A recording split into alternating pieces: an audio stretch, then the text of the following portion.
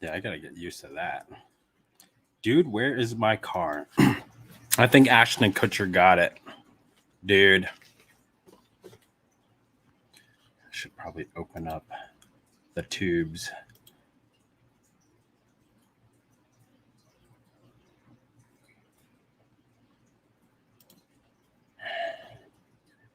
What's up? What's up? Let's see. Gotta.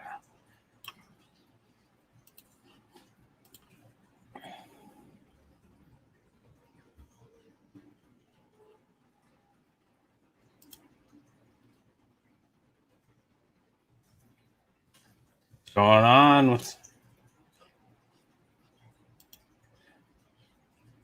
going on, Anthony? What's going on, Greg? Outcountry Sales. I don't know your name. Oh.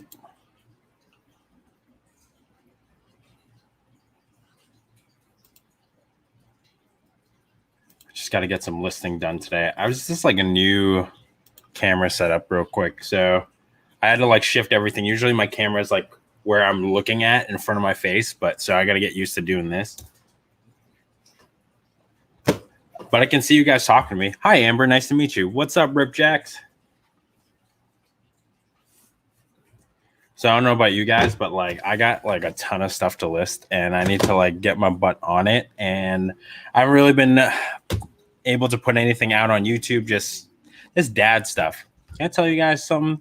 This dad stuff is a lot harder than I had imagined. Go figure. So what's up, Mama Duck? All right. What are you guys up to today? You guys listing? You guys shipping? You guys have a lot of sales today? How are sales for you guys? Here, I'm gonna drop a link.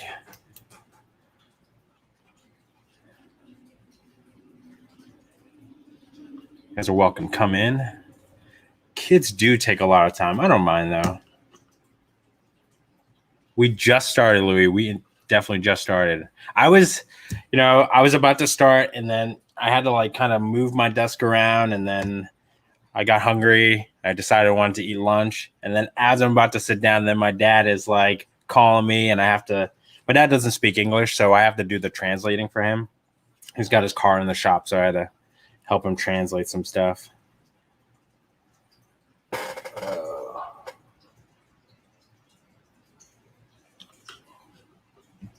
What's up, Harry? How are you? Dude, I keep missing all of your lives. I see you going live a lot more. Hopefully you got your hours. But I've been watching you go live. It's been awesome. I miss your 2 and 2s.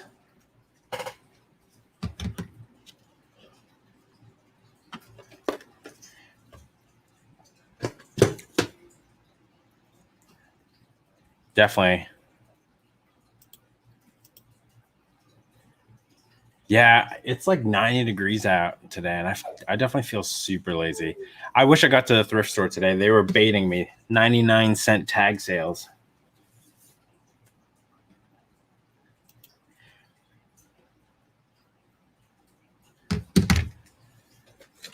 Yeah, it's been a minute since I've seen Steel Magnolias. I don't know how much it's going for. I just need to take pictures and list it. I might just even lot them up. Yeah, that seems to be like the consensus. Slow sales are running a little slow. So, what's up, D? How are you?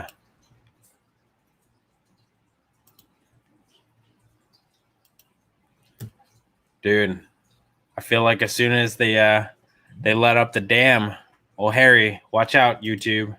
Harry's about to break the internet.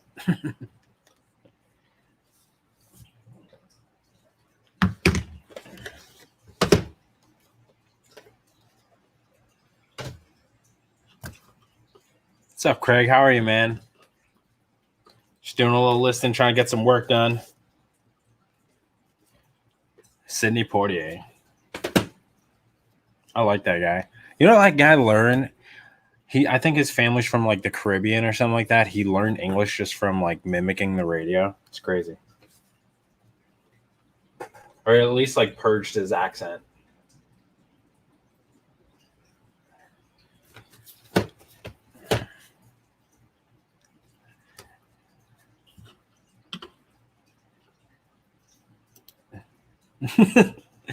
I'm probably right there with you, D.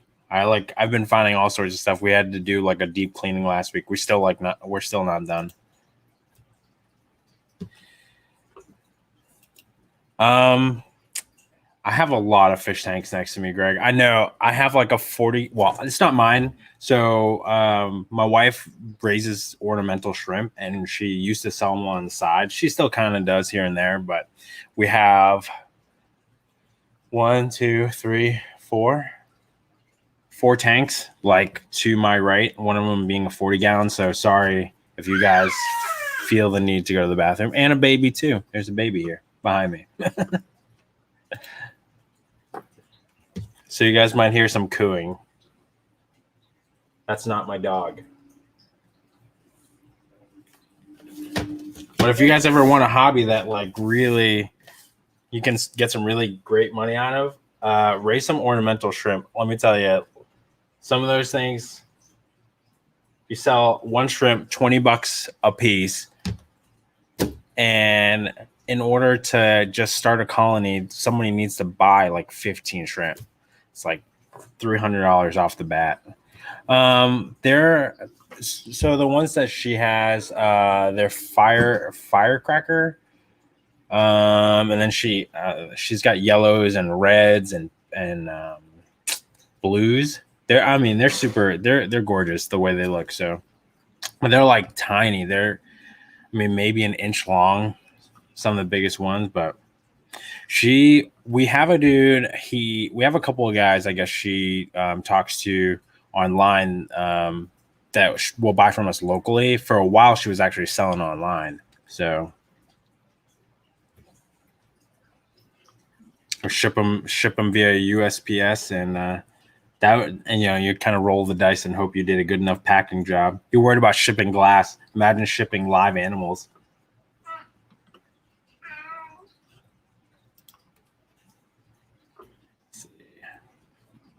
What do you guys like to do? You guys like to take all your pictures first? You guys like to take your pictures and then start listing?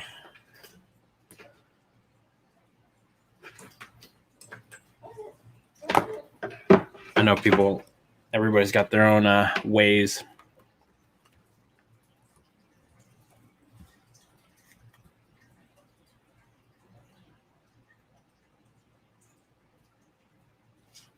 Let's see.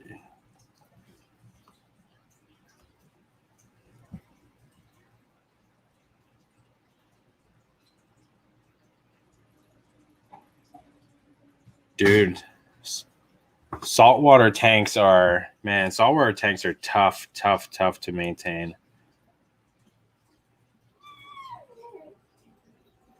I think Christina had one like back in the day.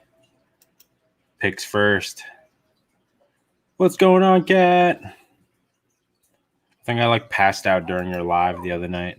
Like you were talking and I fell asleep. Not that you're boring. I'm just tired. I feel like a narcoleptic person nowadays. No, my bad to anybody who does have narcolepsy or suffers from it.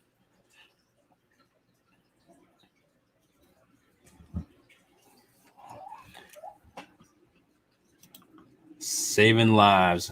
Hopefully it's a slow day. It's not crazy. I know when it was wild for a while there. Look. Okay, buddy?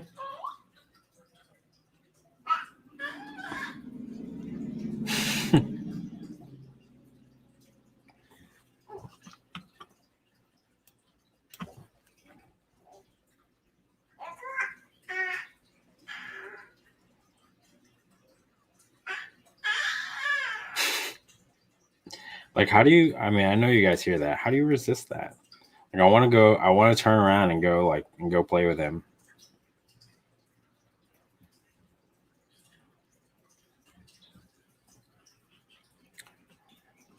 Nurse Flipper is everywhere.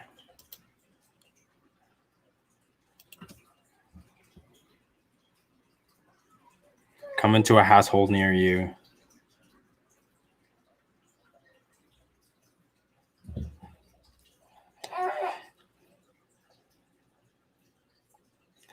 Yeah, I got this really crappy. I use this ring light for everything, and I really, as far as like time management goes, I take the best pictures during the daytime because I have a south facing windows, so I really just try and take advantage of all like the light that I can.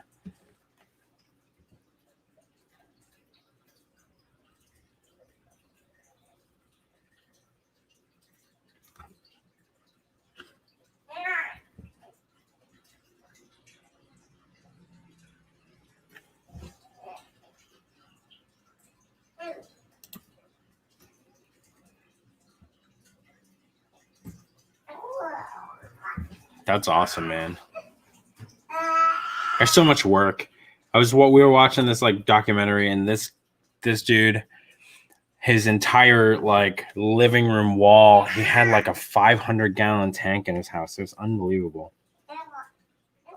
I'm like, you can't travel. You think it's hard to travel with like a dog. Imagine having like a big aquarium like that. Like salt water, no doubt.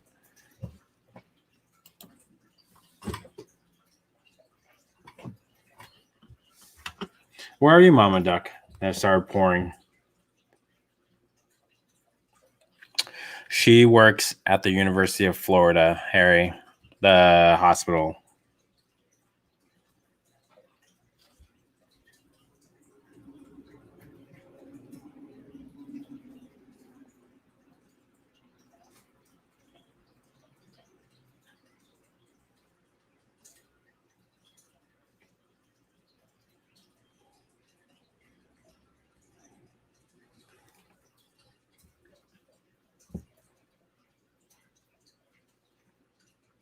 Yeah, he's got a lot. It's funny because he's like mimicking sounds. He actually said mum mum. He's been saying mum mum a little bit more consistently. So I think it's neat. It's been cool watching him like develop too. Hear him like talking back. Oh, I gotcha. Well, hopefully stay safe because I know you're probably getting a little bit of that, maybe the outskirts of that storm. I have some friends in Louisiana that's saying it's getting kind of crazy.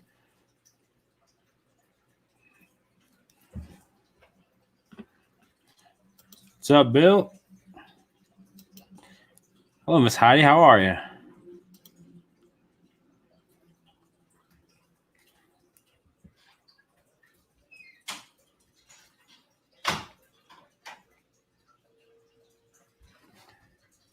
Kat, what's your background? Do you use PhotoFuse? Is that the one you use? I always forget. I'm sorry. Like my brain's like Swiss. It's been like Swiss cheese lately.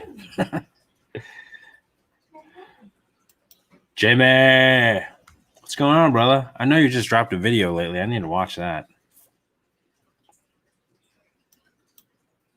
Hey, Patty, how are you? Thanks for coming in.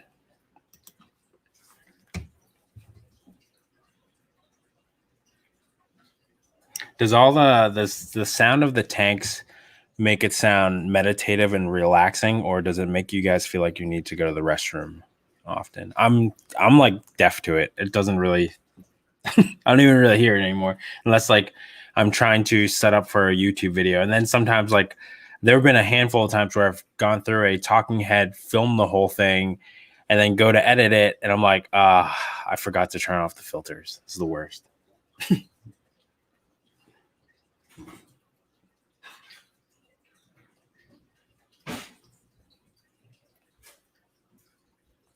Oh, good. Greg was asking earlier, asking if there was a fish tank right next to me, and there is.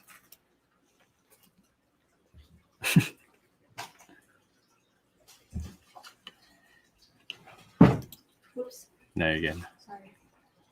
Yeah, stay safe, anybody in the Louisiana, Texas area. Obviously, there's not too much you can do except for hunker down, so.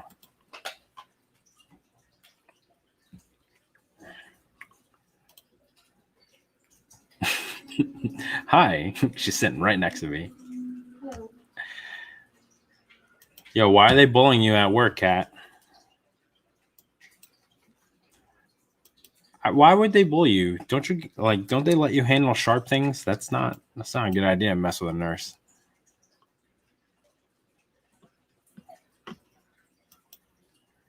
Yeah, that's like, I mean, I grew up with fish tanks as a kid, and I thought that was like the best thing to look at. So Your live stream turn into a fish tank? no, well, I mean, that's just kind of the topic of conversation right now. So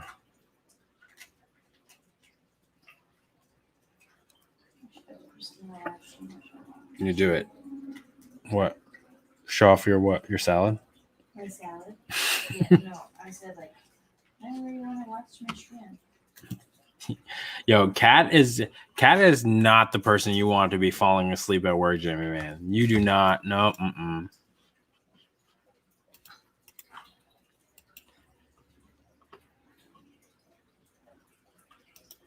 Thank you for stopping in. Appreciate you.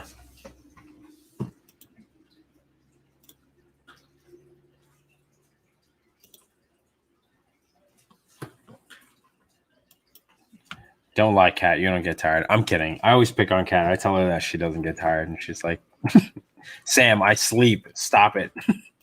Stop telling people I don't sleep. See, here's my issue with background removers, right? Like, they're great. Oops. They're great, but it doesn't always, like, see, like, the edges there? That's just because, like, of my crappy setup. But, like, the shadow is just like...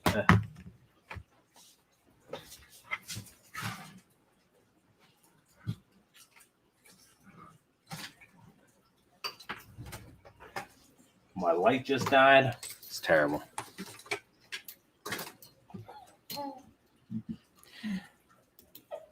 Oh, thanks. We appreciate you, Patty.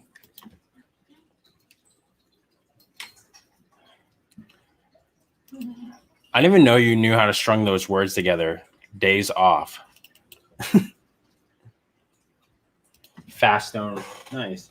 I think I've heard other people say Baz Art for a background removal app. There you go.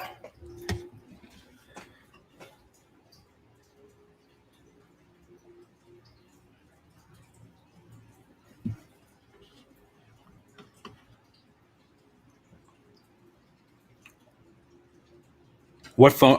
What will like? Is it on your phone, Ripjacks, or is it on the? Is it on the computer?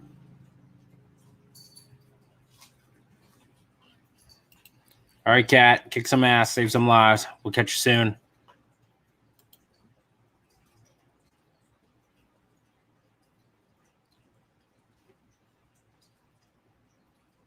All right. Do you guys do a lot of post editing? I've always thought about like, I don't know. I know some folks really go crazy with like the mirrorless camera. I think like Lonnie uses like a Canon M50 for his like actual photos.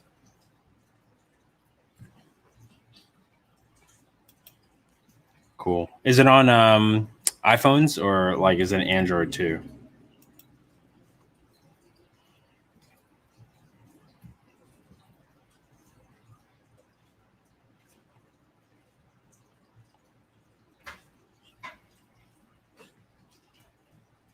That's awesome, Jimmy.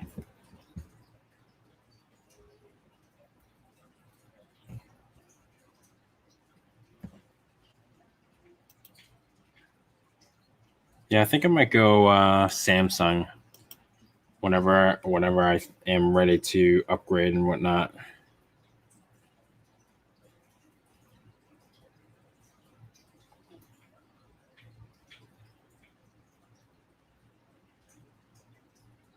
Do you guys use anything to like keep track of like what you're listing, like how you're listing it and all that stuff?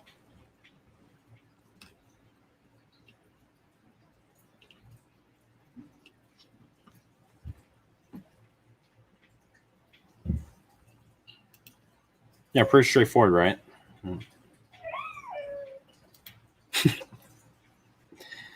He's been like really squealy whenever I talk. He like responds.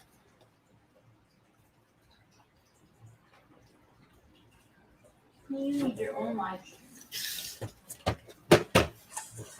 Ezra gets his own live stream. Why not? Yep. No. The Dapper Hangout. Yeah.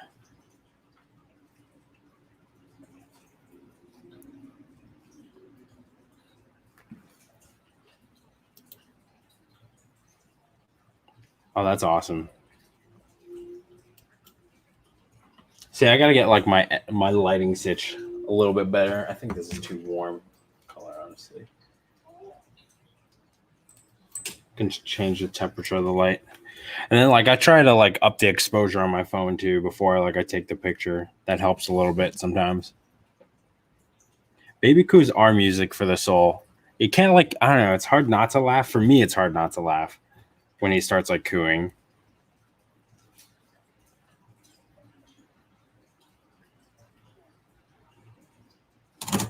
Oops. Gotta have that square mode.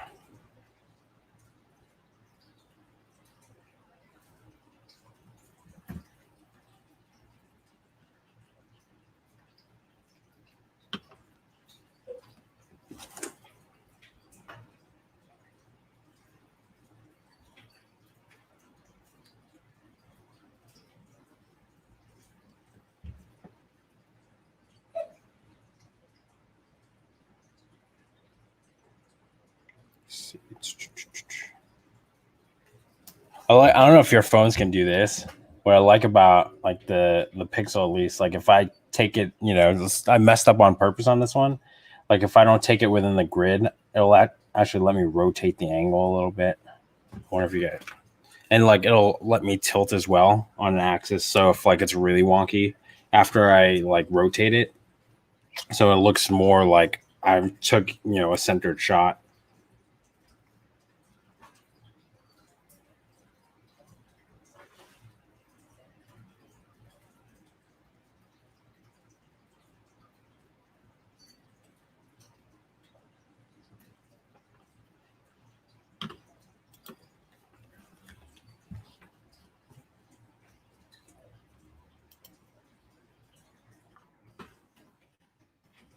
Anybody want to hop on, hang out? You're welcome to.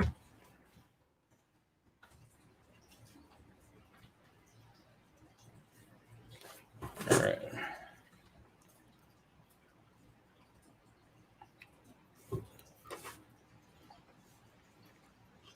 Joe, what's going on? Listing, man.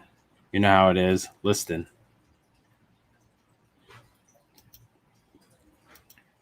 I don't even have Krillin's number, but he has like popped on like randomly whenever I've had lives. So just probably saving it for Tommy and Tracy's tonight. Dude, me too. Hence why I'm like trying to do this. Also, just to kind of rack up some YouTube points.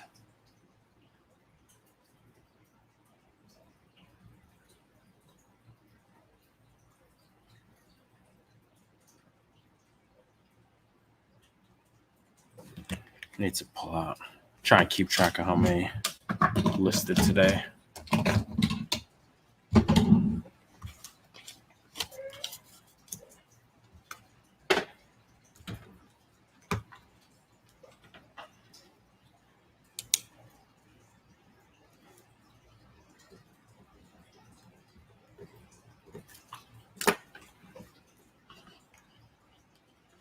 Frank, what's going on?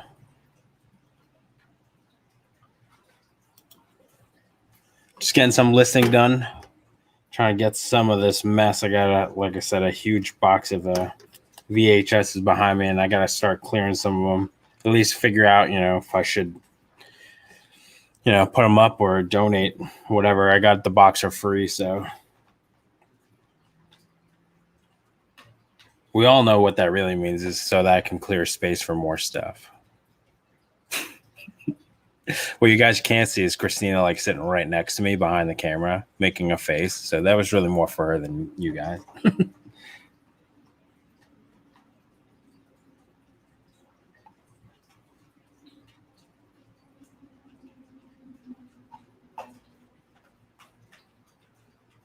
Dang, man. All right, so Bolo for you guys. If you happen to find this on DVD, this is a $40 DVD, just so you know.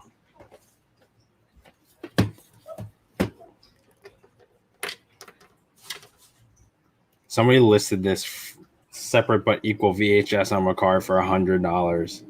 Oh my goodness. What? You can't get more American than that. She's making fun of me because I made waffle fries in the air fryer and I tried to make them cheese fries by throwing sliced cheese on top. America. Chris, man, I am listing some VHSs over here. I have a big box of VHSs behind me, so I need to get them on the interwebs and out of my living room so that I can buy more stuff to fill my living room with.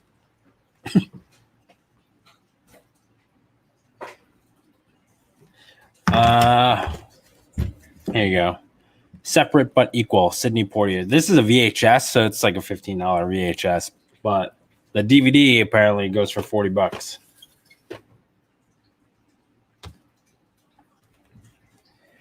BTS concert videos. Do you think the prices are going to go up now? Because I think they just released a song, right? Dynamite.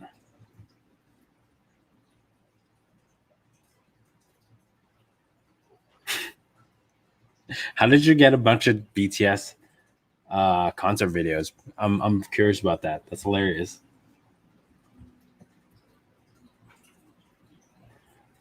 Why are you dreading listing them? I think they're pretty straightforward, man. I don't really need to like get multiple angles. I can just, just take them out. I mean, I guess I should take a picture of the tapes themselves and the condition. Because sometimes, like, I've come across VHS tapes. If you don't check it, like maybe they've been sitting in a super humid, moldy basement for a long time, like that. Like I've seen mold grow on like the film itself, and then like it's trash. It's not even worth listing after that.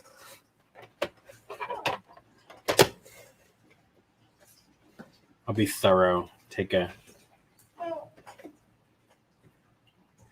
picture of all these.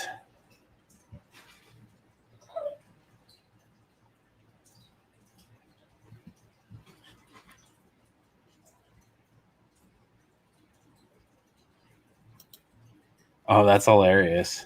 I had no idea like BTS was like so big until like the last like month. I don't know. Yeah.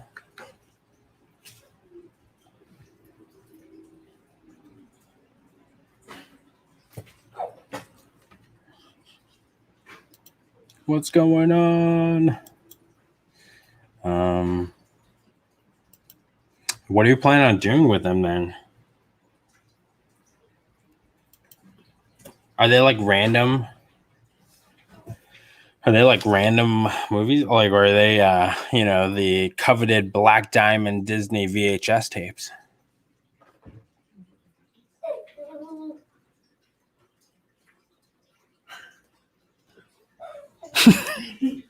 Correct, yeah. You want to come live too? Me? I meant the baby. Oh. But yeah, you too. Oh, I don't even know where you're gonna sit. It's pretty tight over here. Guess you could always just turn the camera. Nikki! Nikki! Oh, but he has drool. Oh.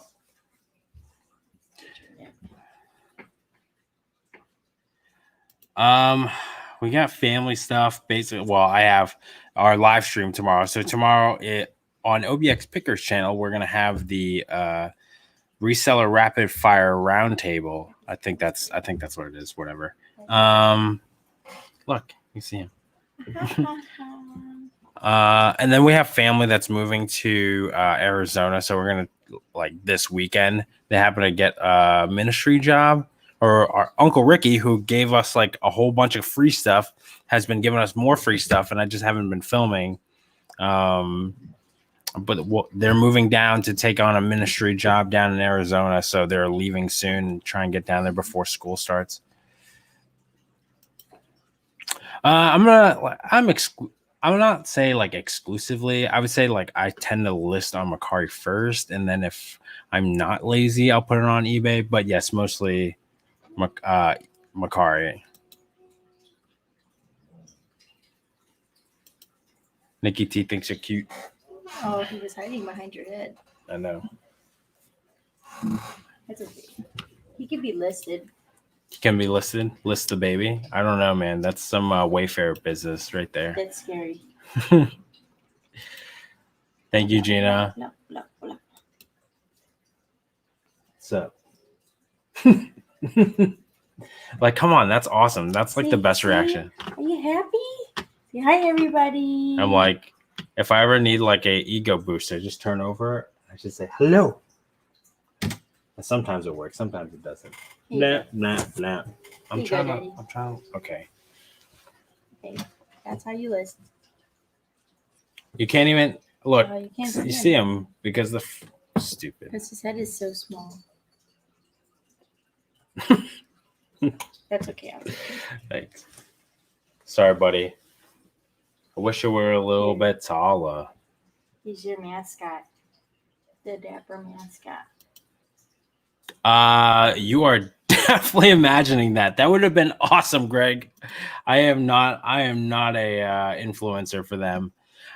I think I need to pick up a little bit more of an audience and grow my channel a little bit bigger to even capitalize on that.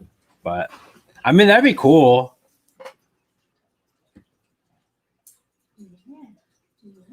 Ooh, so happy. No listing the baby. She's the one that suggested it. So just because he would get more of the spotlight on you. Yeah. Yeah, man, it's great. It's awesome. I mean, you got Hunter.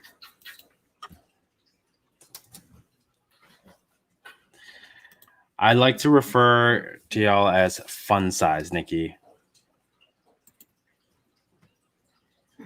Dude, I'm just gonna start telling people that and just did you know that I was hired by Mercari as a potential influencer?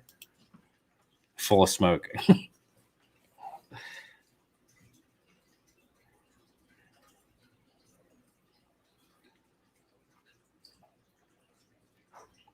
I mean, that'd be cool. What I did almost like I would have fell for this like stupid scam. Like we posted something on Instagram where Christina's been posting pictures of Ezra on Instagram, and I'll see it. Like I'll look at the comments sometimes, and I saw this one person. They're like, "Oh, would you like to register your baby as a model for our stuff?"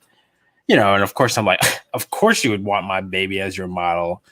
And then I I go and I tell Christina because I'm kind of like excited and proud. You know, she's like, "It's a scam." Damn it.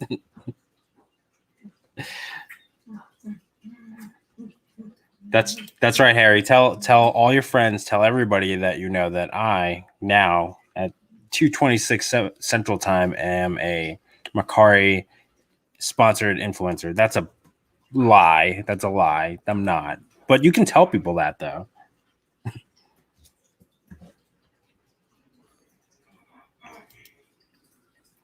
You never know. You just never know, Louis.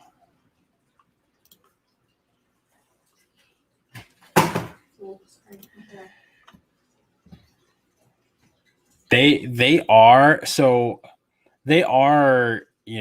picking influencers to kind of talk about it.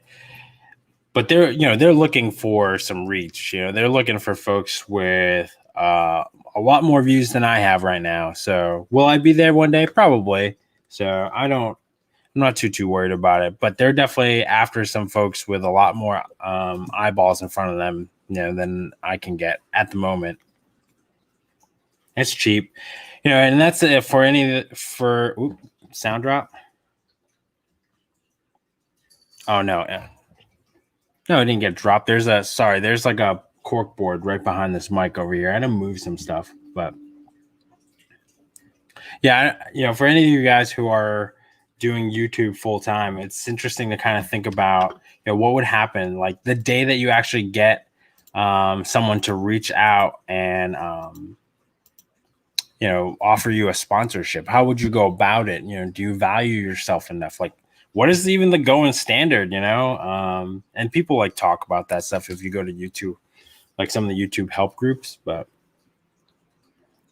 also think about like, what product, like, do you just plug every product, or do you only plug the products that you believe in? So teach your own. I've seen the combo of both.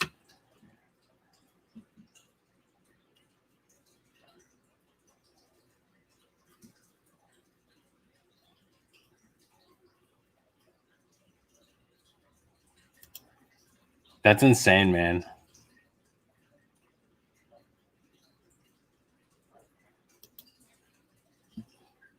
One day, man. No worries. You know, because I hear these folks, right? These folks being the YouTube channels, the larger YouTube channels, in and out of reselling that I follow and I watch. A lot of them, you know, it took them years to kind of get to where they got to. And for some, like, it sounds like daunting, especially when you're starting at first. But like having gone through and done, having gone through what was called, you know, school and stuff like that, and working for free and paying to basically work for free between schoolwork and internships and all that. Like I knew there was a prize at the end of it. So, you know, knowing that it would take me at least 5 years to get something, you know, meaningful out of YouTube, that'd be awesome.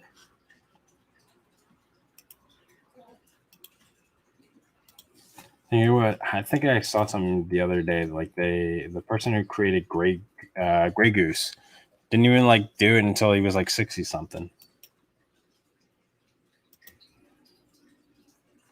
There you go, Krillin. I think I sent it to you.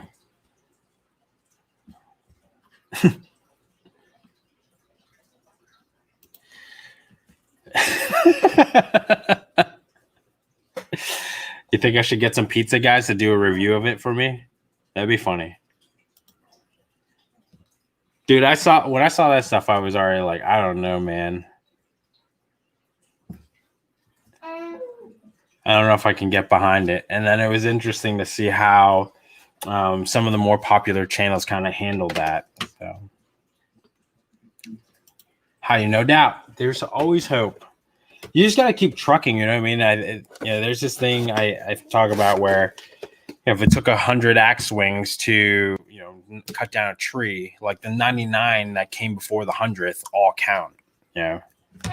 So you don't know. And sometimes what I see as far as like YouTube goes, it just kind of depends on how much you're putting out there. You're putting out enough for YouTube to understand what you're making and then find who to put it in front of. So here he is. Dude, what are you getting, man? Getting them deals? Oh, I should probably put on headphones now. I can't even hear Krillin. Oh. For me?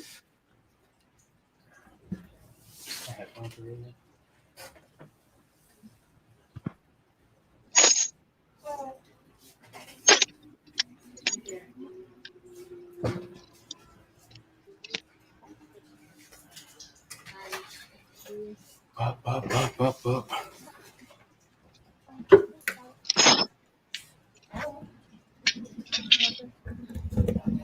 Krillin, what's going on, man? How you doing? I'm good, brother. Just trying to get some work done.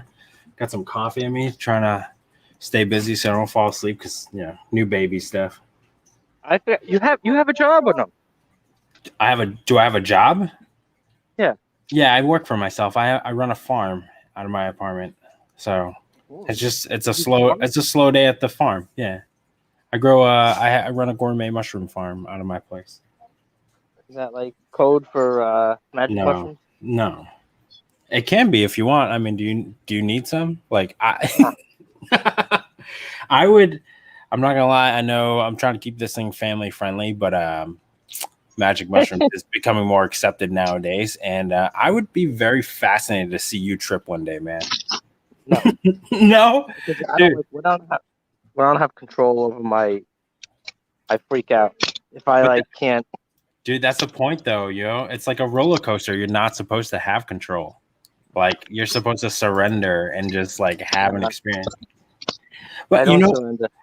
So I was watching this thing yesterday. It's called Connected, and it's like this docu-series on Netflix, and they were talking about something called the Benson Law. Like, and it's this mathematical like rule, this law that, you know, even the IRS uses to figure out if you're just like fudging your taxes. And it's like accurate, and it will predict everything from like your taxes to like the way your heartbeat is going to go right before you die. Yeah, the people who do that, they make a lot of money. Yeah. actuarial science or mathematics. Yeah. Hey, Paul. But you think about like, when you think about control, like, is it really control then? Do you really have control? Is it like I don't all get this into stuff this is our habit? conversation because I love this stuff. then Why? I'll jump off a bridge. Why? Because this is like a very metaphysical That's right. Dude, just thing. makes you Like think, man. if you don't think that you have control over yourself, then it's like there's no point of existence. So I mean, well, I guess it's perspective, right? Because I think that, because from my perspective, if you don't, if everything's not in your control, then you can probably relax about stuff that you can't control. Like, so, and I mean, because like, dude, even in like, if you go to Annapolis, right, when they start teaching Navy SEAL stuff, they teach you locus of control, meaning like just being aware of what you can control. Like, I can control, my personal hygiene, but I can't control somebody else's, so it's not worth, getting mad about it. And just understanding that, and because I feel like the people nowadays, if you feel like you're out of control, you tend to be more depressed. So letting go, a lot of people have a hard time with. Yeah. What you looking for today, bud? I just came back from another place. Where are you This at? is my look. I'm at the American Thrift. The American Thrift. All right. They had them in Florida. Say hi to Sam. Say hi to Sam. Hey, who's that? Come say. My daughter wants to say hi to you. She's a big fan of you. Oh, hi. What's your daughter's name? My name is Corva. Corva? Yes. You said it right. Corva. Yeah. Okay, I knew a Cora, so Kind nice of to meet you, Corva. Nice to meet you too. I watched some of your YouTube channel with my dad. I I appreciate it. forced her. I was gonna say, I'm like, dude, that's like, I mean, Strap her to the chair. I don't want No. child protection to come to you because you're force feeding her bad content. That was very enjoyable. Thank you, Mhm. Sean. What's going on? Congratulations today. Thank you. I appreciate it. You just, I don't know if you got to see the baby. He was on screen for a little bit. We'll rewind later. Yeah. What you getting into today, Louis? Oh, I'm just here. I'm like you. I'm just trying to. I have this. I did a big investment, and I was like, "Do you really want to do it?" But then I remember how good Red Wings are, so I bought some boots about Yeah. 1 or 2 weekends ago for $40. But they're comping about 120, 130. Oh wow. So you think that's an okay investment? I mean, I the cost of goods and then your return. I mean, Red Wings is definitely one of those. Even if they're like chewed up by a dog, they for some reason they sell. They have a following. Yeah, yep. And Anybody their wanna check quality out the is hats? like really good. Yeah. What's that, Rob? Was that Boy Scouts? Mm-hmm. The hats. Yeah. Rob, Hold on one second. Krillin. Yo. Do you know a lot about Boy Scouts? I was in there for like a week. I couldn't do the outdoor stuff. Oh, never mind I- then. I was going to ask you about this. No, I know that Lonnie sold something like that for a lot of money once. That's it. Yeah, I think his was super antique. I have no way of. I think mine's a little newer. Well, a lot. Are you friendly with him? I mean, Lonnie? Oh, I heck would no. mess- I just no. I just watched television. Sean, I think you can. I mean, I would look into pirate ship, man, and just do a Okay, cubic dumbbell. shipping rate for your 45-pound dumbbell. no, that's what you use the flat rate box for. Oh yeah, Oh, I fire know rate, that. yeah, fire. I literally, I did. I literally put the guy ordered two 25-pound plates, and they Yeah. fit perfectly into The medium. the large flat rate box. Sweet. So the large flat rate box, and the guy, I literally stacked one on top of the next, and the guy was like freaking out. He's like, "How the hell did you get 50 pounds in this box?" That's bonkers. I'm like, "Well, That's when you tell them. You say, "Hey, you're such a special customer. We care about our buyers. Now, leave me good feedback."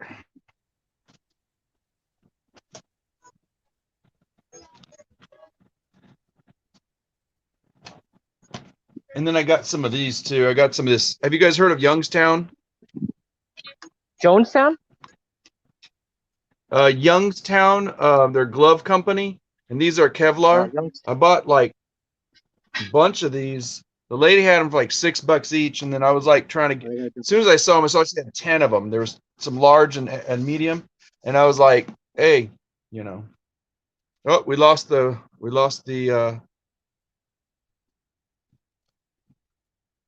Dapper Tiger, and then we're up. I guess I'm holding it down." Oh, there you are. He's on mute.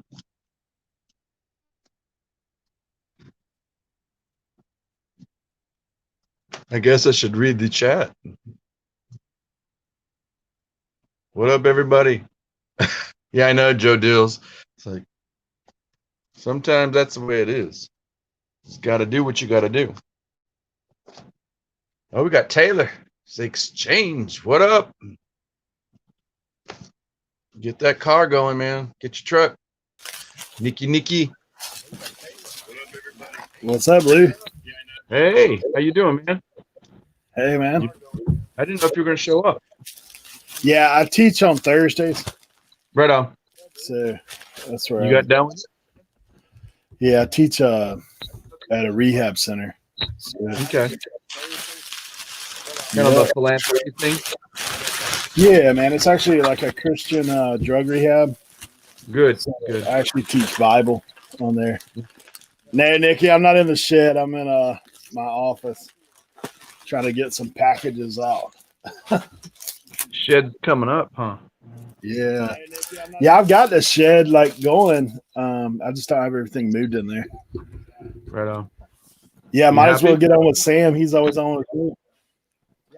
Yeah, I mean, I'm not where I need to be in there yet, but I'm a lot further along than what I was, Mhm. for sure.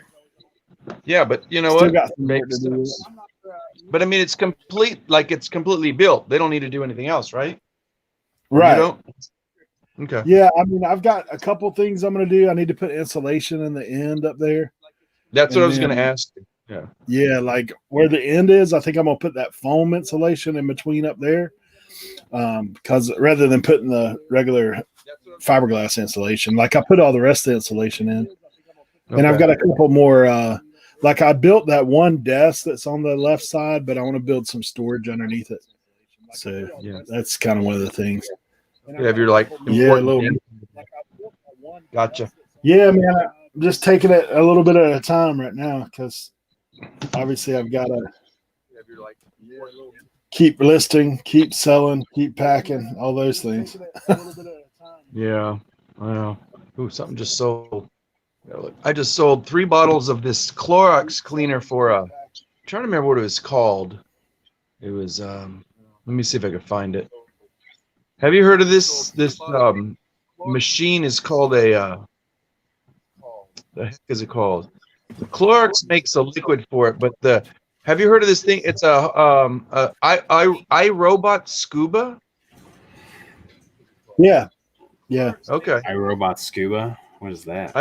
Is it like a vacuum Like or is it mops like the floor for you. It like mops the floor for you.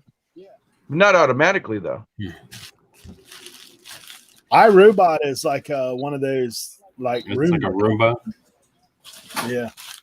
Okay, because I just sold 3 bottles of its cleaner, and I went to an estate sale last week or the week before, and the guy had a bunch of bottles of like stuff out in his garage for $1 each, and I scanned it. And my eyes blew up, so I just sold 3 bottles. One was partially full for like $40, and then they gave me 13 shipping. So I was like, yeah, okay. Yeah. Yo, I should list this on Amazon. It's going for $20 on Amazon.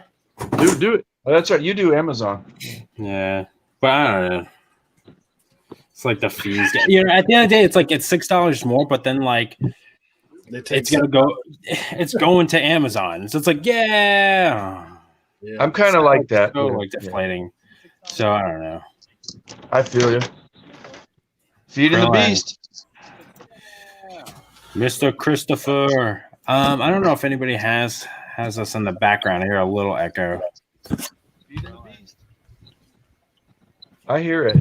Just making sure it's not on my phone. It might be. Hold on. Mine's I think on I gotta mute. move my mic. How are you, Christopher? Appreciate you dropping in, brother. All right, let's see. I'm curious. Look at Krillin. Krillin did you buy all the deals? I didn't get shit. Well, did you did you buy all the deals? Well, at least you have mailboxes. That's good. Like this? Yeah. They didn't take them from you. Yeah, right. Yeah. Yeah, that's what they do. Do you guys still got crack pipe vending machines on Long Island? Is that still a thing? Yeah, wait. You talk about betting machines? no, like they had a vending machine that was like dispensing crack pipes somewhere. Like, No, I thought you were talking about somebody was talking about there's a machine, a betting machine that they used to have at a lot of like bars, like shitty bar, like like Keno? What, like Keno? No, I mean, that's legit. I'm talking about like there was a game they used to call it Joker Poker, but there was a name of the company or the name of the name of the machine they used to call it Joker Poker. Dad, how are you? Joker Poker. You don't know Joker Poker? Joker Poker. That's like a game. Sounds like Eric invented Joker Poker. Joker Poker. That's something that Leslie plays. That's like Colton, man. He's always talking. Oh, go ahead. Them jokers. Joker Poker. What you doing, Rob? That's Joker. That sounds more like a college like frat game. You lose a hand and they get to do like some prank to you, like throw a pie in your face or something. Joker Poker. While drinking from a keg. Joker Poker. No, it's a game. What happens is a lot of bars. I'm sure you guys have them down south and out west, whatever it is. They would put a machine in like a back room. Yeah. Where people it's almost like a video game, but you play poker and then you win or lose money. Yeah, we call it video poker. That's what they call it, video. No, but there's a name. I think it says on the thing Joker Poker on the machine or something. Yeah. Oh, okay. I'm sure that's just a style or something of the format of game. Yeah, that's what I'm saying. Yeah, it's a I don't know, but there was another name for a brand. Yeah. Yeah, exactly. So it's like I went to the other thrift store. Go ahead. This one sucks, though. Why are you going if it sucks? Why do I go? Is that what you're asking? I can't hear you that well. I'm far away. Well, you said it sucks. I said, why are you going there? Okay. The only reason why. Why are you going? Well, if you let me finish my answer, I'll tell you why. Because it's. What the hell's that sound? What is that sound? Oh, I think What's it was that Eric. sound? As Eric printing, I unmuted him. Sorry, Eric. Oh, yeah. No, sounded like we were living in your picture. Krillin's cussing me out. Thanks, Eric. No, because it's only literally a block away from where I work, so I stop there almost every day anyway. Only because it's literally. It sucks. And once in a while, it is good. Once in a while, I can score, but just on regular, it hasn't been that good. Yeah. Oh.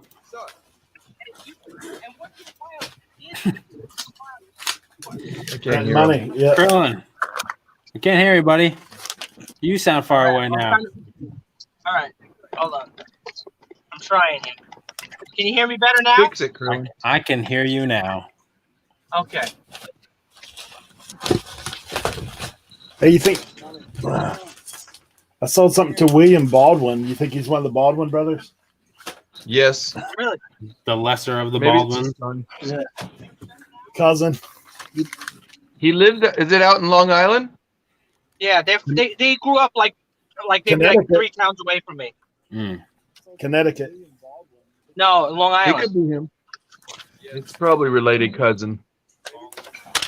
Yeah, this guy's. and also the same high school that Jerry Seinfeld went to. Hey, Rob, what makes you think they don't own property in Connecticut as well? I mean, when the storms are bad, if they got cousins I and never nephews. said that they didn't own. They could probably own Come on. property in the state of America, but the town where they're from is Massapequa. So did you meet Seinfeld? I never met. No, that was a while back.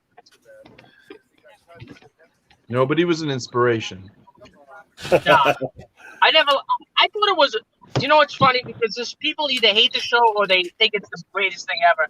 I think it's good. I like the show, but I don't think it's the best of all time. It's good. That's good.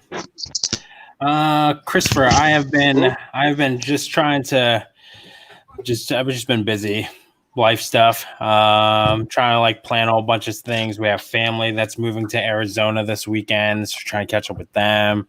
Just trying to do my regular 9 to 5 and then do YouTube. And then at the beginning, I said that fatherhood is no joke. It is a lot more time consuming and challenging than I thought it would be. So kudos to you dads. But yeah, that's it. It's just more getting a handle for my schedule. And then I've just been feeling super drained just, with the baby and all that. So I had to pull back from social media so I can get everything else done. I'm like, do I grow a YouTube channel or do I like try and make money for the baby? Going in. All right, man. Good luck. Oh. Who was asking? Lou? Christopher in the chat was asking, Dragon Value Home was asking. I said, so Lou, I'm already at my store.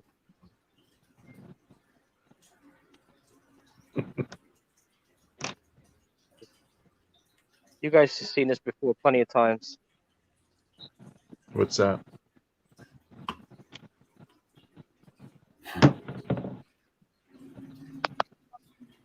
I gotta put this somewhere else.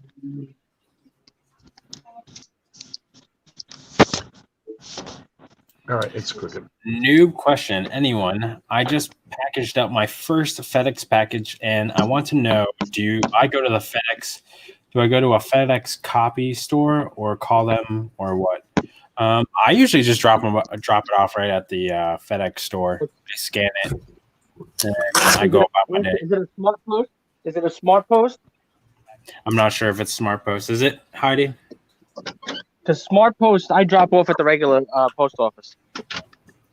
Versus what is that? Is that a specific type of label that you get? Yeah. On smart post they have, even though they might tell you not to, but smart post they actually have a label for parcel select on there. There'll be a label on there. The guy, and he could scan it. It worked for me, so because there's actually there's actually two barcodes on a parcel select. I mean on a smart post. They actually have a label for parcel select. I take mine to Walgreens, but that's the closest FedEx drop off. So. Like certain grocery stores will have them too, but like I just typically just take it right to the store because like even we have a Myers around here and they do USPS pickups and it always tacks on 2 days to the shipping process. Yeah, FedEx for me is always later anyway. So. But what I do is make sure they scan it before you leave. And like for me, if it's FedEx ground, that's always going to go out the next day because the guy picks it up early in the morning. But if it's FedEx Express, they actually pick up like 4 or 5 times a day. So one of those things. Yep. If you do FedEx Express, when they scan it wherever they're at, they basically send a message to the FedEx Express driver to go get it. So, yeah, the carrier will get a notification if he's on the last route, like where he can pick it up. Before the place closes, they'll get it. But like you said, I have a grocery store. If it's ground, the lady she's nice. She's like, it's not gonna get picked up until tomorrow. And I'm like, okay, just give me a receipt. Yeah, unless you do it early. Yeah, like this time of day, you're not gonna get it out the same day. Yeah, for sure. Yeah, I My, have something going on. my Yeah, next video is going all right. All right. My next video is going all right. I'm actually, it's been kind of slow going because I'm learning this new program and I wanted to share it, but like some of the stuff I work off an external hard drive, and right now between the camera, the mic, the mouse, all of my USB ports are taken up. So I got to figure out how to get one more USB port out of this sucker, and then I could probably stream and show you guys. Because I really want to like show like editing stuff, and I'm kind of taking this video, even though I'm slow now, like as an opportunity to learn the software. So I've been like just having fun with it, which is what's keeping me going, because I don't really particularly love the topic of the video that I've done. I think that's why I'm slow on it too. Dan, what's going on, man? This video, even though I'm slow now. You don't have one of those splitters, that USB port splitters? I use them in the car sometimes. I do, but it's for our MacBook.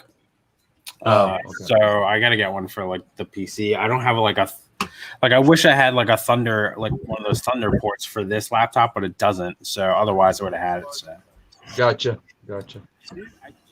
Christopher, I am using DaVinci Resolve 16. It is a free software, and it is like giving a kid who just learned how to drive a Bugatti Veyron for free. The software, because it's like equivalent to Adobe Premiere Pro. And now if you wanted to pay up to $300 for the full version, it unlocks more stuff, but you basically have everything you need, like everything that I needed when I was using Final Cut Pro 10. DaVinci has everything that I need now, and I don't have to pay like a monthly subscription. No, it's by Blackmagic Studios. So Blackmagic makes a bunch of cameras and stuff, and they used to be like a color editing software program. And then, so basically, if you buy any of their camera gear, they'll give you the software for free. Their studio version. So it's just part of one of their perks. But over the years, the last like 15 editions, they've just kind of beefed it up more and more. And now, like you go on and you check it, if you go on YouTube, you see a lot of folks like switching over, because you hear a lot of problems with like Premiere Pro crashing, being laggy. Same thing with like Final Cut Pro. There were so many things that like I needed to like change and set in Final Cut Pro so that my computer wouldn't just even lag. So somebody make a sale. Being laggy. Same thing with like Final Cut Pro. There were so many. Sorry. Heidi's asking about cha-ching just now. Or did you just get a cha-ching just now? Might have been her. It weren't me. Not me. I hope it's you, Heidi. If so, smash that like button for Debbie, or for Heidi and her sale. Heidi's asking about cha-ching just now. Or did you just get a cha-ching just now? Might have been her. It weren't me. I hope it's Yep, cha-ching is always good. That's for sure. Yeah, let's see. Yeah, man, don't. Yeah, definitely not worth the squeeze if you think the dude's just being shady. That's the hardest thing, right? Like on like doing all this internet like meetup stuff, or like you hope you're not like setting something up with an axe murderer. You watch too much Dateline. Dude, I was gonna say that's a second or third time I've heard you use that analogy. Like, but because that's like where people's minds go, like, like it's like the worst possible thing. Like, I've met folks, either from playing video games online and stuff, and or just through hobbies and meeting each other online, and everybody's, for the most part, people are genuinely cool. But there is, no, I hear you. Right. There I just try not to invite that juju. You know what I mean? Yeah. Laws of wise. Absolutely. I mean, you always have to set boundaries and be careful, and Yep. I'm sure the first time I reached out to you, you're like, "Who the hell is this?" I'm not gonna lie, Louis. There's some stuff that you say in chats. It's more like, what is he saying? Like, I don't think I'm in the right consciousness space to understand what he's saying. Sometimes I don't think I am either. That's right, Chris. That's all right, man. You know, you figure if you, in my mind, like if you can work with what you got and bare bones and bootstrap, even like YouTube, you're in a good space because you figure once you get like the cool stuff, you know, if you can do the basic stuff, it'll be even better. Yeah, no doubt. Sean. Yeah, Sean will be in with us tomorrow night. That's right. Yeah. Yeah, see, D knows. Generic for bad guy. You know what? Because I grew up in the East Coast and maybe about 45 minutes from Lizzie Borden's house. So you hear a lot of that. Gosh. Yeah. Yeah. I remember the first time I told my daughter about that. She was probably 12 or 13 or something. And, you know, she was at her curiosity was at peak. And she heard me say you remember the poem? Yeah, yeah. You know, it's kind of like a song. You remember it, Eric, right? All rhyme. Yeah, I mean, I've watched the movie. No, but I'm talking like when I was a kid, you know, I would hear my sister singing it, like, you know, their friends just goofing off, and they would be talking about spooky stuff. And then when I told my daughter, she just kind of looked at me like, first of all, what are you singing? Second of all, are you making this up? This is creepy. And then, you know, and then thirdly, I said, no, this is historical, factual. And she didn't believe me. She was like, no. And I'm like, yep, she killed her mom and dad. And I'm like, I'm not advising that, though. Allegedly, she was acquitted and found innocent, and hence the why most folks got upset.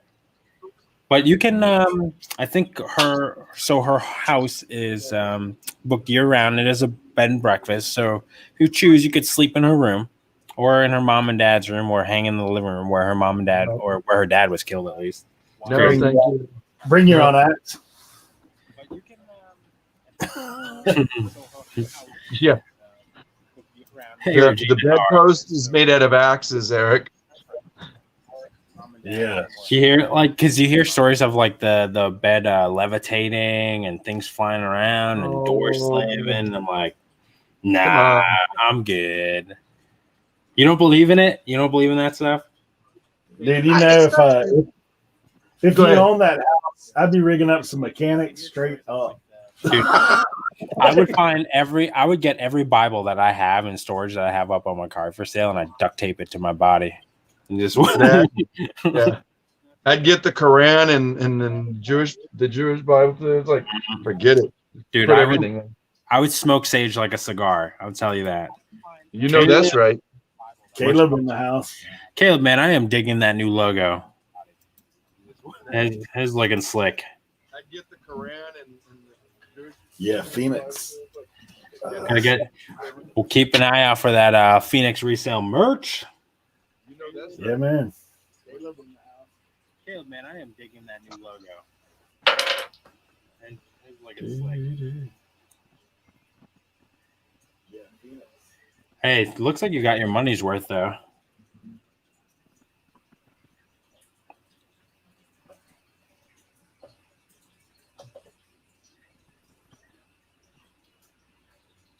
I gotta go get a box. All right, man. One of these orders are combined. I didn't realize that. Yeek. Stay safe, Chris. We'll see you soon, man. I'll be back in a second. Magic the Gathering game. $2. Yo, Dan would love that. Dan's a board game guy. Dan is? Yeah, you're right. Yeah, I was on. I went on one day and spoke to him. Yeah, we were talking about. Yeah, I went on his live. I think it was. Yeah. I forgot. I can't remember. I do so many lives. I know, man. On. It's like, was I on that person's live? And it's like I forget. Yeah. And what is it? Sean's. There's nothing to be nervous about, brother. We are excited to have you on Friday, and if there's anything that Eric and I can do between now and tomorrow night to make you feel a little bit more comfortable, you let us know. It's not a big deal. You pretty much know everybody in this chat. Nobody bites, and if they do, they can't get you through the screen anyway. So, and And if we start off the night with a thumbs down, it's not you. It's most definitely me.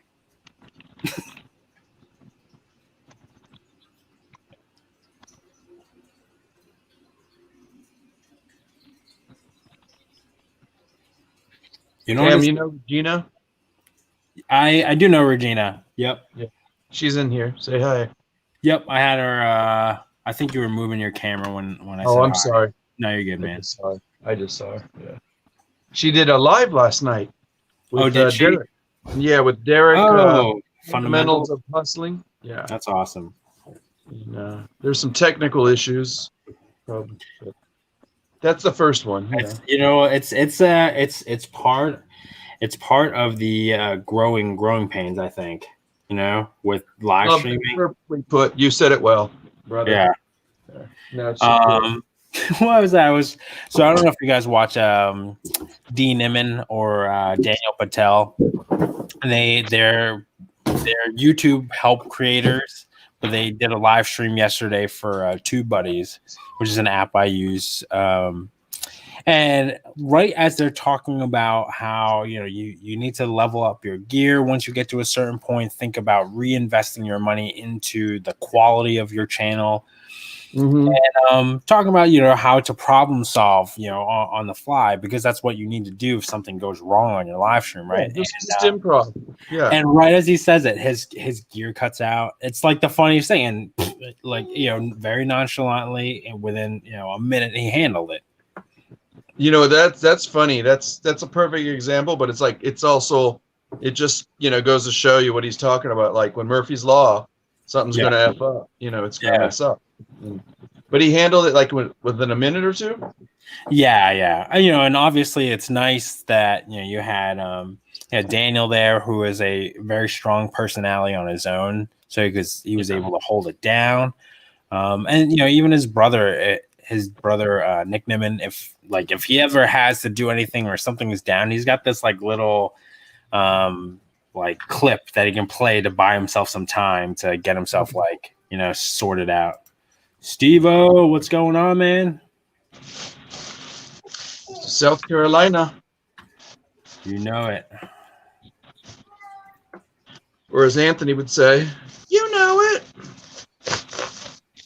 You know it. I haven't been on their show a couple weeks. Everything I'm either in the middle of something. You know about the morning show, right? It's no longer, right? Dude, you have been out for a little while. 2 weeks changes a lot, huh? What's that? 2 weeks, a lot changes in 2 weeks, I guess. Bro, yeah. Well, it's been like they did their 1 year anniversary, and they gave the note saying, "Hey, we decided to." They're still gonna work together, but just not every single morning. And I would think about that that is such a commitment. But you know who the new morning show is, right? I've seen Cajun start his show. Who? Cajun Roots. Yeah, that's him. Filling that spot. So I think it's going to be an interesting kind of change up, and different demographics and things. Sure. It's all good. But I think it's I'm trying to find a time slot. Now I got to just keep asking people, where's an empty, nice time slot that and see if it's going to work. And I may want to do something. I have a couple projects that I'm panning out that are supposed to be educational, informative, maybe a little entertaining, hopefully. Yeah. Is that? Are you trying to primarily focus on just live streams, Louis? I know you've done a couple of pre-recorded. I think for a while I'm gonna still persist. I really am having a personal hard time with this editing and stuff. So as soon as I get that worked out, I want to most definitely commit to one to two a week of videos, because I have so many other ideas that I want to work on. And one is on certain subject matters of reselling by the topic of specific items, and kind of like how Tim has his glass. But I'll be honest, right now I got a new computer and I just haven't even had time to go clean the back room. to set that up. Yeah. So, and anyway, so you're writing the view. Time. No, it's all good. Time is definitely one of those precious commodities. Yeah, and that's well. So in saying that, like, you know, you were so, you know, honest to like say, hey, you know, 2 weeks, boom, and then you know we got guys like Nate and Anthony, like, okay, guys, it's time to change it up. We're not going to do this again for another year.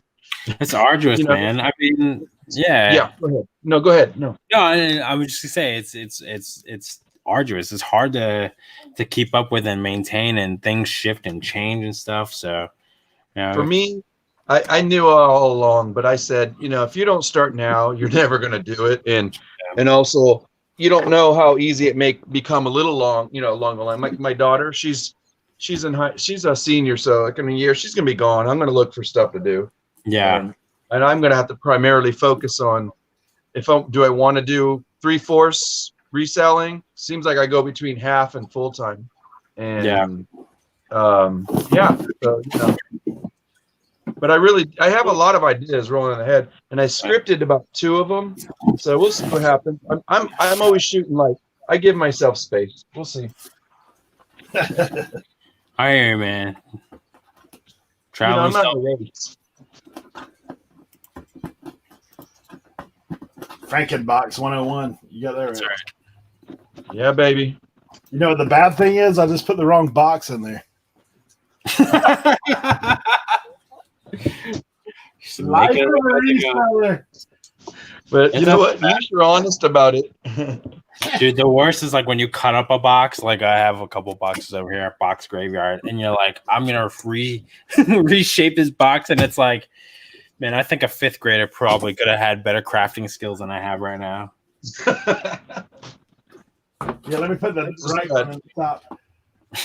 The problem was this was supposed to be combined shipping, Yeah, so I didn't see it until I'd already packaged both packages. So now I'm just adding one box to the other, rather than shipping almost 2 packages. nice. I got 2. Now I need some. 2, sir. I'm on my 3rd. I was I'm slow feeling to start with. thrilled. Like I already packed with Eric once. I'm like, you know, doing listing and stuff and whatever. Now it's like I'm feeling pampered. It's like, get this stuff going. Now I get to be in the presence of Dapper Tiger. Yeah, I appreciate it, man. Mercari listing 101. Mercari listing 101. I feel like I could do it a hair faster, but Hey, you're You quicker know, than Joey was the other night. You're going on daddy mode. I am listing faster than Joey. Sorry if you're watching, Joey, but you do only list an item an hour. I'm at an item every half an hour, so 2x. Is Joe here? I don't know. Joe Deals is on here, but Oh, Joe Deals. Yeah, the other night I poked my head in and out, and man, his energy is just incredible. And everybody was mentioning that, like, dude, you are so, what was the word? They were like, you're so contagious, you know, like they were like, give me some of that juju. But yeah. then I remember kind of going, shoot, I would just, ooh. But, and then I can't remember who else was on there with him. Somebody else came on. Profit Monster was on the other day. True. What's true with him? Yeah, I think so. Yeah, one of those things. Steve-O, that's a TI-99 software is what I got right here. That's what's going out. And controllers. I've never seen a TI-99 in person till the other day at that estate sale. Oh, It's like an Atari / computer. Yeah. I'm just backing out of estate sales this weekend. I mean, they look okay, but nothing really great. But you never know sometimes. But I'm so exhausted from last weekend. It's like, Yeah, after picking up all that those videos, man, that was kind of like a huge one. for real. Yeah, I hadn't sold the TI-99 yet. Just some software and joysticks. Still got Dan, you said you begged him to do another listing. Art Vandelay was like, I think he's talking about Joey. Sorry, I didn't mean to cut you off, Eric. You're good. Joey's live was awesome. Joey's always high energy, man. He, of course, I always have to think. I said he's 23, man. I had a lot more energy back then too. Heck yeah! You Now that I'm twice his age. Yo, dial me back 9 years ago. I'll give Joey a run for his money. There you go. Yeah. I'm gonna talk to Joey in 10 years with a baby. If he and Des has a baby in between then, I want to see where them energy levels are. Like, what's up, Real. everybody? This is Joey, your local mailman. He'll go from No, Joey to Joseph. you think so? Nah. No, I'm just saying. Joseph bada bing. Yeah. Oh, I hate when that It ounce is, man. goes over the scale. Man. All right. Rodrigo, Well, it's on the way. 12 ounces for. I lost money on this one. What's that? I did a retail arbitrage on some Ken Barbies, and for some reason I stuck one on a auction, and I somehow I don't remember lowering it to that price, but it basically went down a little bit, and I thought, but maybe I broke even. Hopefully,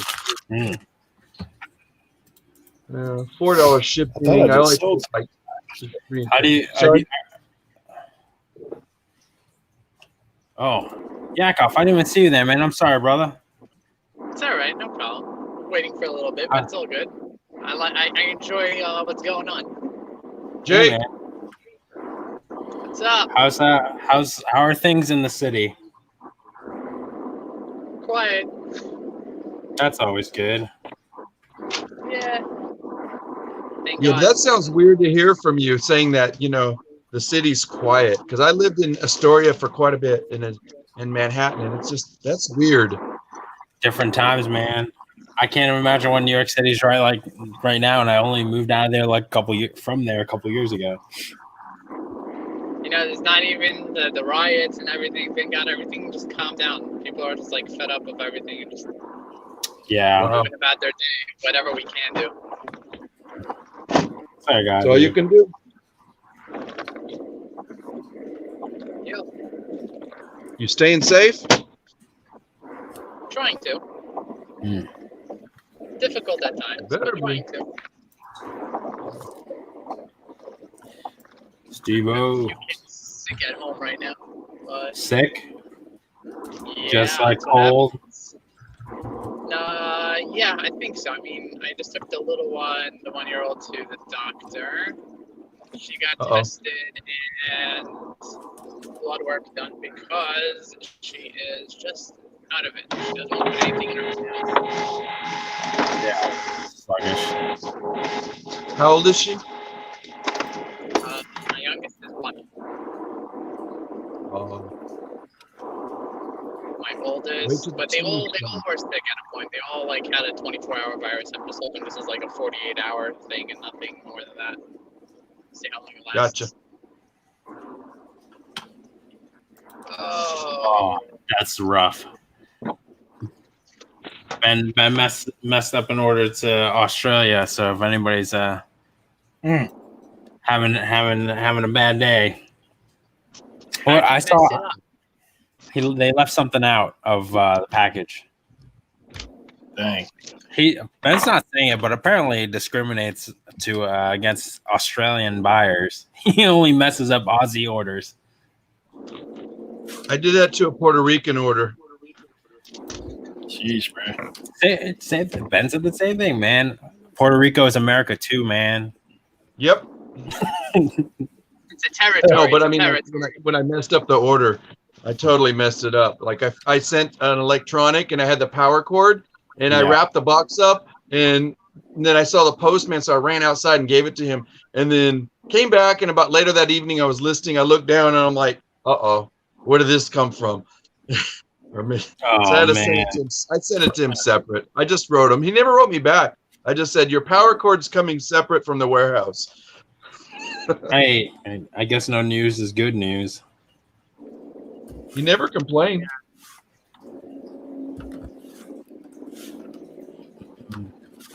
I wouldn't be surprised. A lot of out of town or even like Puerto Rico, primarily Spanish speaking. They see what they want. They place the order and they call it a day. They don't have the time to sit there and translate or so on. Yeah. Well, half of them speak English too. You know, like I mean, it's like New York. You got more Puerto Ricans than you do in Puerto Rico. You know, in New York. So Where I work, I work primarily in Washington Heights. I oh yeah. that it's 90% only Spanish speaking. Do you, when you go work in Washington Heights, do you take the bridge and come out New Jersey and come back down to Staten Island? That's exactly what I'm doing right now. I'm on the Turnpike heading down. I'm actually heading to Bayonne so I can go to Costco. I rented a movie last night. Oh, you remind me. I gotta go return it. And it reminded me of you. It was this one comedian from Saturday Night Live. It's all in Staten Island, and they make all these Staten Island references. I'm trying to remember the kid's name. Yeah, I know what you're talking about. Yeah, it just came out. Yeah. Marissa Tomei's in it. That's why I watched Is it. it Pete Anderson or something like that? No, it's Pete Davidson. Pete Davidson. That's it. Something Staten Island. Didn't it it got terrible reviews or I don't know. It looked awesome. I like Pete Davidson. He was a little cheesy. He got a little fluff. Yeah. But guess what? They had a lot of Wu-Tang references. So. You're going to the post office, Eric? Yes, sir. All right, man. Hey, Eric, take this for me. Would you take this for me? Here. Yeah, right. I'm going to give this to you. Take this. Oh, I thought that was a sub for a second there. I was getting kind of hungry. Yeah, I know. Is that sandwich? What is that? I wouldn't mail anything. It's a Ken doll. Oh. So what do you how do you decide with your retail arbitrage? Like how do you decide when you go and pick it up? Well, you know, first and foremost, what we always do, you scan it, and I kind of got sucked into it. What another reseller said, and it was just this thinking about 4Q and having enough stock, but I got these like. I don't like dealing with Barbie dolls too much, but they were like $3 and change each. And I just bought like 10 of them.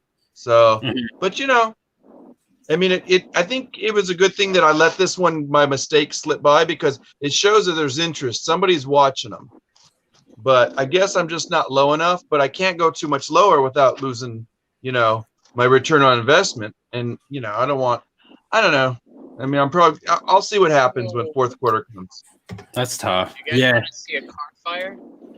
Yeah, sure. Is that a car fire? What? Or just smoke coming out of a... It's a bunch of dudes in there smoking, dude. The king of Staten Island. Nikki, I do not think that one is a family-friendly one for you to watch. No, there's a scene in there, Nikki. Don't show it to your kids. There's a scene in there. Oh, man, the truck on fire. Can you guys see it? Oh, jeebus. Holy smokes, dude. That's not smoke. That's straight up fire, dude. That's fire. That's not a truck on fire. What's that? Oh, that's some of these Amazon packages, I bet you. Don't laugh about that. That's not good. Yeah, that stuff happens, man. Yeah. What's up, Glenn? Whoa, no, because like I'm serious. Like, look, it's just that I hope that dude's out of there. Jeez. Whoa. Yeah, dude is outside. Goodness. There's a cop on the other side just trying to direct traffic. Yeah, I like Pete Davidson. He's funny. He's raunchy. He definitely pushes the envelope. And he's one of the few where I think he can be raunchy and do it well. But he jokes a lot about his dad dying in 9/11. Like to the point I know he's like comfortable about it, but like I'm uncomfortable with it. Dude, that's what this movie kind of. It's not about him. Yeah. Go ahead. His dad was one of the first responders to the towers, 9/11, and he was in the building when they collapsed. So he lost his life trying to save people, and now he's the back end of all of his jokes, which is crazy. Yeah, there was parts of it. It was like it kind of dragged out a little bit, but like when Marissa Tomei came in and some other serious actors, Steve Buscemi's in it. So he, I like New York actors, and Yeah. you could tell they were being themselves, and they Yeah. were kind of representing, and it was believable. Yeah. And I was surprised that he did pretty good. He did okay. He was okay. Yeah. There is some funny scenes in there. I'm not going to give it away. Okay.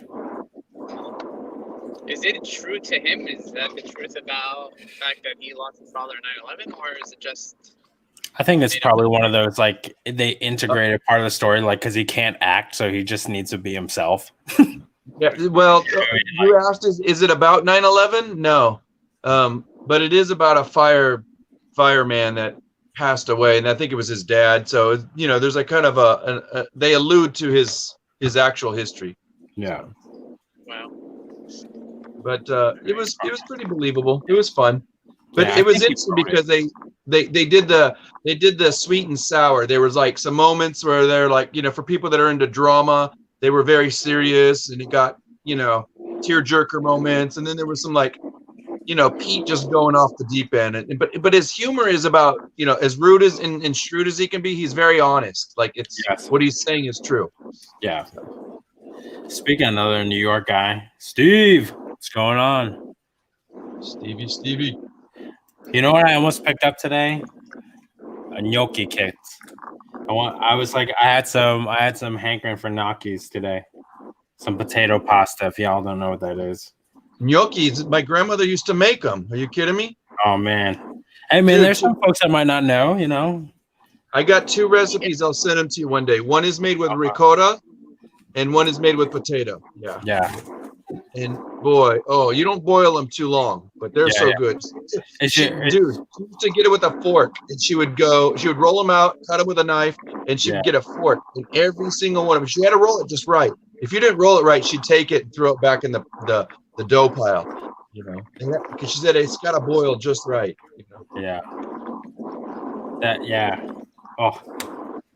And she'd cook it with pesto. Oh my God. Gosh. You can buy them frozen and just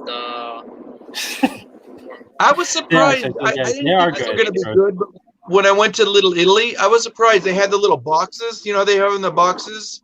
Yeah. And they were good. I was surprised. I was like, not bad, because don't buy the ones in the plastic shrink wrap, you guys. It's like gross. It's not enough. Just make them. Even if if I'm gonna get them frozen, it's usually from a place that I know that is like hand making them, so they're as fresh as they can be. Yeah, even if they use a machine, as long as they're freshly made, Yeah. Because like my first job at like 13 was at this Italian deli and bakery, and so Mama was like from the motherland. She was this old Italian lady, but man, when she made them fresh, It seemed like you told the story, but like a long time ago. I probably have. She's definitely been a lady who has impacted me. We never really talked as a language gap, but she yelled at me a lot in Italian. I don't know. That means she liked you. It really hurt my feelings. Whatever she was saying, I don't know what she was saying, but there was a lot of fungu and stata zit. Oh my God! I knew what that stuff meant. Yeah. When I lived in Brooklyn, I lived in Park Slope for a little bit, and I was renting a place, and I was sharing it with this guy. He had a Jewish background, but he didn't keep the faith. He didn't wear, his thing and yarmulke or whatever. And one day he's like, "I'm going to DC." And I'm like, "Why are you going to DC?" And he's like, "Why don't you come with me?" And I'm like, "What are you going to DC for?" He's, I'm going for my own business, but there's a lot of art museums you might want to go, and you can stay at my mom's, it was actually his sister's house. So I ended up going with them, and oh my God, one of the best dinners. They made me kind of a traditional Jewish dinner thing, and I'm like, get out! This is so awesome. But That's DC was awesome. DC, yeah. Interesting. We have some good Jewish food. There's some good stuff. Yeah. When I was in Williamsburg, I loved going to different places. Dude, we had when I was living in Jersey, I used to have patients bring me like the best like matzo ball soup. Yeah. I give you a whole round. Spoil in New York. What's that? They give you a whole list of different things. You What's know, your some of favorite? it, I know you're probably so sick of it, Jake. You're like, oh my God, you're going to tell me about bagels and matzo ball, you know. And so, but, you know, when you're in New York, it's kind of a traditional thing. Like, if you know where to go get the good bagels, you go out in Long Island Oh, yeah. where they make them and they boil them or whatever, you know, and it just depends. You know. You go to Krillin's neck of the woods. That's right. Yeah. Yeah. And it's got to, oh my gosh, now you're making me hungry. I know you guys are killing me right now. I'm trying to work, talking about Actually, I got to where to get off get of here. bagels and stuff. You're good, man. So I got a good one for you, and then I'll get out of here. Go ahead. Sam, when my grandmother, who is Italian, we would go to San Francisco almost every week and every other weekend. And one time, I don't know what happened. This pasta place she liked, she lost connection, or she got pissed at the guy, or whatever, or maybe they weren't close enough. And we were going through Chinatown, and of course, they had every place that would make the fresh noodles, you know. Mm-hmm, mm-hmm. And one day she looked and she says, "We got to get these." And she started yelling at my aunt. And I'm like, "What's going on?" And like, we sat there for like 20 minutes. I'm like, what's going on? She's like, she wants these noodles, but she wants the fettuccine type. So she found the guy, and we asked all these people. We had to like try to get Italian people that only spoke Italian and speak to some of the Chinese folks that weren't, you know. And so we had to get the kids involved speaking English. And I got sucked into the translation. And finally we got out that she wanted fettuccine. And the guy goes, "Oh, just go down here." And he takes us down this alley, and we go, and we come out with all this like Chinese pasta fresh. We had to put it in the cooler quick, drive like about 2 hours back home. And that night we ate Chinese pasta with spaghetti sauce that she made. And it was the best, you know. We're reliving Marco Polo's days. That's funny. I mean, you mean lo mein tomato sauce lo mein is what you're saying. Well, yeah, we did lo mein later. That was another trip. We did, yeah. Dude, it was so good. It was perfect. Yeah. You always say lo mein because lo mein translates to like mixed noodles. That's what spaghetti is. It's just. It really means mixed noodle? Okay. Yeah. As opposed to, yeah. But they had the best lo mein, the Americanized Western. What's that, Jacob? We have kosher Chinese. Kosher? We have kosher Chinese food, but I usually don't touch. Not really into the Asian cuisine. Dude, not even egg foo young? Not even egg foo young? Sushi. Not even egg foo young? No. Dude, egg foo young, dude, you have to, because egg foo young is the Jewish influence on the Chinese menu. Yes. You know that, right? Like it's invented by some Jewish guy in San Francisco. Egg foo young is nonsense. It's complete gibberish. It doesn't translate to anything. It's not a Chinese recipe. No. Dude, I'm going to tell you that eggs are too precious for an Asian person to like do all that mess to, and then pour gravy. Really? Over it. No, man. I don't know. Kosher Chinese food has a ton of eggs. Well, you know what? I know you do. Are you shellfish? Whatever. No, we don't touch shellfish. That's what I'm saying. So find a place that you know they don't do the seafood and stuff, and I'm telling you, man, you're missing out. Once you have it, you're gonna be like, "Oh, this is so awesome," you know. I don't think I'll ever have it though. Yeah. Make it at home. The same thing. Coach has to be kept in the house and outside the house. It's not like you can't just keep it here and not there. Yeah. Look at this. Look at what you're doing to people. Patty's getting hungry. Goodness. Poor Josh was just he was breaking your balls the other night. I was like, that's so mean. They were Sam, they were like picking on him, like, "You never ate bacon?" And he's like, "Of course not." What do you think? Yeah. Good. I have no problem with it. I don't mind it. Again, since I've never tasted it, I don't even have a craving for it. Right. It's like having a cheeseburger. I can have a good burger with sauces and the whole works. Just don't put a piece of cheese on it. Yeah. Is there a traditional Jewish dish that you like that we may not like, or it's not like may seem weird? All right. So there is something called trillet. Trillet? I don't think I know this. CHULENT. Okay, what's that? basically meat, beans, potatoes. Some people dump rice in it. Some people put Sounds like a chickpeas in stew. Yeah. it. It's like a stew, but it's like a whole bunch of different sauces. Some people put ketchup, and they put it in a crock pot. And so traditionally, we're not supposed to be cooking on Friday, from Friday night to Saturday. Right. So you put it in a crock pot. It's basically already cooked, and you keep it on warm throughout until from Friday sunset all the way till Saturday. And then on Saturday, you just take it off and eat it like that. Yeah. It's good stuff. I'm down I love with that. That sounds actually good. sounds good. All right, what else says? Yeah, I'm down with that too. Actually, I got a stew I got to go check on. What's that? What's the fish the famous one that everybody picks on? Is it called gefilte? Gefilte fish. That is literally everything. Yeah, that's disgusting. I personally don't eat it. I don't think I'd want it. Hey, do me a favor, stir the That's basically all fish stuff mushed together and just put out on a patty. No bueno. Did you have to eat it as a kid? I don't.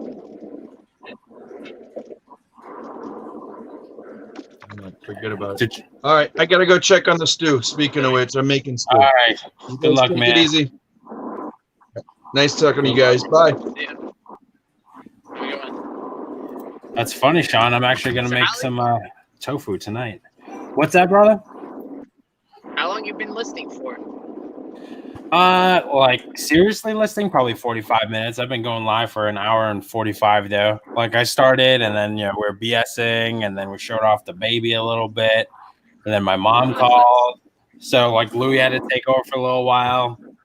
So listen. So truly I've been actually got my nose down and listing and chatting for about 45 minutes. So Froggy, what's going on, man? Hey Anthony. Oops. Yeah, I'm gonna do some tofu shrimp patties tonight. I don't think my wife's ever had it before, but Tofu shrimp patties. So that I'm allowed to have.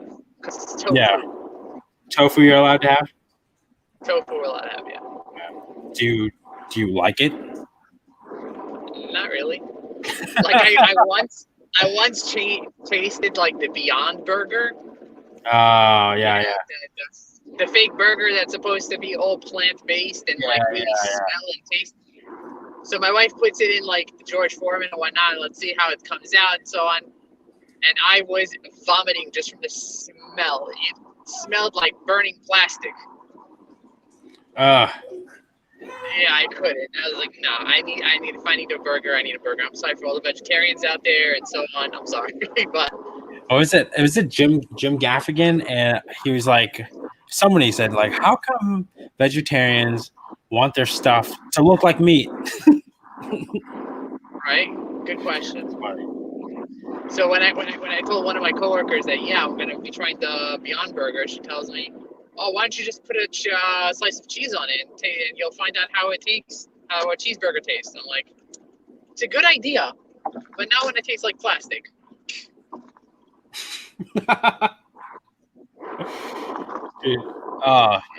I haven't mustered up the courage to try Beyond Whopper or whatever it is, but I think my wife has. See, my wife thinks it's great, so she disagree with you. Yeah, I hear. But right? Yeah, they're also it's also very expensive. I don't know what it goes on by you guys, but it was like $9 to $10 a pound. Like that's how you convert it, $9 to $10 a pound. Yeah. It's just Bro, that's a ribeye steak though. I know, right? It is a ribeye steak price. Keep your eye out. Frog, you putting up them lots. I actually just bought 3 ribeye steaks today at the store. And I go get some charcoal. Might grill me up some steaks while I listening to like Tommy and Tracy and hang out. 11 o'clock at night. Yeah, you know how it is. Yeah, I think I would actually probably go. What? Oh no, go ahead. What were you gonna say? No, I think I probably will end up just going live for a little bit tonight. I don't know. We'll see what happens. You will. If I have time, if my kid is feeling a little better, if I can actually maneuver around it. Yes, no, then forget it. We'll do it next week. Yeah. Well, I hope they feel better. So, are you liking just going live in general instead of like? Yeah, that's it. I'm done with it. I can't. It's too much work. It's legit. It's a lot of work. And obviously, as you see, I'm still on the road right now. I'm heading to Costco. Yeah. Costco, I go back to Staten Island to see one more patient, and then I get home. And then I have the kids at home. One's not feeling well, and yada, yada, yada, yada. Before I even start deciding what I'm going to record, it's like 12 o'clock. Hey, man, it's almost like a Murphy's Law thing. Every time I go to sit down and I plug in my camera, I'm getting ready to do something. Either the baby cries or the animals need something. Yep. So, and definitely, and I don't want to, put it all into them. Partly, like I'm not focused either, but it definitely, when you're trying to get into, the work mode or the flow, and something disrupts you, it's definitely hard to kind of get yourself refocused again. Right. Yeah. You know what? I also like the importance to me is eBay, not necessarily is it 100% YouTube. YouTube, I love the community. I like hanging out. Mm-hmm. That's why I probably will go live while I'm listing. But other than that, like, Yeah. it's not bringing in anything. So well, that's to each their own. Like you see some folks like they love the pre-recorded and they have a harder time going live. I'm one of those. Going live, like it's not second nature to me. I'm just like, well, I haven't really been active on YouTube for a while.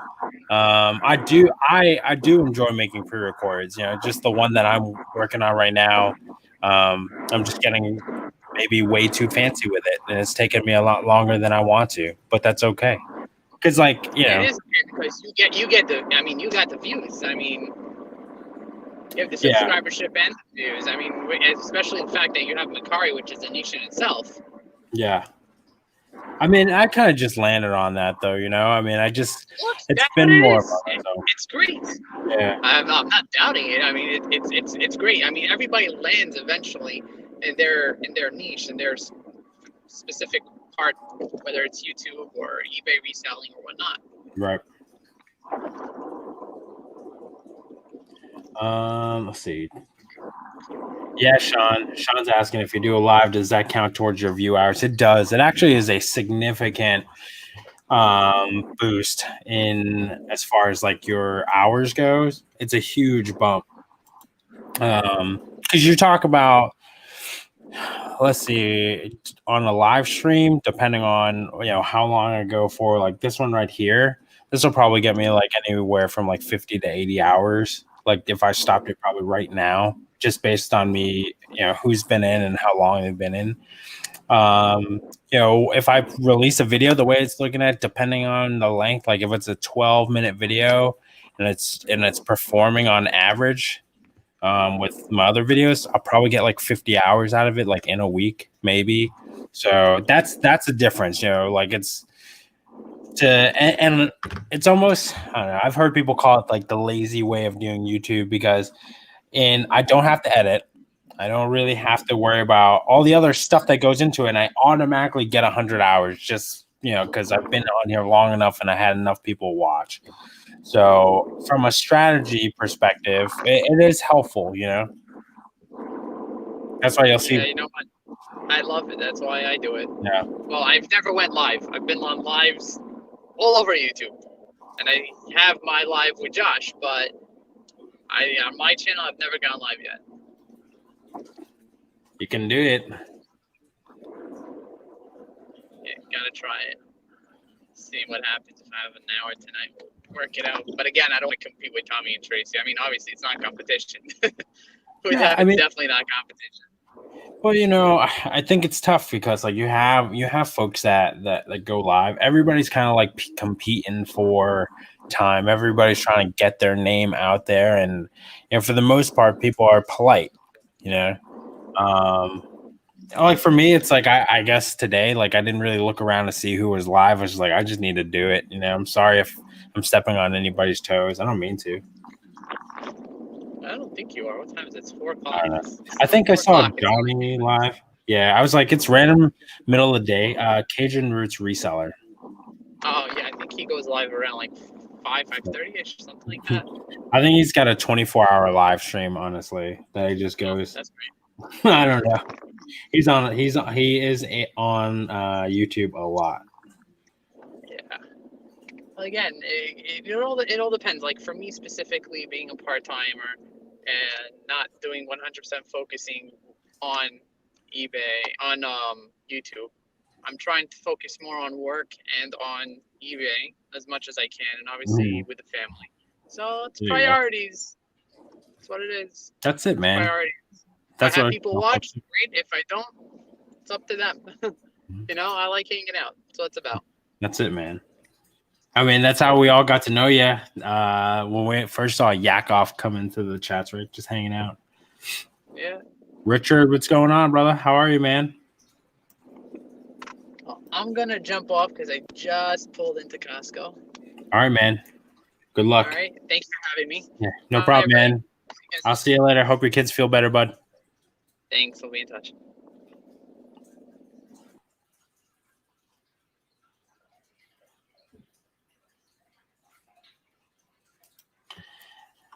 I like 1000% agree with that, Steve. And that is probably why I have been super reluctant to do lives on my channel in general.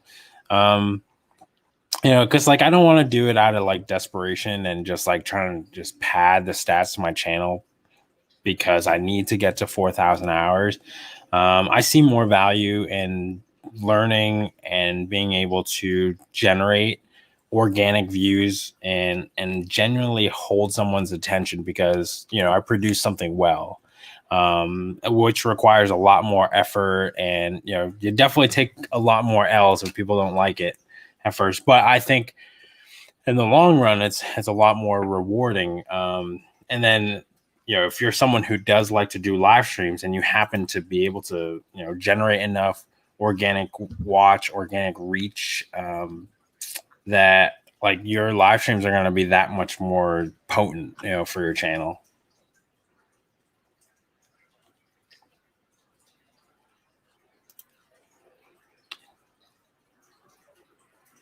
Hey, I'll take it, man. And it's, you know, and to me, it's like what I'm happy. It's cool even if like one person hops in and like hangs out with me, or if nobody does. It doesn't really matter to me. I appreciate all of you guys for even just taking time out of your Thursdays to come and chill with me. You know, it's one of those things. I'm gonna sit here and list anyways. I might as well, you know, turn on the camera and make something out of it. What's going on, Z-Man?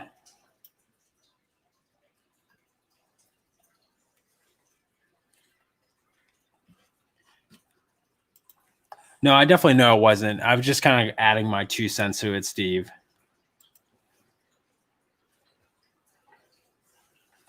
And with that said, if any of y'all would like to join in, join in. Let's see. What are y'all's thoughts on everybody adding vintage in front of everything? I saw this. I'm trying to like comp. I'm doing a little research while I'm posting this vintage Campbell soup mug right now, and you know it's 2000s, and somebody listed it as vintage. I mean, it's almost 20 years old, but is that still vintage? I don't know. Hey, speaking of which, I just got paid for my puzzle. What a relief. I sold it's one of the Disney puzzles that I picked up right at the beginning of the pandemic. And I was worried that I was going to get stuck with a bunch of puzzles, and I had to sell it, you know, obviously at a lower price, $2 profit after fees and cost of goods. But I'll take it. I'll take the $2 and just to have more shelf space again. That's true. Maybe I'm just like not handling me thinking 2000 was like 20 years ago. It's wild to think about. I definitely think it is an overused word.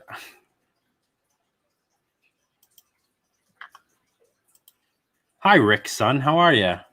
Thanks for jumping on.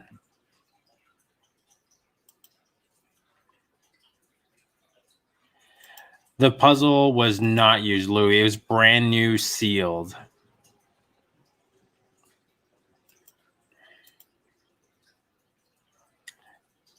Hey, Alta. Yeah, I heard 20, 25 years. I don't know. I've seen even in Facebook group chats, like, was it 50 years is antique or something like that?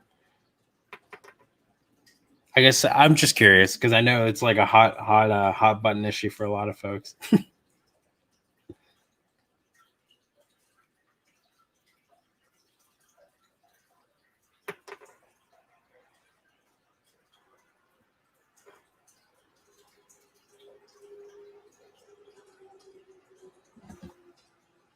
100 years antique. See? Shows you how much I know about antiques. That's why I do not make content about antique stuff, because I don't know jack.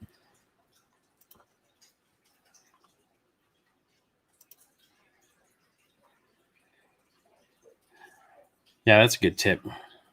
Kelly using it only on stuff for vintage stuff like glass.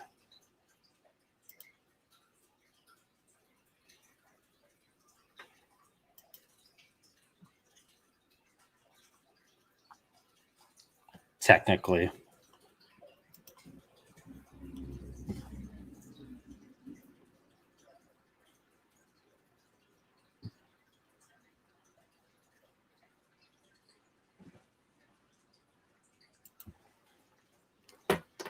Hope you guys are listening a lot today. You know, what's the annoying thing about the Mercari draft thing is that, you know, before they added a draft system, if you wanted to like kind of hop in and out of your listing and you had all your pictures up and all that, it will actually cache that listing and save it, and it will save it there for you. For a long time, I've had it like for a couple of days and it wouldn't remove it. Now, because they have the draft system, if you have an Android phone, at least this is happening to me. If you click out to say you're looking on another website or whatever, or I'll like usually I'll like take summaries of books from other websites or Google. So I'll take a few minutes like searching and stuff. And when I go back, the listing is gone. Or if I don't save it, all the work I had done to the listing is gone, which is annoying. So just so you know, don't hop out of your Mercari listings too long. And if you do, just make sure you like save it before you hop out. Dude, didn't you just get off of work?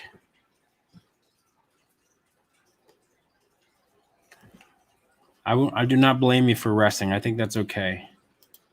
3 of my kids are vintage. It's hilarious.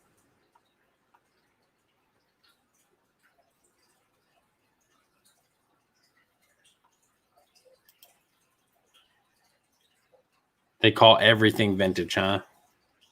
Yeah, and I think, you know, it's like Sean said, it's a very overused word. I didn't even know, you know, until I started reselling how big of a hot button issue it is for folks.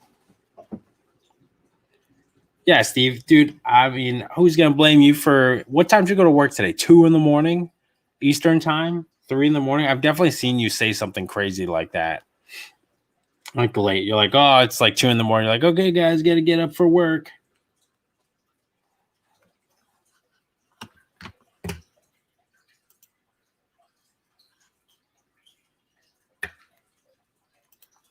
Yo, that's what's up. Get that Fortnite win. All right, get up at 4. That's still ridiculous.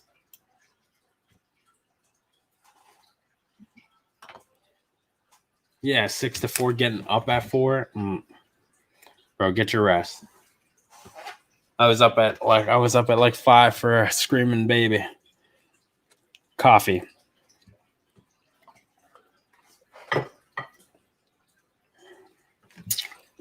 I know what it's like. Almost 4 in the afternoon. I got a quick coffee in a little bit.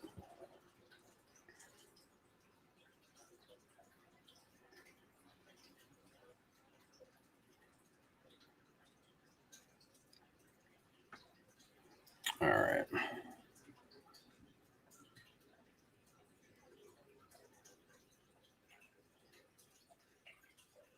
How's your hope your Mercari's doing well, Steve-O. I was gonna ask how's it going. 4 in the morning is what time you go to bed? You are a night owl, girl. 2 in the morning is kind of like my limit. I kind of wait because that's usually when Ezra has to wake up to go to the bathroom.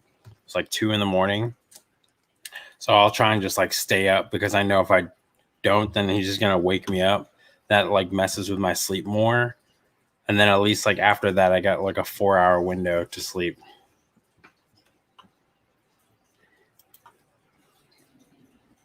Richard, he is doing well. He's actually sleeping right now. He's been a little fussier lately.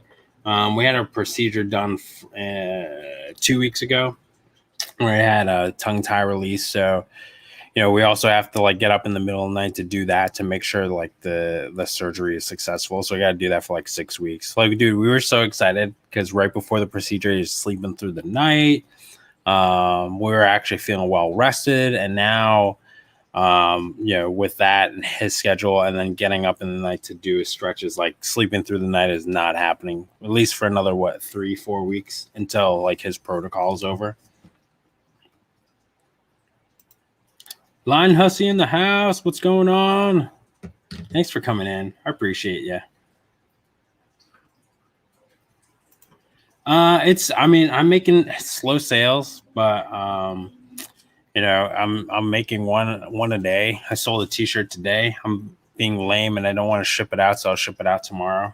It's like a Funko Pops graphics tee. It's nothing crazy.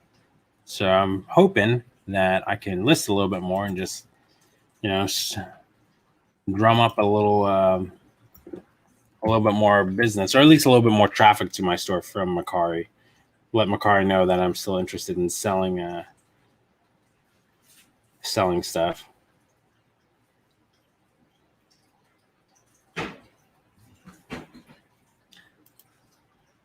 Glenn, thanks for hanging in, man. I hope you have a great day. They are indeed a roller coaster, man. But he has been a boatload of fun. I cannot wait until he's big enough so we can wrestle. I already know he's gonna be like over the top rambunctious because of me just wanting to play with him all the time.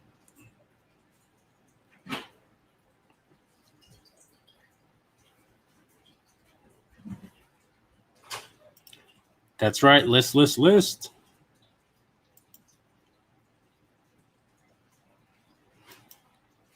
Dude, that's awesome. Yeah, I'm gonna try and get back up to like 200 listings. I'm sitting at like 160. I haven't been listing more than we're selling.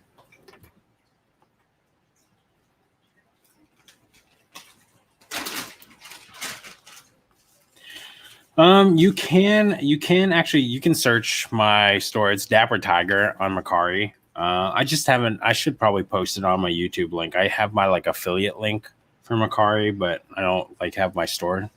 But feel free to check it out. If you don't see anything you like, that's okay too, Sean. Appreciate you, man. Victoria, what's going on? Thanks for coming in. Hope all is well with you.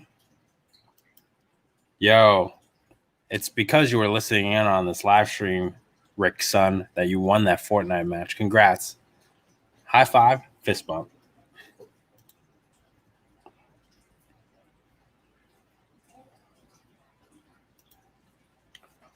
I think they do. I think they do well. I mean, because the principles still like, you know, apply. You know, taking good pictures and making sure that your titles and your descriptions are on point. I feel like Mercari forces me to be a lot more precise on it. Yeah, I think I just also you know, knowing I just put a lot more effort into Mercari because I think the app is a lot less cumbersome, you know. And I don't know if I would ever, where I am with my reselling now. Like, I don't want to use something like List Perfectly. I probably could, you know, and definitely with like expedite stuff, you know, but it also doesn't interest me. I rather like, you know, I'm already investing so much of my energy into like social media, family, and reselling, and then, you know, my 9 to 5.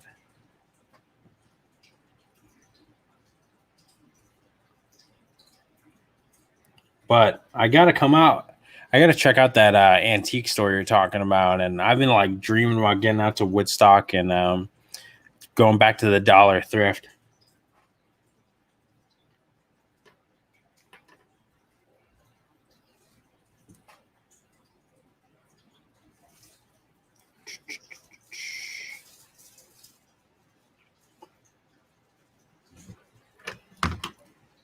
All right. Who else was saying? Blind Hussy, what are you listening today? Somebody else said they were listening something today.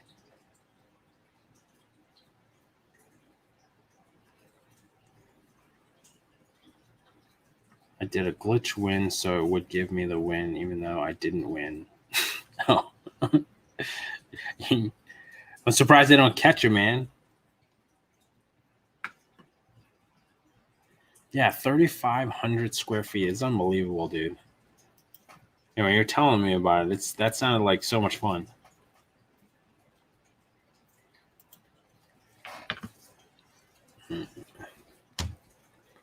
Man, and that's the thing about like YouTube and Instagram and all that stuff. Been cool enough to find dudes like Joe who like just tells me about all these like cool things I miss out on. Hey man, dude, so yesterday I've been helping out a local like business in town, owned by this like Chinese couple, and the guy there, his cousin owns, I can't tell if it's like a recycling center or a thrift store or something, but his cousin owns something like that over in Aurora. He was telling me he like Walmart and these other stores will actually drop off all their stuff. So that's what makes me think it's a thrift store. He was telling me in Chinese, so I don't know like if the translation directly was like true. So I was just kind of like, you know, using context clues to figure out what he was saying to me. But he was going to bring me down there. He was like telling me how, you know, Walmart drops off pallets and stuff, and then he'll give it to us for cheap. And I'm kind of banking on the fact that I know this guy. So we'll see, man. And if it looks good, well, I'll have to take you down there and show you. He's got all, especially if you're good with like electronics and stuff like that. They have all these like, since last week they had a bunch of beverage like refrigerators, you know, and he was given to them for $1 a piece, and was fixing them up and flipping them for like a few $100s. Unbelievable. So if nothing else, definitely a good place to pick and or develop a good relationship with. And that all came from, you know, for any of you guys who are afraid of sharing what you do, that was just me. Like, they're like, hey, what do you do? And I showed the couple like my YouTube channel, you know, I told them what I like to do. They actually started pulling out stuff for me to list for them. I was like, yeah, that just helps my store. Why not?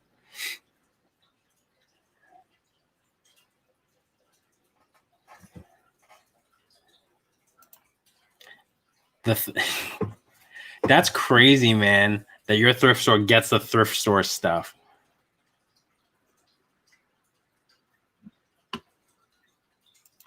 I can't imagine the stuff that like you find and see.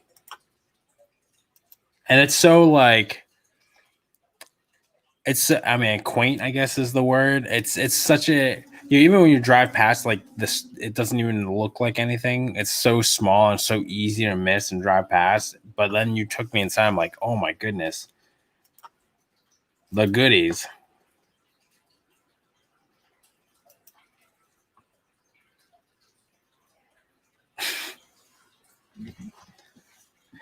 I will say, man, do not buy the sponges from that dollar store. Or from that thrift store. They are no good. You probably could have told me that, but they are not that good.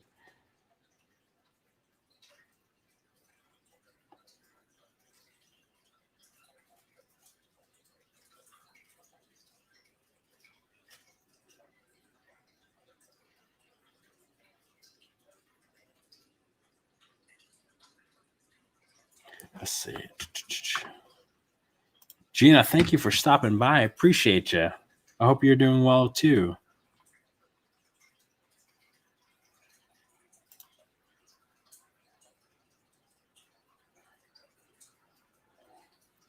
Yeah, that thrift store is like nuts, Sean. It's interesting to hear what, folks regionally what they have available to them, and everybody's different sourcing strategies. Like Kat without thrift stores, what she has to do versus like Matt who has like eco thrifts, where like basically you just need to camp out in front of it and you're gonna find something every day.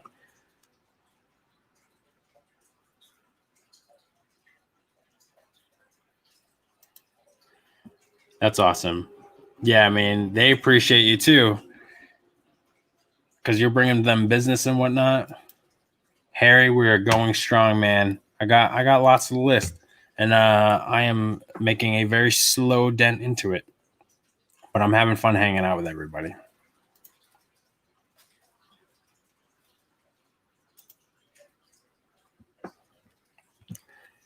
Yeah, it's weird, but it's different, I guess. Like if I tell my like the couple I'm telling, they're from China, they're immigrants, and that came over and got naturalized. But yeah, to them they're like, yeah, that's very resourceful, like and to them it seemed like a very smart thing to do.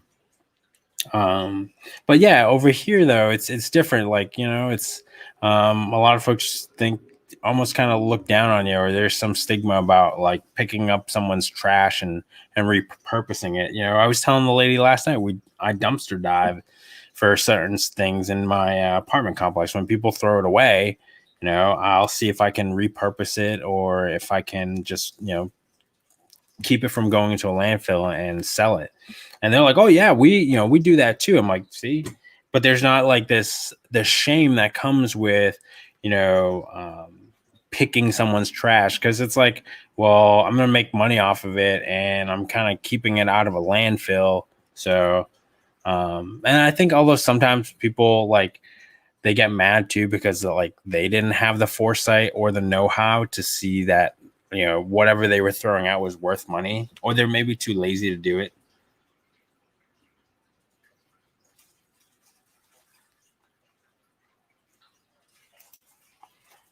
I bet.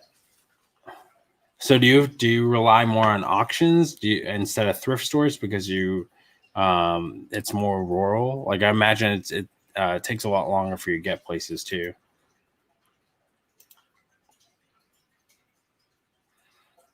Dude, Walmart bag worth of bubble wrap. I'm like starting my second roll. I'm gonna have to call you up when I'm down to my third.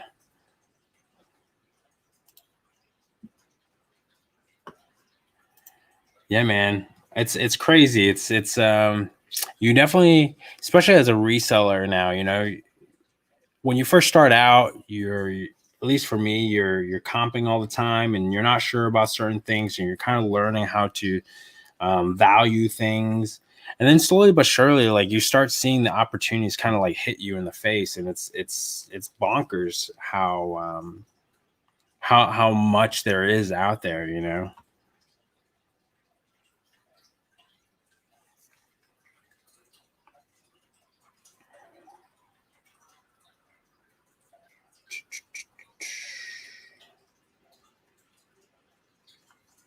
Another one listed.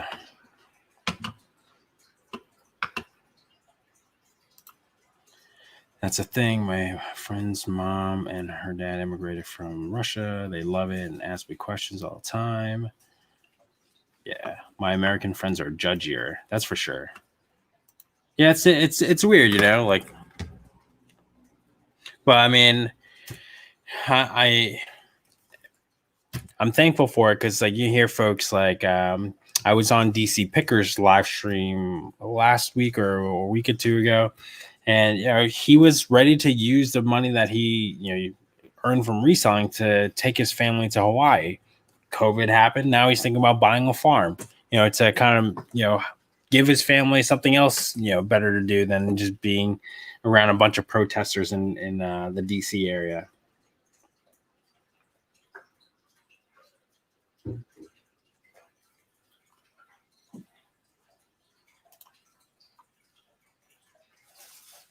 I bet you gets a bunch of good boxers too, especially if you get on good with the maintenance folks.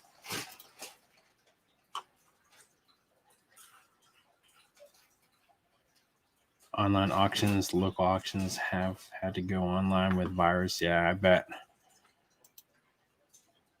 I get big boxes of air pillows from work, leftover supply shipments. That's awesome.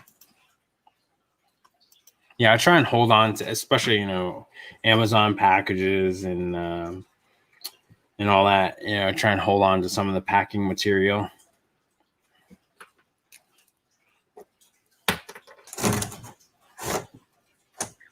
But you kind of feel like a hoarder sometimes with all the packing material. It looks like garbage. And logistics is important, right? Because then now you're storing your own inventory for your store. You're storing inventory. You're packing and shipping materials. You got to make sure you're on top of that stuff. So before I started reselling, was going through the house to get rid of clutter, then watch reselling videos and started selling stuff I thought had no value. Same thing, man. Very similar. We were just going through decluttering the house, and before you knew it, we were, at least before I knew it, I was in the YouTube reseller rabbit hole.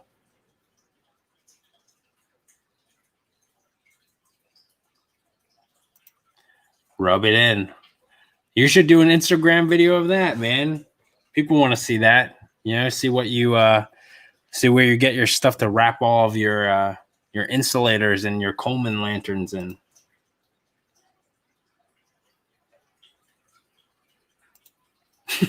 If it makes you feel better, I have a spare bedroom that nobody can sleep in, so.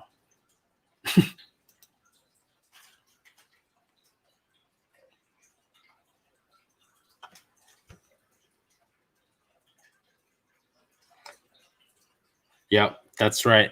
So now we have more clutter. But then, like other stuff, like it helped pay for like my kid's procedure, so I can't be mad about that either. So a little bit goes. It's like trade-offs.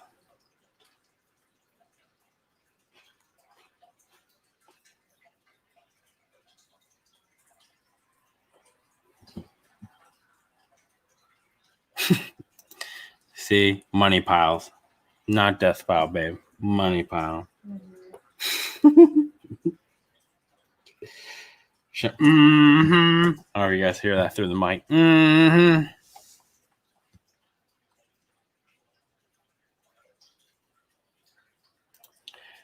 That'd be awesome, Kelly. I hope that works out for you. This is a great time to kind of buy and all that stuff too. I'm laying a sheep. I think I saw Christina was saying 2.5% on loans right now. So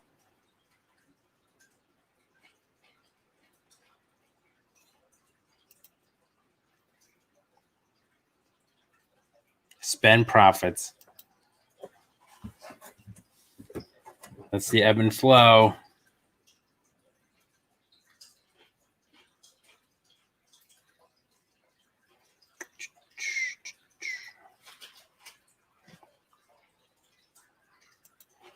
Are you where are you? Are you in Alabama, Kelly? You have basements? I know when I was in Alabama, they didn't have any basements. That was interesting, but tornadoes. Well, because of tornadoes, I would figure they would have basements.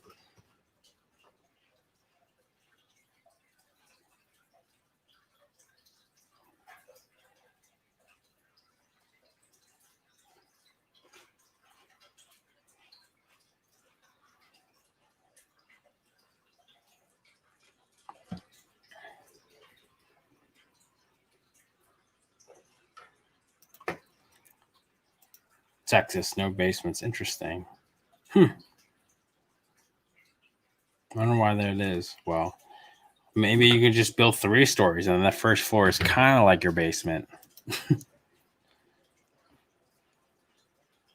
Buy a whole house and use the whole thing as your selling hub and live there. Man, that's tough.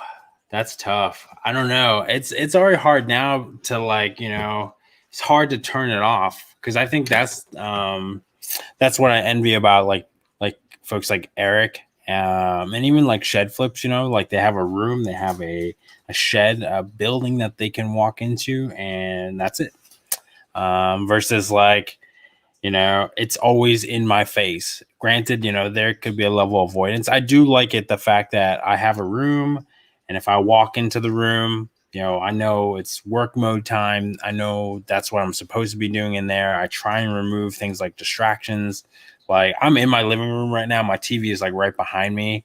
So it's unusual for me to be listening out here because I don't know about you guys. The TV turns on for me and I'm super distracted.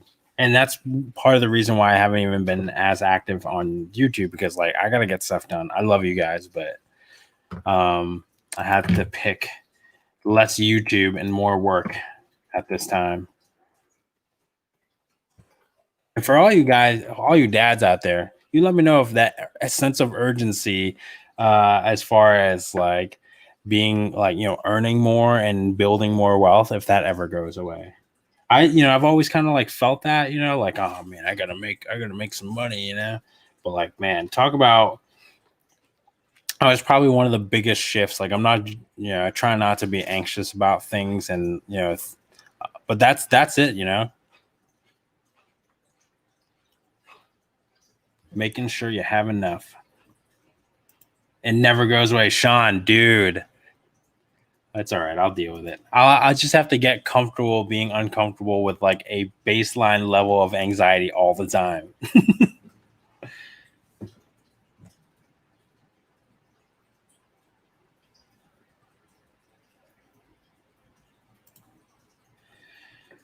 The floor plans we're looking at has like an extra room I can use as my office and maybe an extra garage bay for inventory storage. That'd be cool. I mean, I guess it's like as long as you have something that is conducive to your workflow,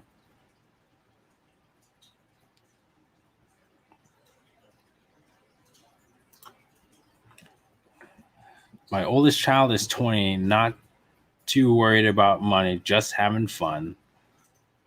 There you go. Yes, as a dad, it's there, but as a parental unit, it's def on the radar, as well as it should if you live in the USA, because the ideals of concept of wealth. Yeah, for sure. I think that's a thing. If you kind of grew up in a house like I did, money was one of those things that were rarely talked about, but a lot of folks got easily emotional about especially in when you're in a state of lacking, when you don't have enough. And it's always been one of those things to me that has been funny, that it's one of the most important things to our existence in any country. Money is an important tool to even just make your life easier, and we don't talk about it in your family or anything like that, which is interesting. So all right, take care.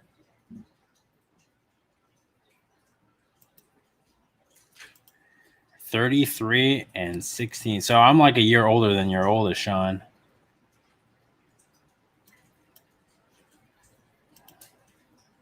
Dude, what kind of haircut you getting? Are you getting a bald fade? Are you like a shape up kind of guy? You're gonna get ice picks for the sideburns? 24 and 16. Can't imagine. It's well, I'm gonna everything is every day is like a new adventure as far as how he develops, how he expresses himself, and just watching him observe stuff and watching what he picks up on and what stimulates him and drives him. It's interesting for sure.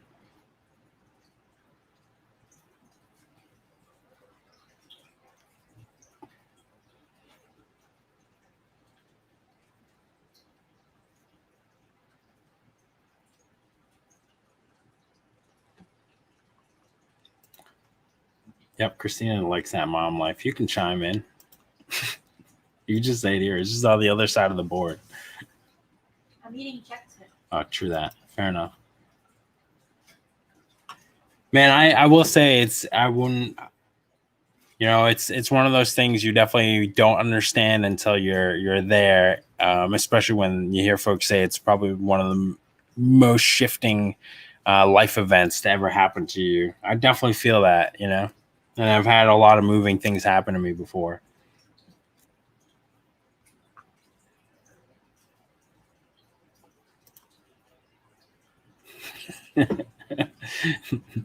So you just have a bunch of anniversaries for your 29th birthday, Kelly? Is that what you're saying?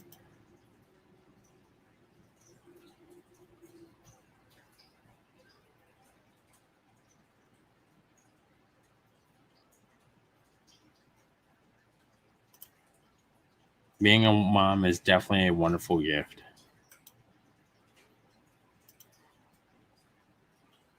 All right, Rick son, I hope you have a good experience. Where are you going to get your haircut? You're going like Sports Clips? Or like who's doing it?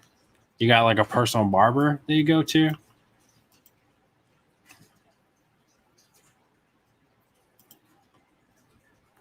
Yeah, I bet, man. I bet that is the most fun being a grandparent, like where you share the responsibility and the joy of wanting this kid's well-being to be in the forefront, but then also you can spoil the crap out of them and like walk away no responsibility or accountability. I already know, like, my dad has been like waiting for this kid forever. He had kids young and expected me to have kids young, and I didn't. I pursued a career first, and especially being Chinese and him popping out as a son, he's gonna get spoiled, man.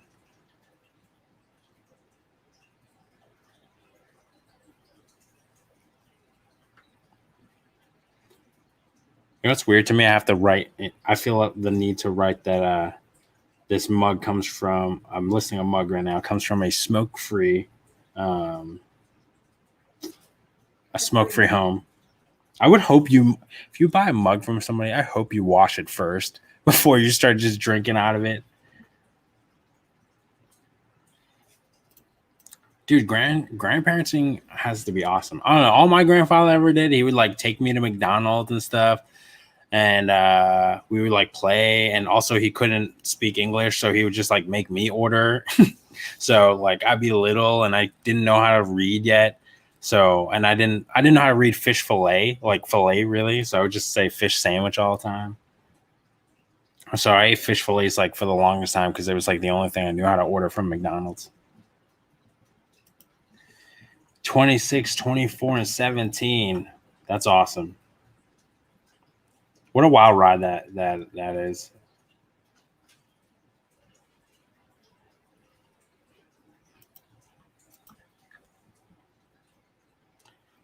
I'm sure it's cool for you folks who are, who have older kids too. What Christina and I sit back and think about is right now with Ezra, he's gonna be 3 months tomorrow. Like, you wonder like what he's gonna be like. We're starting to kind of see his personality come out a little bit, and then we're asking our parents what we were like when we were kids and trying to like match his personality with one of us.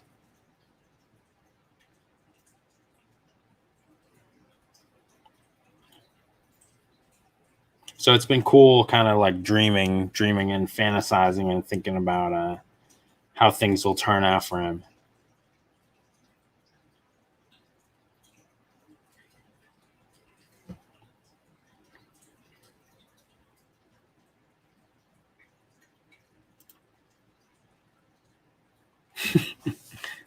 Those Y's in that K throws everybody off, Greg.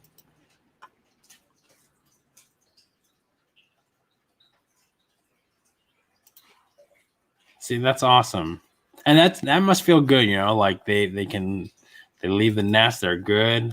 I don't know if the worry ever turns off, but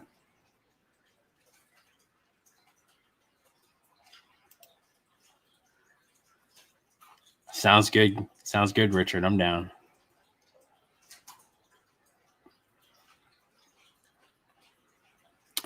Take care, Richard. I'll catch you later, man.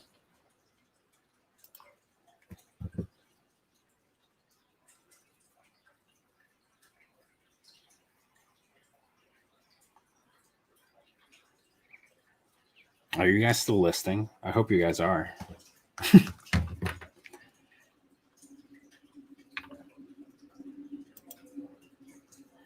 Hey, that's the important thing, right? That they are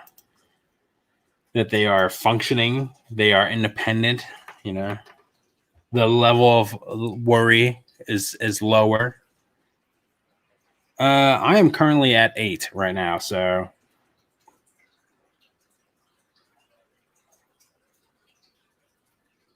not too bad. I like to get at least 10 done before I get off of here today, and then maybe go edit some more of this video to get it done.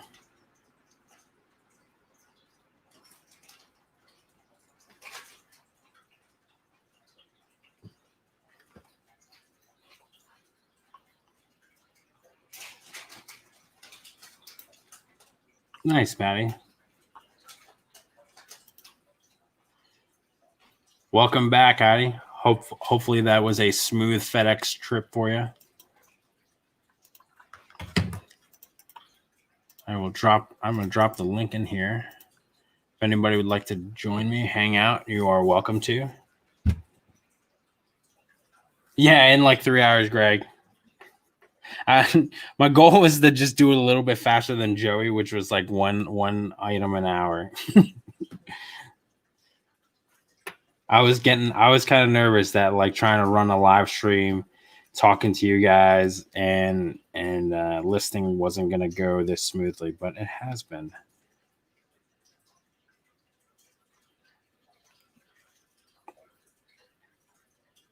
All right.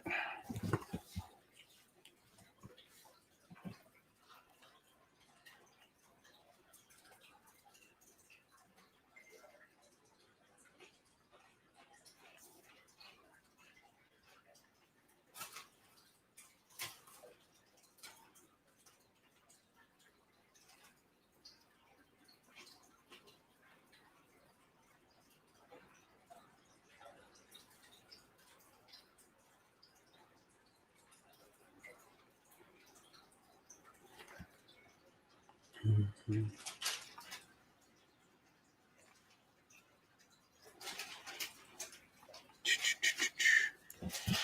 When's my next video dropping? I like to get it out Saturday. I've been screwing around and getting wasting a bunch of time trying to edit. I shouldn't say waste a bunch of time.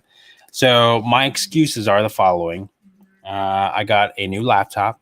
It is a different operating system than what I had been using. I've gone to Windows from Apple. So the software I had been using, totally different. So I've had to use DaVinci Resolve.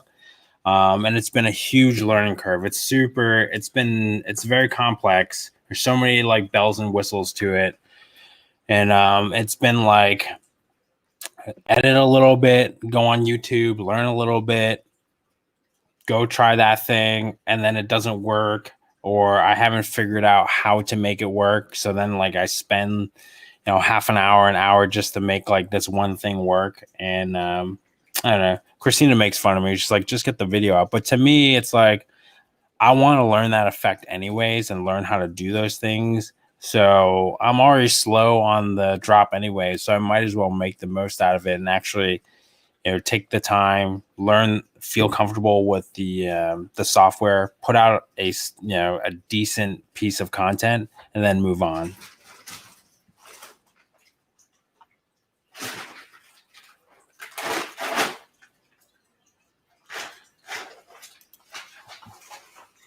Yeah, man, it's just like basically just, me sitting around BSing, hanging out, trying to be somewhat productive. And at least, Now you can see there are however many folks who need to get listing done or working and stuff like that.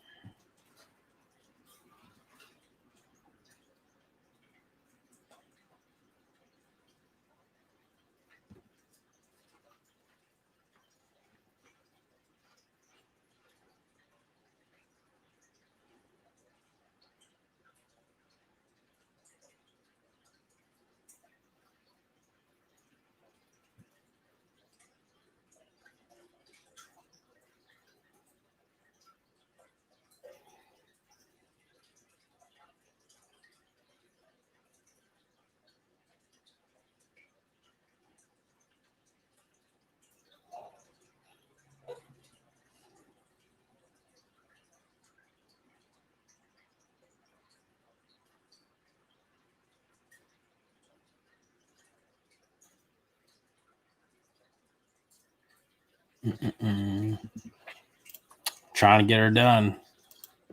So I'm also running my own customer service at the moment, trying to hit people back up on their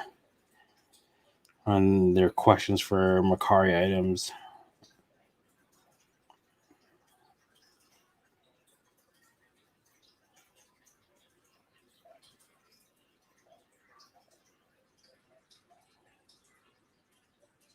Did you know that you could eat a sunflower head? Yes. Why are you planning on? Are you planning on eating a sunflower head? I don't even know. I didn't know you could eat What is it? one. How does a sunflower head taste? I don't know. I just found a video of this chick grilling it. I don't know.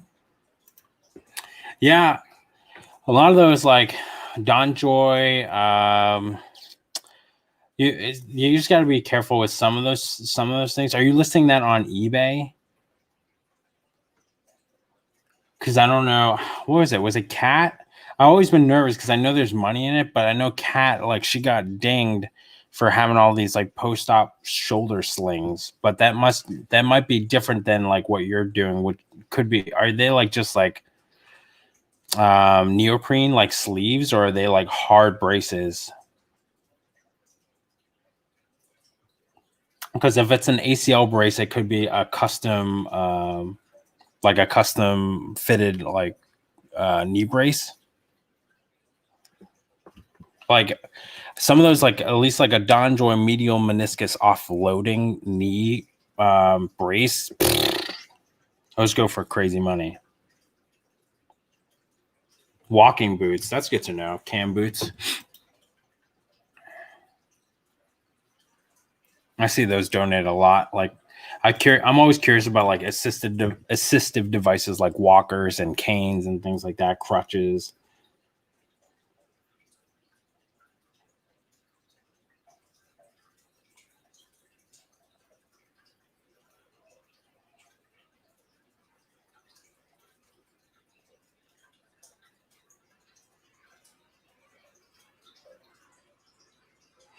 Hey, Eric Saunders hit me up, and I just let him know that, like I told you, just we're going to ship it out tomorrow. He was asking why like it hadn't been shipped out yet. I thought it just got shipped. It was there. I found the packing slip. It got misplaced. What got sent out yesterday? And what got sent out?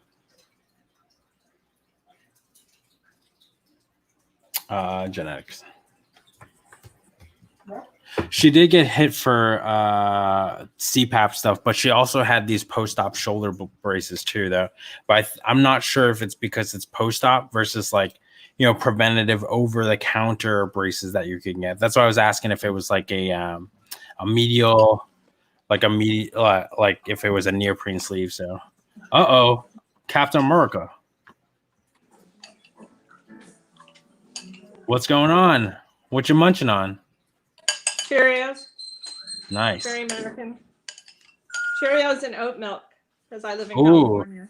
Hey, I've been loving oat milk. I just found it recently. It's delicious. It looks grimy, but it's delicious. I like cashew milk for a while because it's creamier, but yeah. My wife doesn't like it, so we settle on oak. I like oak. Excuse me. Excuse me. Alexa, quiet. Oh, it doesn't. She doesn't respond to that. Alexa, shut up. Alexa, stop. That one. There you go. All right. You have to be nice to Alexa. How's your day going, Heidi? Well, I'm behind. I need to list this mask.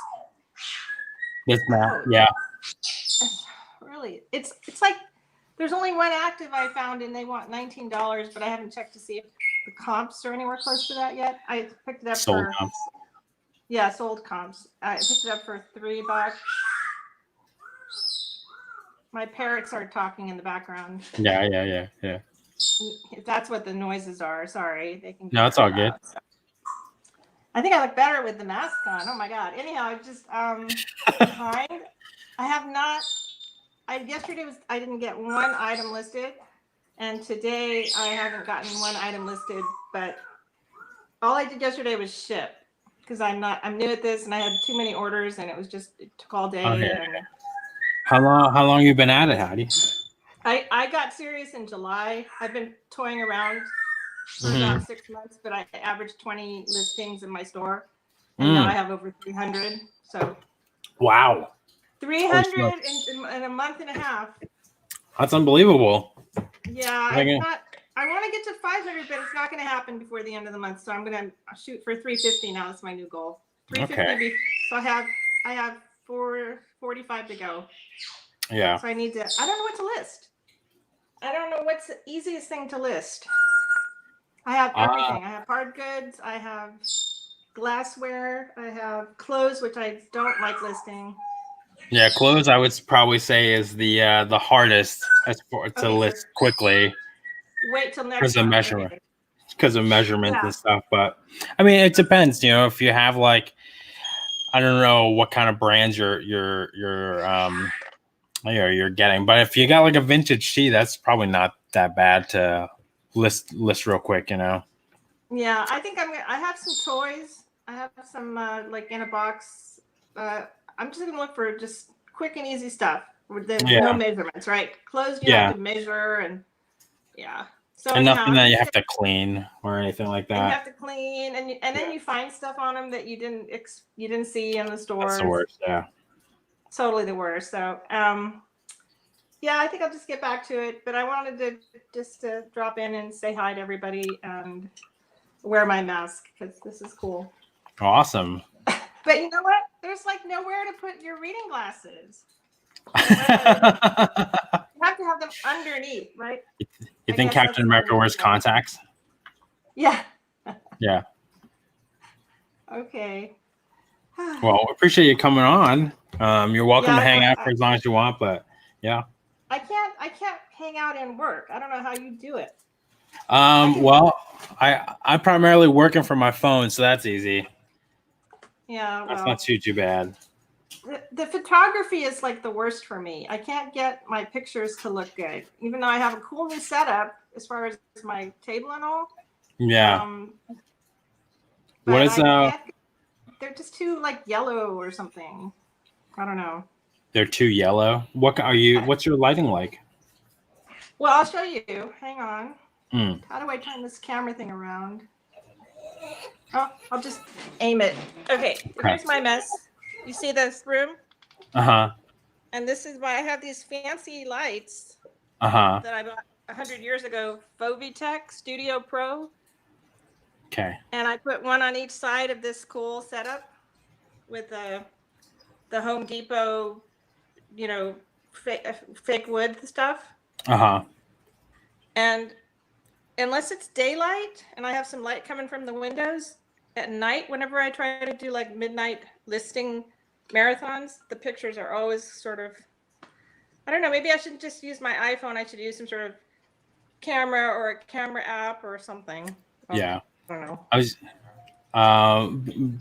Junk Girl Patty was mentioning, I was thinking you can adjust your exposure, your white balance on your phone too, or whatever you're trying to, take pictures on.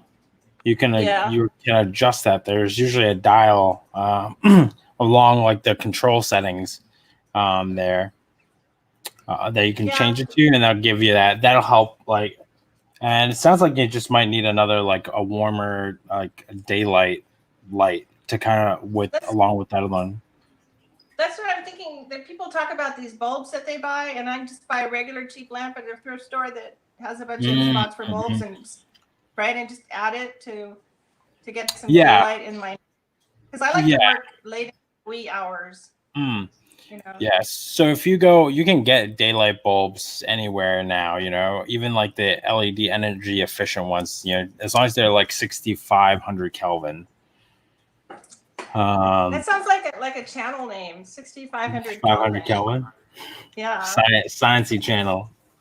But definitely that's I mean, with this ring light that I have over here, it's got a warm and a daylight setting. So that's the warm setting. That's what it seems like your light is giving off.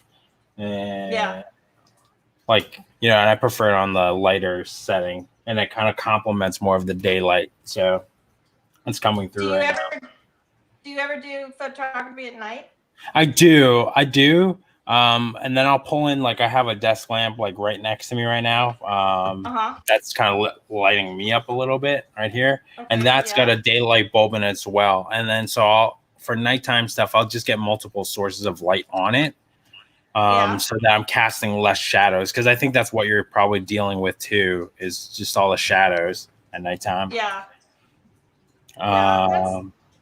you know what? I'm still listing, and people are still buying, even though the pictures are they look kind of grainy or grimy or whatever. I mean, if they want it, they just I honestly, I think that, you know, it boils down to can they see it? I don't think it needs to be super perfect, you know, because people buy stuff, and I think folks are forgiving.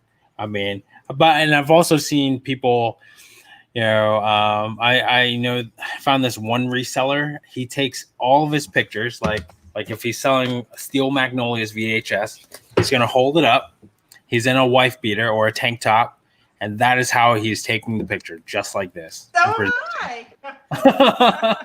Like, well, keeping it classy. Yeah. So he puts himself in the photo? That's correct. That is correct. His picture on eBay.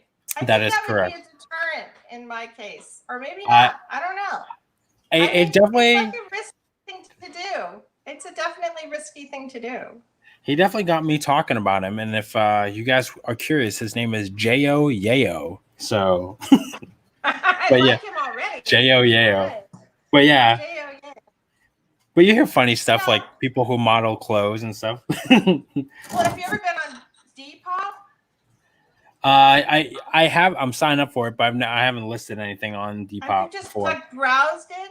They all look like models. They all stand in these cool poses, and they wear their outfits that they all fit into, and they have amazing backgrounds, and they figured out how to, you know, put a camera somewhere else and take a picture in 30 seconds. I couldn't do that. I can't even do a selfie because I'm too fakey. You know, it's just not going to happen. Have you ever looked into like a background removal app or anything like that? I've used those. I use those sometimes, but you were talking about it, I think, earlier in the other live, about how they sometimes it's worse, especially when the lighting is wrong, and it just looks like you can't even tell what it is because it's just too much contrast or something. Yeah, I don't have as much luck with it as some folks. You know, I know some folks, they swear by it, like they're like, I don't bother with the lights and all this other stuff. And I've tried it, and I'm like, I don't know how you get away with it. Maybe, you know, and I see their pictures too. They look good. Mine just don't look as good. I really think it's, you know, your initial photo. If you've got the right lighting and the right contrast and the right detail around the edges, then you use those photo apps, and they work great. If you don't, if there's shadows or anything else going on, picks it up. And that's what I have. So. All right, you guys, I'm going to get back to work and keep listening. Thanks for having me on. Thanks for coming on, Heidi. I appreciate you. Plug to my new channel. I've got like 100 and something people so far. It's cool. You do, Heidi? Oh, let me see. It's growing a little bit. Hey.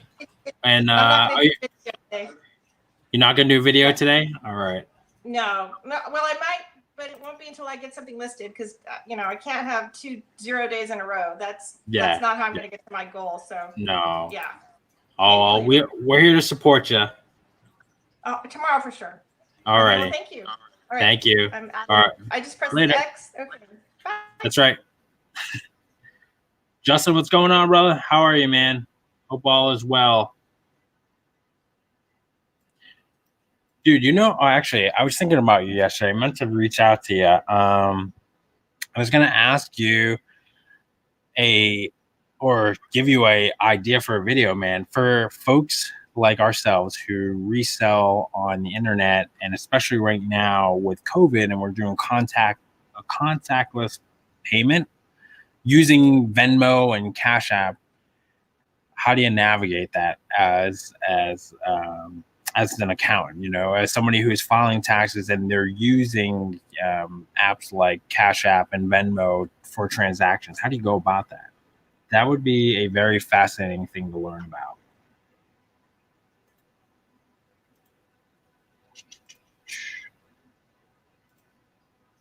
Because I was thinking about that. I'm like, because I know, like when it comes to mortgages, like I was talking to Christina about this, and buying a house, she was saying that when they assess your accounts and whatnot, that basically, Venmo and Cash App transactions and activity in your accounts are no-names. So there's the StreamYard. Like, if you want to come on and just explain it to me to my face, that's fine too. Not I understand you're busy. And that link is open to anybody that wants to come on and join. If you have popped in, I am just listening stuff. Been going strong for the last, I don't know, live stream says 3 hours now, but I honestly have been listening for like an hour and a half, like truly. Trying to hit 10 and then go, maybe get some grub in me, and then edit some video, and hopefully by Saturday have a dope video for you guys. It's about me getting in and out of Mercari jail.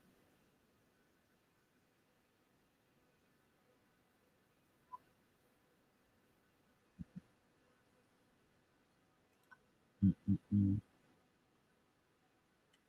3 hours flies by. I hope you guys are getting a bunch of stuff listed. I know Heidi. That was like my concern, what Heidi was saying about, coming on and listing and getting distracted easily. So fortunately, that has not happened too much. How many watch hours am I at? I'm at, when I checked this morning, I'm at 850. So I would imagine after this live stream is done, I'll probably be close to breaking 1,000 after this. Will be nice. I'm pretty proud, I don't even have 20 videos out yet. So for me to even I'm at 825 subs. I'm almost at 1,000 watch hours, and I don't even have 20 videos yet. I'm pretty happy with the support that everybody's given me so far. But I also don't want to take advantage of it and slack off and not put anything out there either.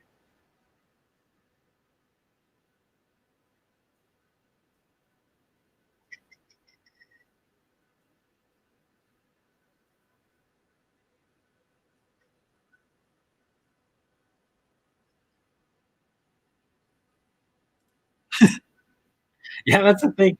That's what's dangerous, Kelly. Working from your phone is that all these things start to pop up. Don't forget to rewind, guys. Do I leave this on? Do I take it off? I'm just gonna leave it on. Okay. Steel magnolias.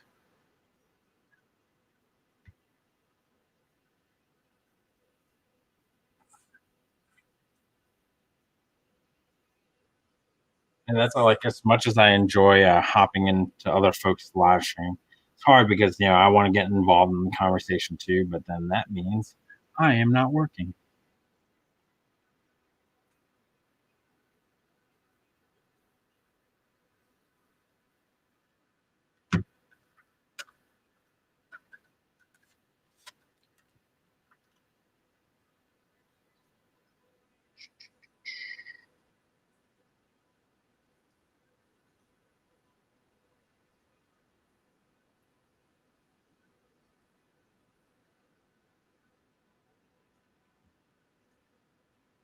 Yeah, Justin. Basically, how do you navigate taxes when you're doing, transactions through Venmo and Cash App? Because Venmo, all right, so just kind of give you a little heads up on your research for the video. I know Venmo bylaws just literally prohibits you from using it for business. So if you are and you're, what's it, babe, $20,000 a year in transactions for Venmo. She's watching a video right now. She ain't listening to me, but you basically cannot use Venmo for business, and you can only use Cash App for business. Um, and then up to a certain amount, I think for Cash App it's $20,000. Then they start reporting your earnings to the federal government. But it's just odd to me that, like, if you're a loan company and you're the bank and you're assessing a buyer's finances, why Venmo and Cash App are are unacceptable sources of income. Probably, I don't know if it's a high risk source or if it's they worry about money laundering or whatever. So, Joe, what's going on, man? Hope all is well in Philly. I always like hear the Always Sunny in Philly theme song when I see you come on. I don't know if that's cliche or not, but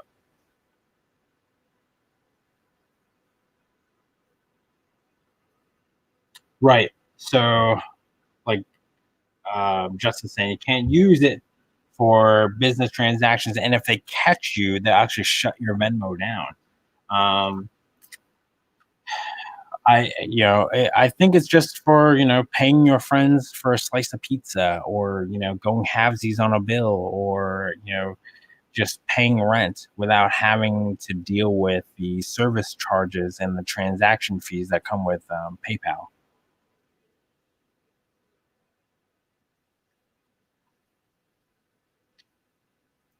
Yeah, and I've heard that too, Tommy. Serious banks won't take PayPal either. So, um, because I thought, look, if you're using Cash App, if Cash App is allowed for business, it'd be interesting because Cash App gives you a debit card.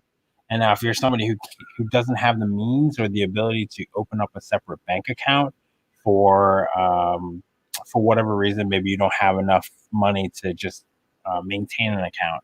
Well, like, you could do and track all of your business expenses just from that account alone online.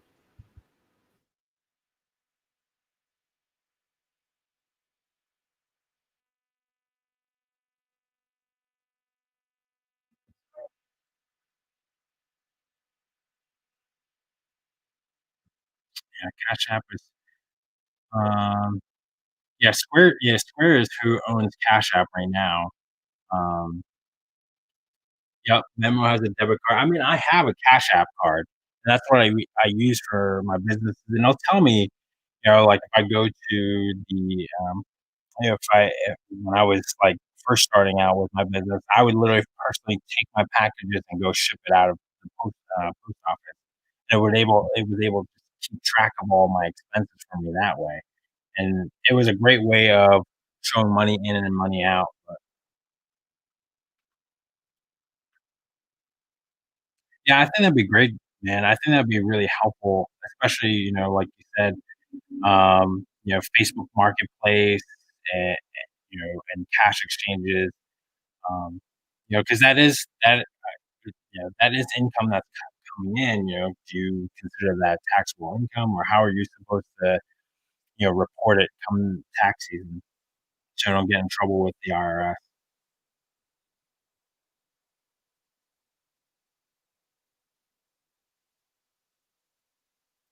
Yeah, Chime is. I know Eric. Eric has talked to me a lot about Chime. It's a digital online bank that you can use for a lot of folks who switch to managed payments. I know we're using that as an easy transition. So, and I do know, Like I know banks do recognize that, and you can kind of use that. Um, but I was looking into like high interest like banking accounts, like with like Ally Bank. I think they were almost giving like 3% interest back on your accounts. Was crazy.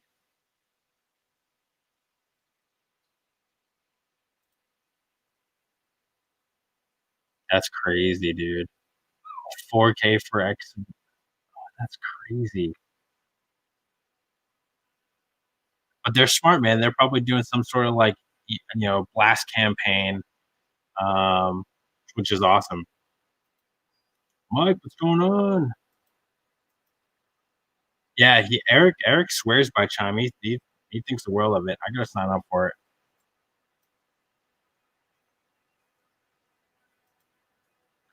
Yeah, that's what I'm hearing. I'm still waiting to hear back too, Ben. I know I know eBay is not exactly like the quickest mover.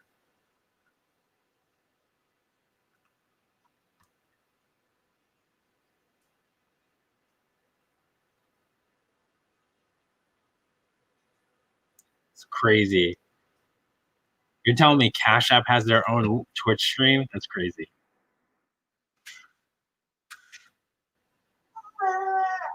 I tried, Tommy, I tried double streaming this on Twitch as well. I'm on StreamYard right now, but I don't think I have it set up right. I only have it set up for OBS. I try to merge my accounts, but it is what it is.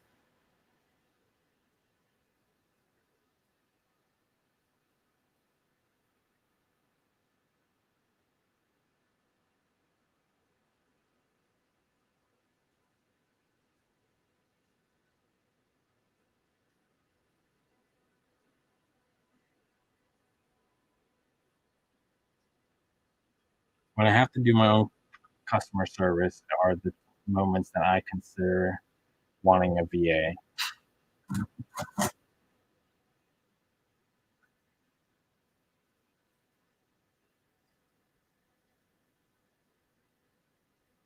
Oh, that might be it. I'm cheapo. I don't have the paid one yet. That's fair. I want to figure out OBS anyways. I'd rather figure that out. I just haven't committed too much time. I tried playing Paladins on it, like streaming the other day. I think I just like caught an hour of just a blank screen.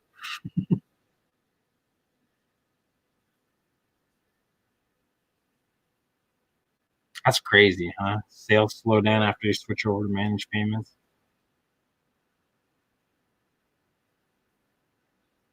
Sean, do you think that it matters if you're sending out? Do you notice the difference if you're sending out promoted or offers to people? Like, does that help any at all?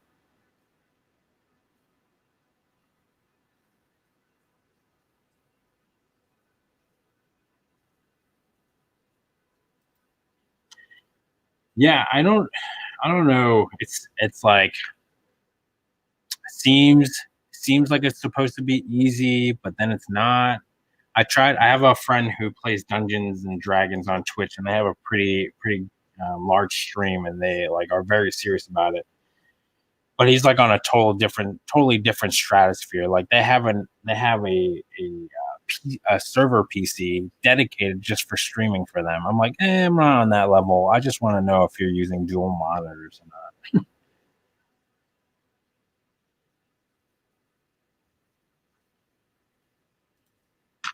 Do you think that is more of a systematical error though on eBay's end? Because I'm new to eBay and all that stuff, but I've heard stories um of anytime eBay like doing a systematic change that people get screwed over one way or another.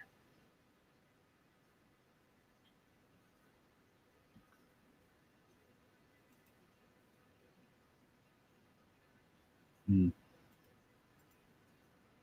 Interesting.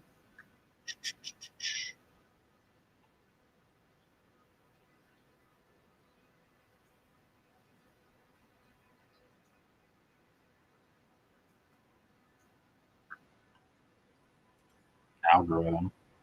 it's like just some dude in the break room. He's throwing darts, just having a road soda, throwing darts at the wall.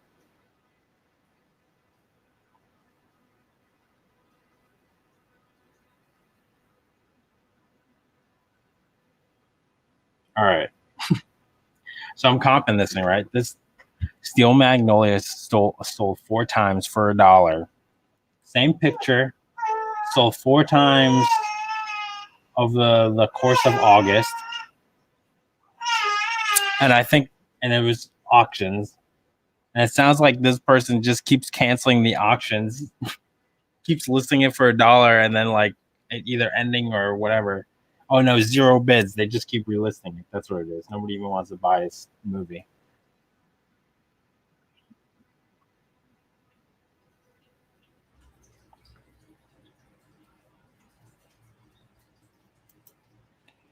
Hey. Hey, what's going on? Not much, brother. How are you doing, man? Just living the dream. I hear you, dude. Oh. So yeah, man. Hopefully that video idea is helpful for you. That was, I've been thinking about the question for a long time. I'm like, who can answer this for me? Justin can answer this for me. Yeah, I don't have any experience with Cash App or Venmo because I don't personally use them. Mm-hmm. But I can look into it and do some research, and that's what it'll take. But I sell stuff on Facebook Marketplace, and people ask me like, "Oh, do you take Cash App? Do you do that?" And I'm like, "No, I'm like cash only." Really? So I try not to mess with that stuff too much. But when I looked into it, it's weird because Venmo says you can't use it for merchants. That's and weird, like, man. What's the deal here? But like they had a thing for a little while where like you could kind of use it for merchants, like with your debit card. It was weird. I don't know. So I don't know if they through the card recognize that as a merchant and then charges them the service fee after the fact, kind of like a credit card. I don't know. That's weird. Plus it kind of depends on like what you're using it for too. Cause if like you're using it for your business, you want to be recording those transactions so you can prove like, this is where this income is coming from. Right. Yeah. That's why I'm curious why you don't use it, especially since you do a lot of Facebook Marketplace. Yeah, I try to stickly deal with cash if I can, and people are like, oh yeah, Cash App. I'm like, no, the green paper stuff. That's what I prefer. But I think it'll be, especially I guess the angle you can work with as far as the keyword stuff. I mean, contactless payment, right? With it being COVID still, and people aren't sure if a second shutdown is going to happen and whatnot, but it's on people's minds. So I think it'd be relevant and help your channel a bit. Yeah, no, I think it's a great idea. Especially, like when I'm doing my Facebook stuff, I do like porch pickup or try to do as contactless as possible. So yeah. So, what have you been selling lately? Kit Kats. Yeah. Kit Kats, Legos, different kinds of toys, different stuff like that. I picked up a lot of Kit Kats for like 50 cents for like a 6-pack bar. So I've been selling like 36 Kit Kats for $10 on Facebook, and people are buying them. So I'm like, sure. That is bonkers, dude. Yeah. So, but yeah, just all sorts of stuff, just toys, Legos, video games, whatever, whatever is, whatever people want, I suppose. Yeah. So how about you? What's been keeping you busy lately? Right now, man, it's a humongous box of VHS tapes that I need to clear out of my living room, and then golf clubs after that, because I'm just trying to make some space. But yeah, golf clubs, because Mercari is running a promotional thing on golf clubs. So they're if you're listing it, they're gonna push your item a little bit more. So I have a ton behind me right now. Nice. I've never sold golf clubs online before. I would be concerned about the shipping, I guess. It's not bad as long you can get like the tubes for from USPS, and I basically just Frankenbox them and sandwich them together. Trying to remember the poster tube numbers. But yeah, but I basically just like, Frankenbox two of those together. I've sent drivers, wedges, whatever, putters. Primarily will stick to like drivers and putters. Okay. And I steer away from like the irons unless like I can get a full set. Like I got a full set of like tailor-made women's clubs, and I happen to like get the full set. I'll steer away from ladies clubs too because they tend to not do as well, but I got them. And I just wanted the bag when I did the deal, like the golf bag itself. So I got it all for like, I think it was like $10, and the bag itself is like $50. So everything else was like, garnishing. So yeah, that's all bonus right there. That's awesome. Yep. So Heidi, how do I list and prep? So basically, pull out my VHS, plop it on here. I will take front, back, and then I will show the VHS itself just so they can see the film. Earlier I was telling folks that sometimes depending on how they're stored, you can get some mold buildup on the film itself, and that just like destroys the tape. But yeah, and if it's a DVD, I will actually flip it over to the other side to show any scratches, blemishes, or anything like that. So to let folks know what the quality and conditions are. But usually 3 to 4 pictures will take care of it. Title, condition, I'll find the genre and a quick synopsis about the movie or the game or whatever it is that I'm selling. How I'm shipping it, where it's, the condition of my house, which is like I don't smoke in my house. And then that's it. And then I'm on to the next. So pretty straightforward for VHSs and DVDs and stuff. I think it's pretty fast. And you're talking about selling these on eBay or Mercari or Mercari right now. Gotcha. So I just been comping, slowly comping. So right now I'm just comping. I'm comping and listing. So that's why I'm a little bit slower on that. So for Heidi, that's probably the slow part. So for like Steel Magnolias, I'm not really finding a good listing that's like over, $5 that's worthwhile. So that's going to probably go into the lot pile. Because like for Mercari, you can't promote anything under $9. So it's like not worth it. If you list at $9, it's going to stay at $9 until somebody makes an offer on it. So I find that traffic for low cost items tend to die really quickly on Mercari, just the way the system and the algorithm is built.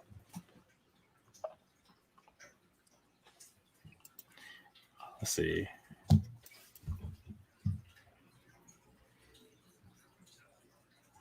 Oh, Sean is saying keep your golf clubs under 40, or keep the package under 48 inches long. Okay. So there's no extra fees on top of shipping it then? Yeah. 42 because of bulk is the tallest I've gone. So we shouldn't accept the $5 Venmo from a person picking up at Facebook Marketplace. I mean, nobody's gonna like police you. I've accepted many $5 for various things. Sometimes I tell them to write trading cards. Sometimes my friends write stupid stuff on there. Like I got one the other day and it had a flamingo emoji on it. That was what was on there. That's code. That's code. That's right. I'm up to good. I'm actually running an underground drug business, and flamingo is the key word.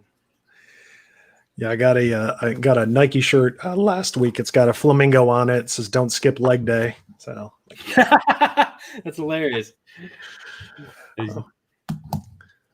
But yeah, I mean, I guess that's personal preference, right? Like you could accept the $5 Venmo Marketplace. I mean, why not? So. Yeah. But I mean, if you, from a safer standpoint, your best bet is probably to accept the cash or use something like Cash App or PayPal or Zelle. So it's not like Venmo is the only game in town for you to like, do transactions without service fees. Yeah. Yeah. What's on your agenda today? You listing a little bit? Yeah, I was did some listing between today and yesterday. I got about 45 listings on eBay, which is pretty good for me because I only had about 170 on there, so I'm a little over 200 right now. So I'm pretty Nice. happy with that. Do you have a target that you want to hit? Not really. Behind me, I've got my closet closed, but I've been working really hard on eliminating my back stock and kind of taking care of my death pile stuff. Yeah, Kind of getting geared up for Q4. I'm trying to liquidate as much stale inventory as I can. yeah. So I mean, it definitely, and it's exciting too when you get like fresh inventory. Kind of motivates you a little bit more. yeah. I actually I've been working on going through my garage too, and I'm not a big fan of listing inventory. I really enjoy buying stuff.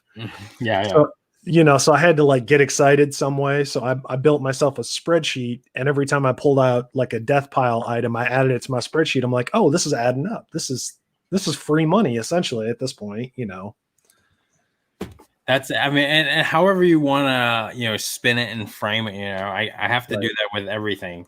Like, man, I got to do this YouTube video and I got a list. Like, how can I make the best of both worlds? Like, let's just go live. Right. See, Derek, what's going on, brother? I appreciate you coming on. I heard you and Regina went live the other night. I'm sorry I missed it, man. People were talking about you. Yeah. Are you how's YouTube going on your end? Good. I've actually got 4 or 5 videos that I've edited and I haven't released them yet just because I'm just kind of doing some finishing stuff. And I want to post like when stuff sells. I actually want to have the little graphic so I can pop it up and be like, this much sold, this sold for this much. Yeah. So, so I've got a few videos getting ready to post, but I like that idea talking about the cashless transactions. I think that's a great idea, especially right now. Right. So, but I was actually I just got back from the vet with my pup, and I was like, yeah, maybe I'll work on YouTube. And I jump on here. I was like, oh, Sam is on. I need to say hi to him. I haven't talked to him in a while. Thanks, man. Yeah, I mean, and I've been laying low the last like couple weeks. Like my son had a procedure 2 weeks ago. Yeah. So I've been like spending time with him, and then like I got, my 9 to 5 got busy. We actually, I like had this contract that I made up with the local grocery store. Okay. So it was like a huge transaction. So I just been like going back and forth. They've been stocking my mushrooms for my farm exclusively. So it's like, to me, it was like a big deal, a huge deal. So I'm trying not to flub it. You mean flamingos? Is that what that is? That's right. So I'm giving them all the flamingos. Right. But yeah, no, it's been cool. It's it's been a new venture because I've been, I was supplying a bunch of local restaurants, and with the shutdowns and stuff, a lot of my chefs haven't been able to resupply with me. So like now, and then I'm like, oh, crap, I got a bunch of inventory. Was able to pull off like a farmer's market not that long ago, but again, now I'm like leery because now I have my son. I'm like, more exposure means more chances of me bringing it home and things like that. So just being able to bring all my product to a supermarket and letting them take care of it, and I lose some of the profit margins, but for peace of mind, I'll take it. Yeah, well, you got to do what's best for you and your family situation. So yeah, you got to take care of that family. Nobody else will. Yep. That's right, Sean. Gourmet mushrooms like oysters and shiitake. So I am one of those local farmers. I would love to get into like a co-op, and be part of those, and just try and like feed more folks, like, because if there was a way for me to kind of preserve it and dry it out, I thought about drying it out, and like for folks who are vegetarian or vegan, they make jerky out of mushrooms and stuff like that. So there's a way that you can make it good, taste good, and almost mimic meat, and providing those to like shelters and stuff like that that don't have readily available sources of protein that are fresh and whatnot. So but Yeah, that's a great idea. I try and level up whenever I can, you know. Yeah, because you can grill them and spice them and do different stuff like that. I've seen recipes on that. I've never been brave enough to try it, but sounds interesting.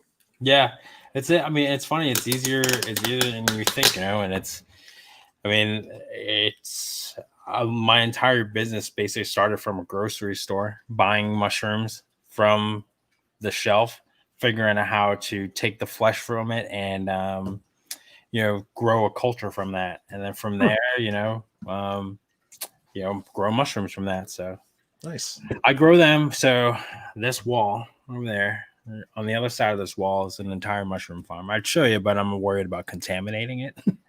So how large is my garden? My garden is basically this deck that you see here. So you're looking through this window. It's like my lemon tree. I have like 4 tomato plants out there, and then like probably about $4,000 worth of cacti sitting outside there. I should probably sell some of it and cut it down and sell it, but I don't want to. Yeah, you can sell cacti. There's a cacti market on eBay if you guys are ever. There is a market for everything nowadays. Yeah. That's crazy. So yeah, I just noticed a couple days ago with the new managed payments. Have you been switched over yet? No, I'm still waiting to hear back. I've applied. You know, it said it would be a few days. Yeah, I had a few listings taken down because they were saying that some things you can't sell on eBay under managed payments, and one of them is like smoking cessation products. Like you can't sell like patches or like chewing gum, that kind of stuff. And that was a pretty big market for them too. Like I know a lot of people that buy their nicotine gum off of eBay. Yeah. And I had like one listing and it got taken down. I'm like, well, I guess I'll have to try something else then. Wow. What? Yeah, and that I was gonna say, well, there goes your adult magazine empire, Justin. Right. All those high risk items. Can't sell coins, gold, or silver. Yeah. I thought that was kind of crazy. The list of things you can't sell now with managed payments. Yeah. And I believe that has to do with just, you know, money laundering stuff and, you know, people faking coins. Because I have this. My mom gave me this British trade dollar. It's like 100-year-old coin. It's Okay. $1. It's worth $100 now. And like when I went to go investigate it and just see what it was online, the first like 100 videos were like how to tell this coin is real and not faked. Okay. So I imagine there's a lot of counterfeiting that happens. Same thing with like art, you know. Yeah. And no gift certificates or any of that weird stuff either, too. Yep. Yeah, they're cracking down. Yeah. Sorry, what were you about to say? No, I was going to ask, did you figure out if it was real or authentic or whatever? Yeah, it was real. It was real. Okay.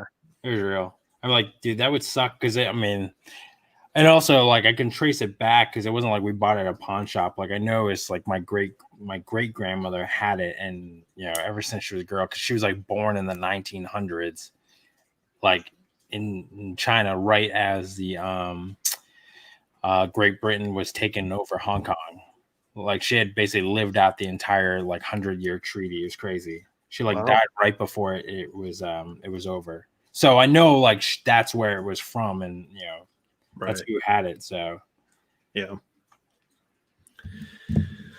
yeah, that's pretty neat. Yeah, I enjoy historical stuff like that. At least like the investigation part to it, you know, and it's cool because you know I can tie it back to just like my family and stuff. I don't think I'll sell it, you know. I'll keep it as one of those like heirlooms that you pass down with a story, but. Yeah, one of those things you pass down to your son, right? Yeah. So. Well, now with managed payments, I definitely can't sell it. So, so I'm definitely gonna just hold on to it, and maybe one day there will be an avenue if it ever comes down to it. Right.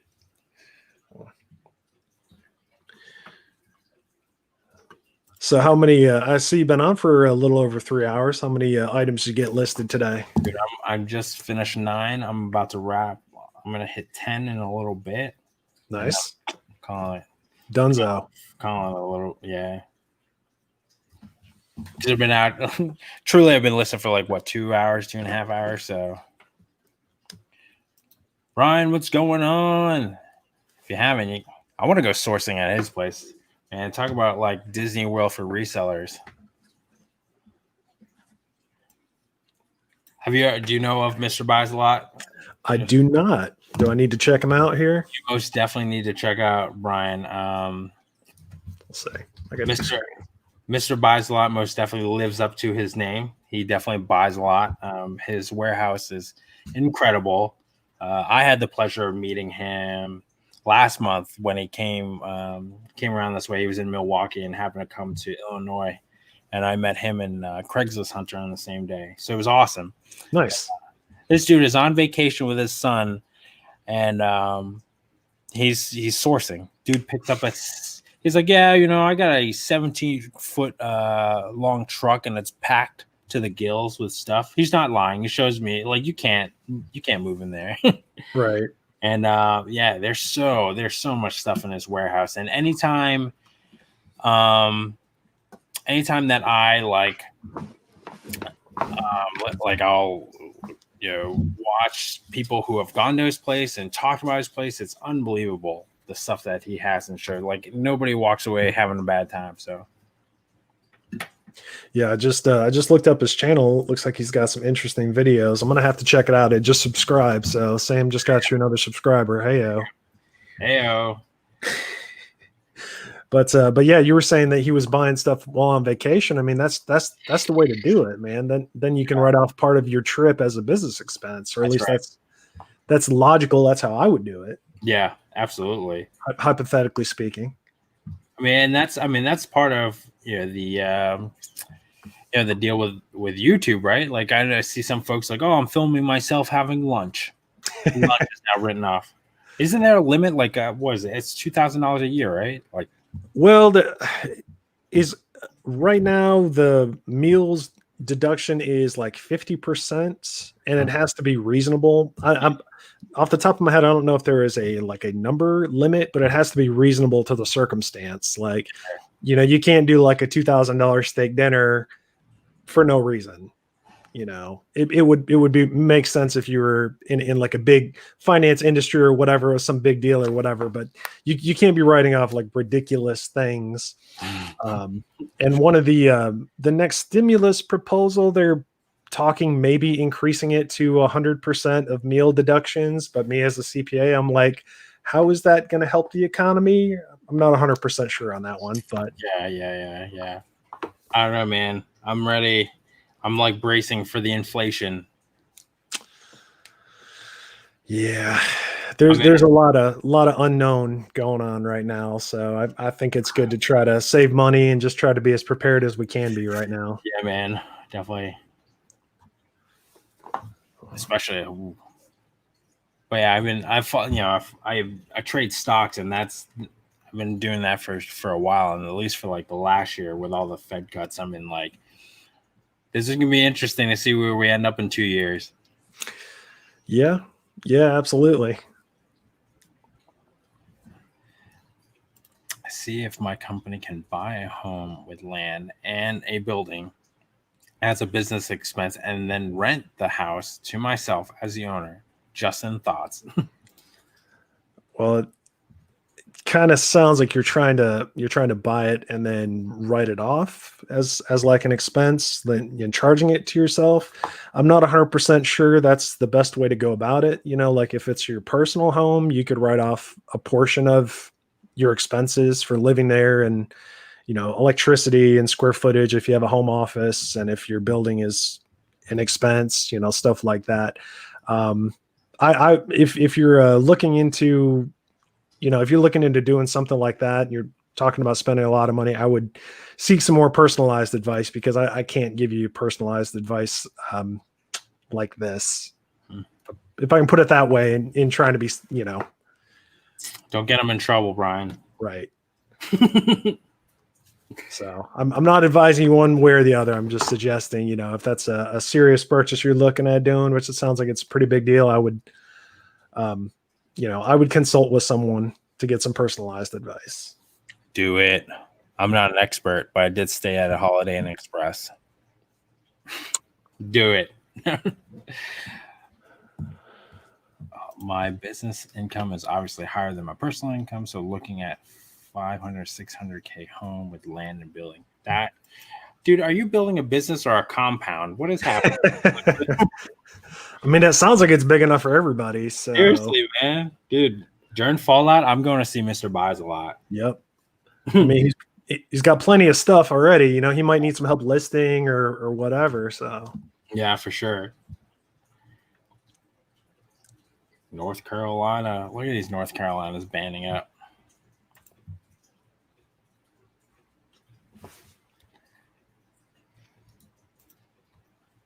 That's awesome.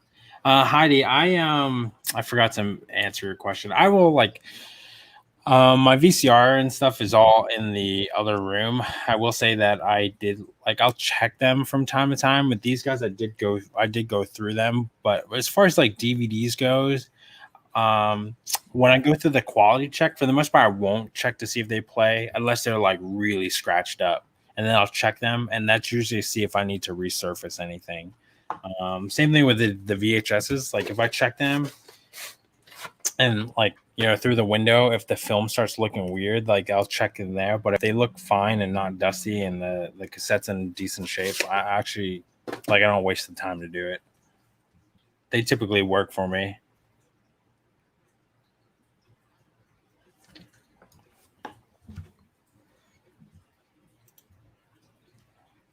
Spend $3K a month on my warehouse and $1,600 a month on my house plus utilities. So figure I can put it all together and save money. That's what I do.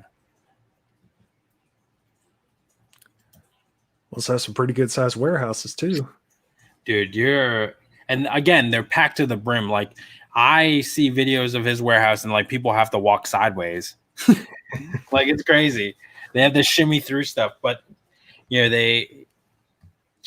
name it, he's probably got it. You want high dollar, limited edition Dave Matthews Band concert poster. He got it. It's somewhere in there. He got it. I know he got it. Let's see. Yeah, speaking of another North Carolina guy, there's old Eric. Eric OBX Picker. I watched a couple of his videos today. I watched his one. He was talking about his shed he got set up and was moving stuff around, and he was saying he's been busy. So yeah, it's funny because Eric and I we used to talk every day, and then the last month or so we've just been busy. He's been busy with his shed, and I've been busy with the baby, so we haven't talked as much, but. Yeah, when he does though, he has been putting in work, man. Getting it all set up with his dad and everything. Yeah. Part of the video, he was I bought a couple of DVD collections, or I bought a DVD collection, and then 2 minutes was here's a whole bunch here, here's a whole bunch here. I was like, holy smokes, man! Yeah. No wonder you're busy. Yeah, and I remember when he called me when he had bought those DVDs. He was so juiced up. He's like, man, I bought all these DVDs. He's like, I'm not sure, but I'll, I'm going to check them out. And then he calls me a half an hour later. He's like, dude, he was like, I basically just have already made $2,000 off of my $500 purchase. I was like, that's awesome, dude. Yeah. It's the way I feel jealous right now. No, it's awesome. I'm happy for him. Dan, what's going on, brother? What's up, man? How you doing? What's up, Justin? How's it going? Good. You're still on, man. I'm hopping on the I'm on the list train, dude. I'm trying to stay, basically force you guys to force me to be accountable. Oh yeah. It's a method I call Sam-proofing myself. Yeah. Yeah. I was on here earlier, and then I had to help my mom with some stuff around the house here. Yeah. So, yeah. I was just getting done. You hear my dog in the background barking now? Yeah. They're doing the neighbor across the street's doing their roof. So it's just been loud around here all day. He's been barking all day. Mm-hmm. And they just quieted down. And then I was like, oh, I saw you drop that. I saw you were still on here. I just came in my eBay room. I was gonna do some work. Hey man, well, welcome to have you come in. It's okay, man. I had a cooing and screeching baby here for a little while. I have fish tanks in the background. I'm surprised that my dog hasn't freaked out because my dog really loves to like lose his mind when I go live. I don't know. Oh, Like really? like for whatever reason, it's like this Murphy's Law thing. When I go live, everybody wants to get loud. Yeah. This is usually quiet. It's funny. Yep, that's how my dog is. When I try to like record a video, like get on my camera and I'm like getting set up, that's when he's like squeaking his toy as loud as he can, getting in between my feet. I'm like, can you not? No. Great way to be needy when I need to like have my own space. Yeah. Fantasy football, I'm down, man. Oh yeah, I'll play with Joe on Nate Anthony's, right? Yeah. 2 Yeah. of their leagues. That'd be good. Yeah, again, I'm in one with my college buddies, so we're gonna do. Fortunately, so one of my college buddies is he's the head coach for a Ivy League college basketball team. Oh, really? So we can't really bet because of conflict of interest because the NCAA. Like if they bust him, it's this whole big thing. So we just don't even do it. And because of COVID, they're not playing right now, so he can. I'm like, awesome. Thanks, John. We can gamble now. I play with my buddies from high school. Yeah. We don't even play. They canceled this year. They don't want to play. Ah, dude. We don't play for money. We play for a trophy.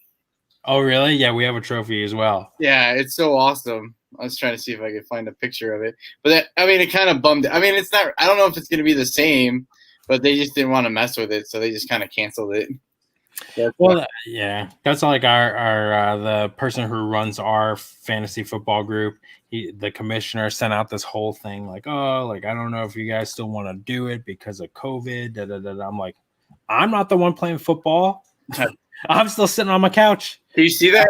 That is a sick trophy. It is awesome. And then if you win, they put your name on. They put your name on it. Yeah, it's freaking awesome. I've won twice. That's fantastic, dude. It's been going on a long time, but I'm like finished first and second like all the time, or at least second. Dude, I'm like Canada when it comes to football. I'm always second place. Yeah, always. I'm like, oh, it's like the Bane. I'm like this year. I'm like maybe this year will change things up. Yeah. Oh, I was telling you when I was on here earlier. I was telling you about my Facebook Marketplace deal. Oh, it was getting kind of the weird jittery feeling. Yeah. Like this girl was selling a Wii, 2 Xbox 360s, a PS2, a PS3 games, and she's like, I don't know, excuse me, what works as they choke to death for $100. And I was, oh. Okay, I'll do that. But she was like really wishy-washy on where to meet. I'm choking. Yeah. And then she wanted me to meet at her house, and I just I always look at people's profiles, and her profile was like basically non-existent. I just didn't trust it. So dude, I don't want to get mugged for some old video games. Yeah, or like lose your kidneys. Yeah, it's back because I was just like, I just don't really feel comfortable with that. Like coming all the way to your house. She was like a younger girl, and she was a pretty attractive girl, and all this stuff was all like junk.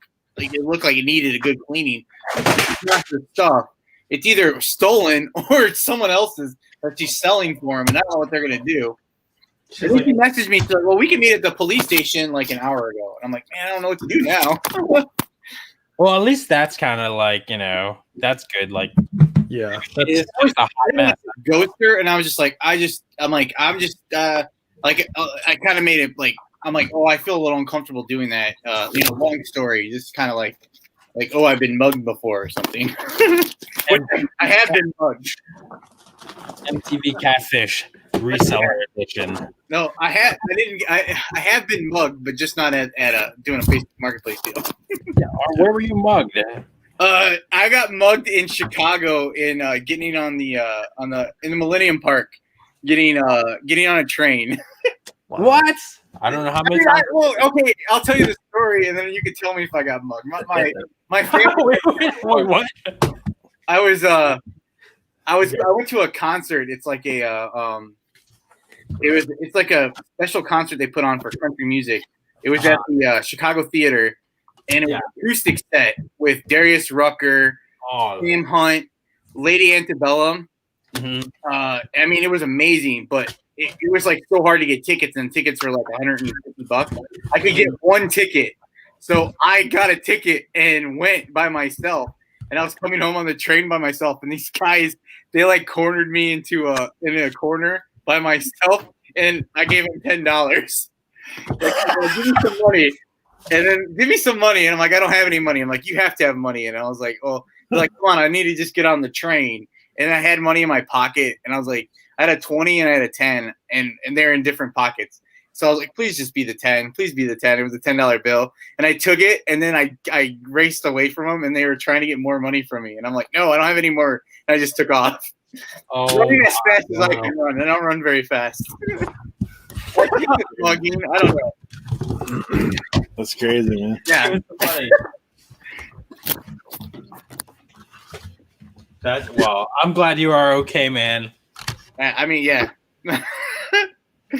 Jeez. All right. Who is it? Heidi. Heidi, you had asked me before if I should test some videos, right? This is a perfect one. This is a Chuck Norris beauty, Breaker. Battle cry of the Great Truckers' War. So seems legit, right? And then I open it. There's no label on here on this VHS, which is weird, right? I don't know. So that's our suspect right there. So I'm gonna go check out what's on this VHS later. I hope it's not a home video. I was gonna say it's that or it's some porn. I don't know. I hope I don't get any bad porn. But if it's good, you're okay with it? I mean, I don't know. You take it where you can get it, Justin. How's it going, Eric? Hey, man. Anybody down for some bootleg CDs? Bootleg CDs? That's what I got so far. I've been on the bootleg thing here lately, man. There's videos I bought. There's a whole box of them that were bootleg. I just got 3 boxes of CDs. Dude, maybe you got a Grateful Dead bootleg concert album or something. Hey, these are all Grateful Dead. Oh, I think this one's real good. Yeah. Ladies and gentlemen, from the Fillmore East, New York City, April 1971. Yeah. I normally don't buy CDs, but I got 3 full boxes for $10. So. Let's see. Oh, you can't do that. Yeah, it seems like, man, some of this bootleg stuff is like, I mean, it's just copies, but there's some The King. Top 10 Elvis. Hey. Jimmy Buffett. Well, I will tell you.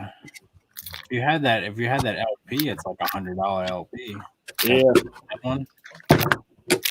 I think I'm just gonna lot these all up by artists. Yeah. See if we can get like Graham Parsons. That's bootleg. I don't know what this is. Huh. You ever heard of these guys? They're kind of strange looking. What's that? The album cover says the International Submarine Band. Interesting. Yeah. Huh. International Summer. Never heard of them. I never heard of them. I don't know about all these guys, Brian. It looks like we are. I mean, I'm listening. That's why I started this. I'm trying to just get to 10. Well, no, I'm not listening right now. Well, because you're working over there, Sam. I've got a list I've got a few more items I've already pictured, so I'm going to finish listing these, and then I got to go check on my trade-ins from Second and Charles. They just texted me. Oh, I see it is. It's Graham Parsons' band. Gotcha. I don't know who that guy is either, but I probably heard of him. Maybe the Flying Burrito Brothers. what the heck is that? That's this guy, man. The Flying Burrito Brothers. All right. My wife probably knows who these people are. Wait, do you guys know what this is?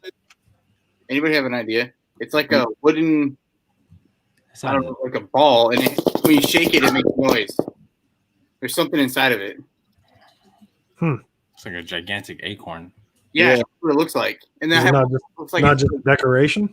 I don't know, but it makes noise. You hear that? That's weird. A nut breaker? I don't even know. Can you open it? Can you open it? No, it's completely sealed. I found it at the bins, and I was like, I'll figure it out. It's got to be something, and I can't figure it out. So I figured I have one that looks like it. I don't know where I put it. I have one that looks like an egg too. It's like the same thing. It's still weird, and I don't see it. I've Googled, image searched it, everything. Huh? Weird. Hey, just create a name for it. Put it up on a listing. See what happens. Yeah, sound of an acorn. I should. Yeah. Make sure you put vintage on the title. Oh yeah. Antique acorn. I mean, it's cool, but it sucks because it's like I have no. I mean, it's not even. It's not like it's heavy or anything. I was like, I'll figure it out. And yeah, you can put rare in parentheses. Yeah, there you go. Yeah, how much do you guys like fudge on the descriptions? You know, like is it like a haunted item? Yeah, the haunted. Haunted item. Like if you sell haunted items, you are the best storyteller. You have to be, right? Hey, is it haunted or haunted? Haunted. Did you see Colton's video when he was doing that? That lady saying, "What are you saying?" He's like, "Are your dolls haunted?" He's like, "What?" Haunted, haunted. Ghost. And she's like, haunted. Oh, that's what you're trying to say. Do you guys offer returns? Nitty gritty dirt, man. Do I do returns? Yeah. How do you like to know if y'all do returns? I do. Oh, I thought. Are you asking, or are you just staying in that situation for haunted returns?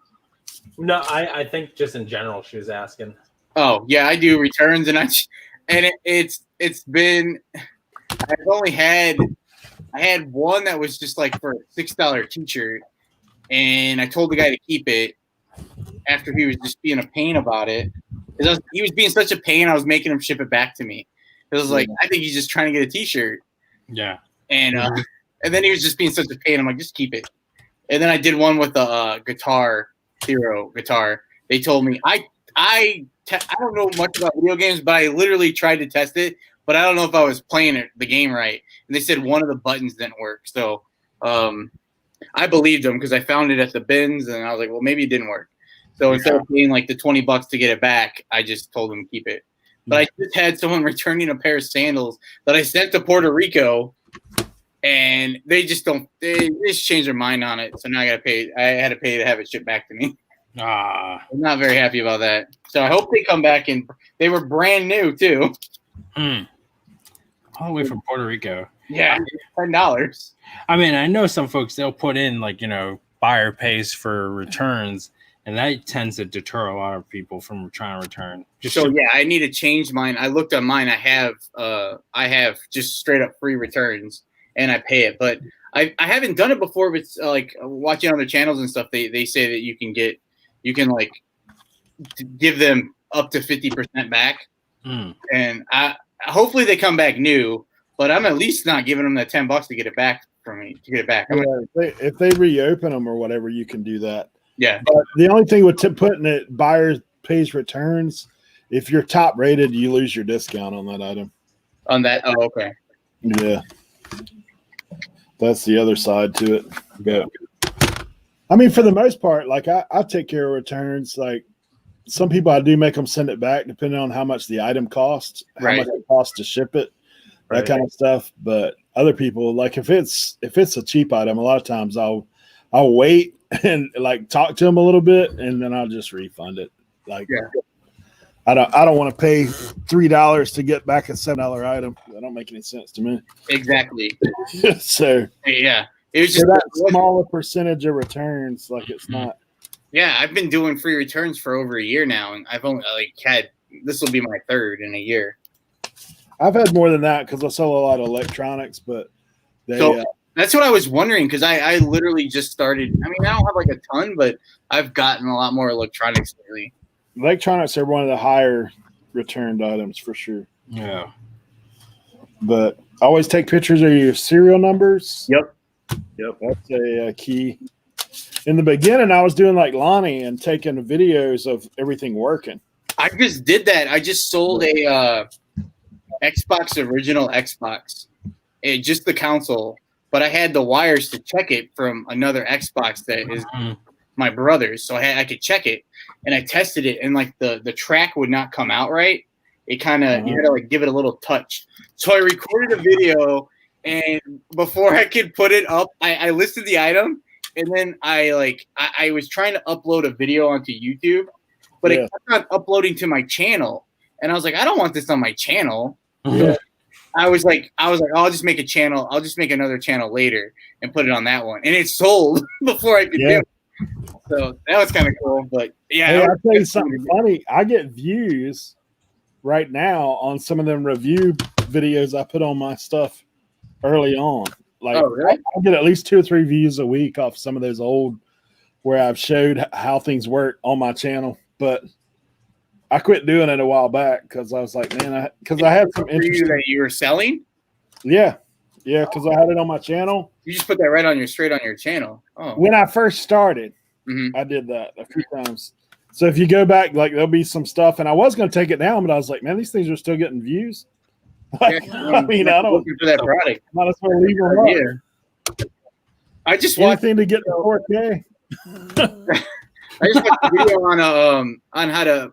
I bought a PS2 at Goodwill, and I kept on getting a load format disc to it, and I was like, oh, I didn't know how to fix it, so I was watching YouTube video on it, and then I didn't have whatever the guy took like he said like you could take it all apart, and I'm like, I'm not doing that, and he took a plastic butter knife and like a wet wipe and like stuck it in there, and I'm like, I don't have any of that either.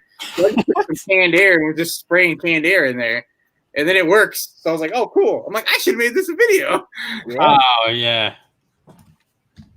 Yeah, that's how come I made that silver video, because I needed to clean silver. I was like, dang. I looked at that one video, had like 5 million views on it. I was like, dude, I'm making a silver video. I've heard all those evergreen content. It's long tail gold. Yeah. They'll make that stuff. Yeah, that one's from like 5 years ago. 1 million views a year. I'll take that.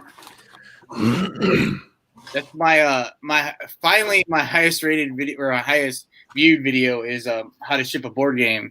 That I made the video on how I ship a board game, and then like a week later, I'm watching Matt on Part-Time Pickers ship a board game, and like he did the same thing I did, but he did it reverse, and his was so much better and easier. And I'm like, oh my god, I just made a video.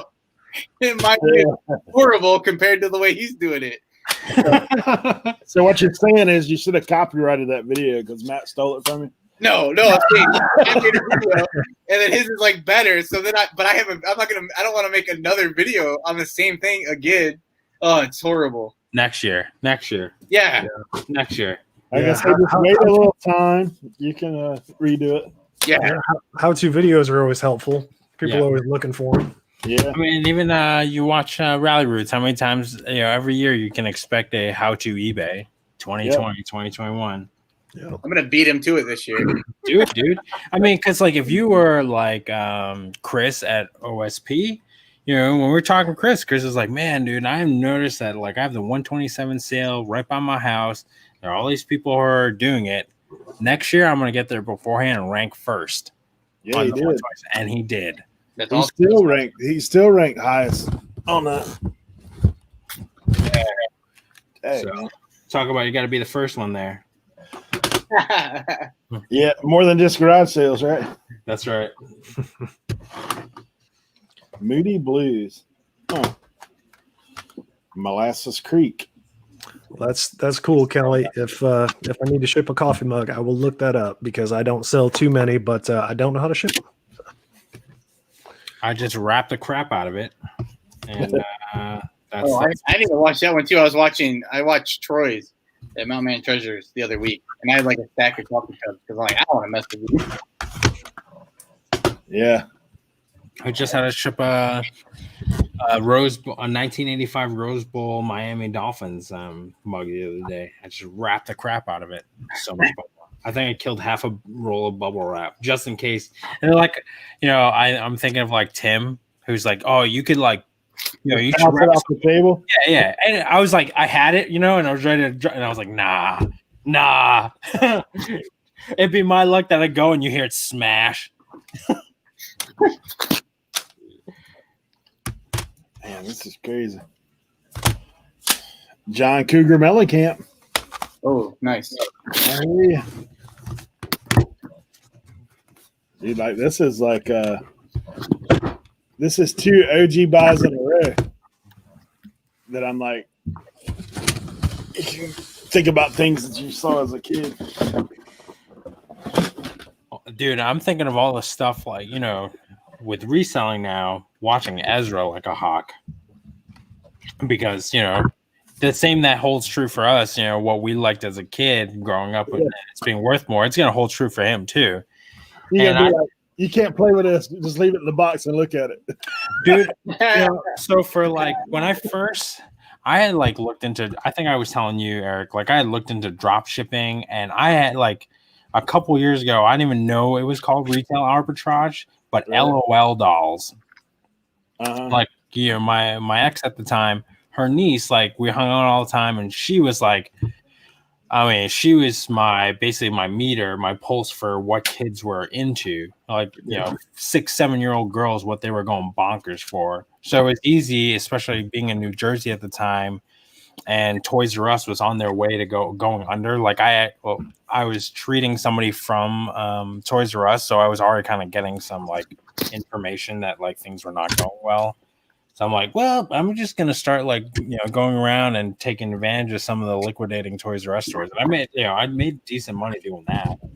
Nice. But again, like just rather than going online and trying to figure out what toys are hot or what's what, she was right there at my fingertips. So with my son, it's like just paying attention.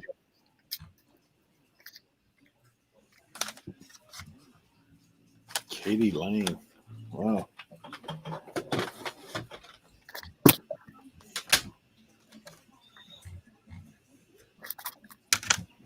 Yeah, those Starbucks mugs are no joke, man.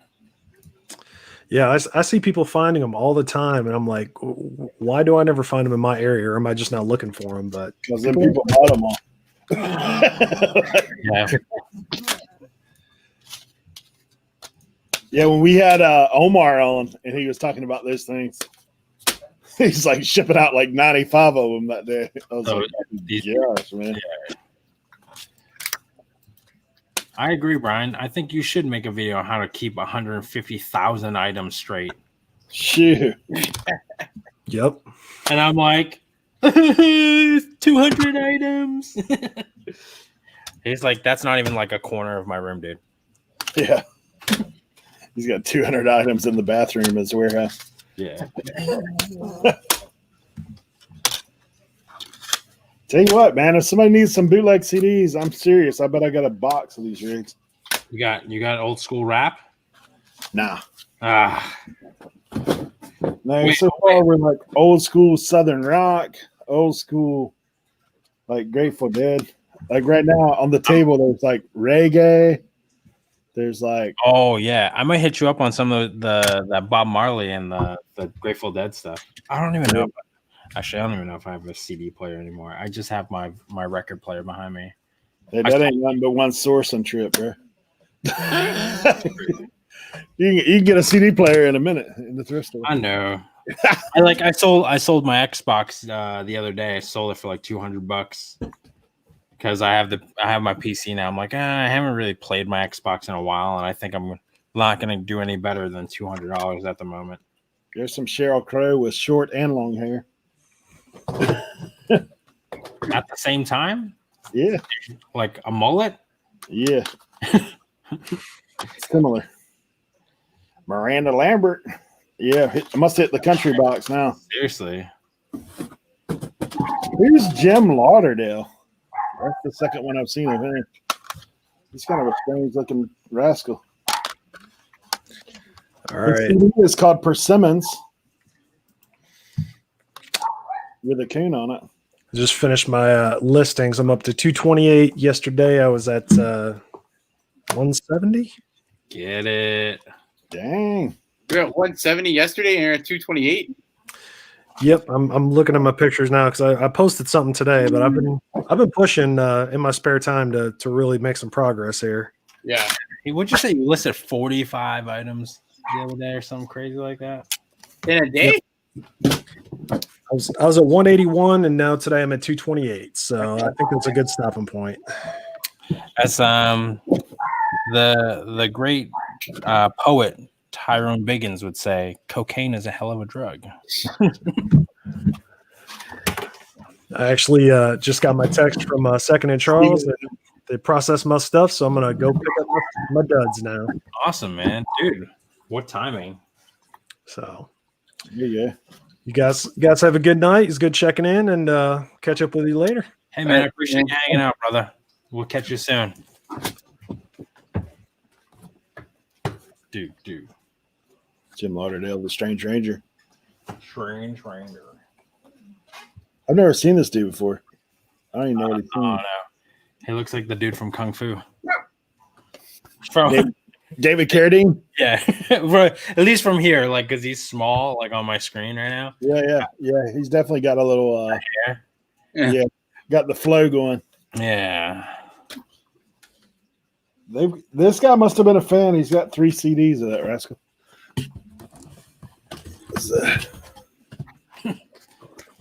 I'll tell you what, man, as much time as this guy, he's burning CDs like we were mixtapes back in the day.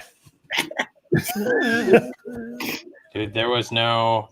I always had like a blank cassette tape in my boombox ready to go. Yeah, you gotta wait for it. Waiting for that song, man. There's a little Ray Charles. Beat leg. Oh yeah, that's right. That's right. I forgot you said that he printed out the album covers. Yeah. Ghetto. That's commitment right there. Yeah, look at that. I mean, you would think that was real life right there. Yeah. That's what I thought with the freaking Grateful Dead ones too. Because I saw the art. I was like, wait a Now, second. those are real. Like, I've got some other ones that aren't. All right. Here's some bread. The Best of Bread, 1972 to 1976. The Best of Bread. Yeah, he rerouted it in 2001. On the back, it's actually got their album cover. Looks like brand new. Oh, looks like brand new. Man. Hey. Uh-oh. Now he's moving up in the my era, Bon Jovi. Oh, yeah. India RE, Acoustic Soul. I saw Bon Jovi, and that was probably like one of the best concerts I've ever seen. Oh, yeah? Yeah. Now you get at Arena Football to see Bon Jovi. Yeah, Bon Jovi. Hey, are those all the VHS tapes you got from that your video, that one, the free one? No, Yeah. these are all this is all DVD CDs.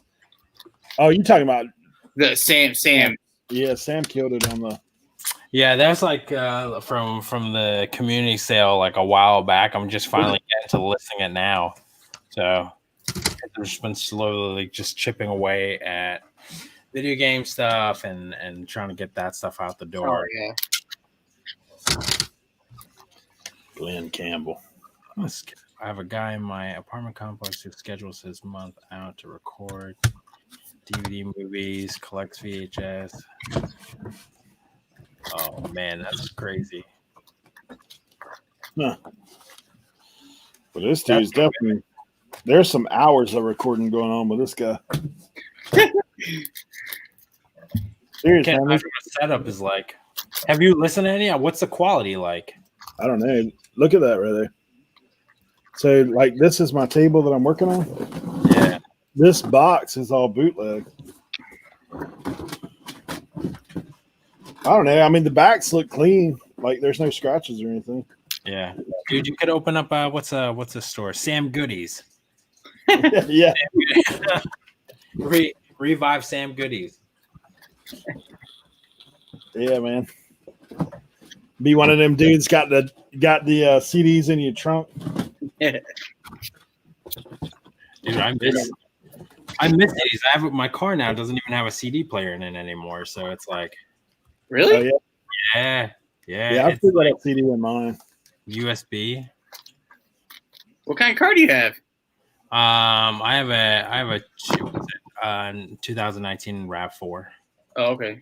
So I was surprised because it's 2019, but then I've had an 09 with a cassette deck and CD player, which is weird. I have a 17. I don't use it. I have a CD in it. They gave me the CD to listen to at work, and I put it in on my way home one day, and I just never even took it out. Yeah. What the heck is this? eBay Addicts. Oh, eBay Addicts is still here. eBay Addicts, you got an Instagram? Or do you want me to email? I just saw your comment on my video. I see you're in here anyways. So I figured I'd just ask you. He asked me to shoot him an email. Ryan Adams.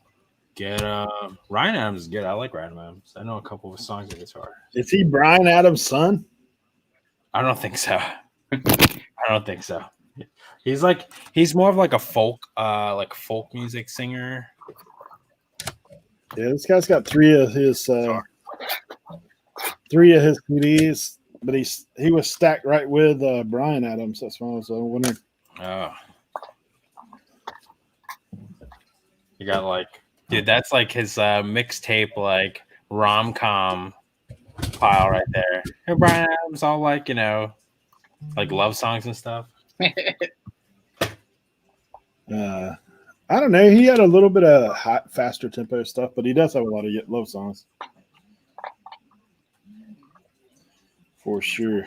I feel like he was one of the theme songs for a lot of those WB series. Oh, oops.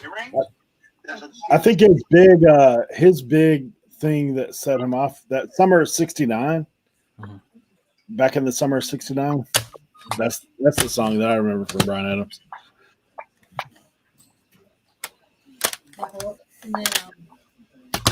My wife knows. She knows music and movies, man. She'll tell me we'll be watching a movie. She's like, that guy played in this, this, and this. I'm like, okay. See, I'd be right there with Regina. We're probably the two most annoying people to watch a movie with.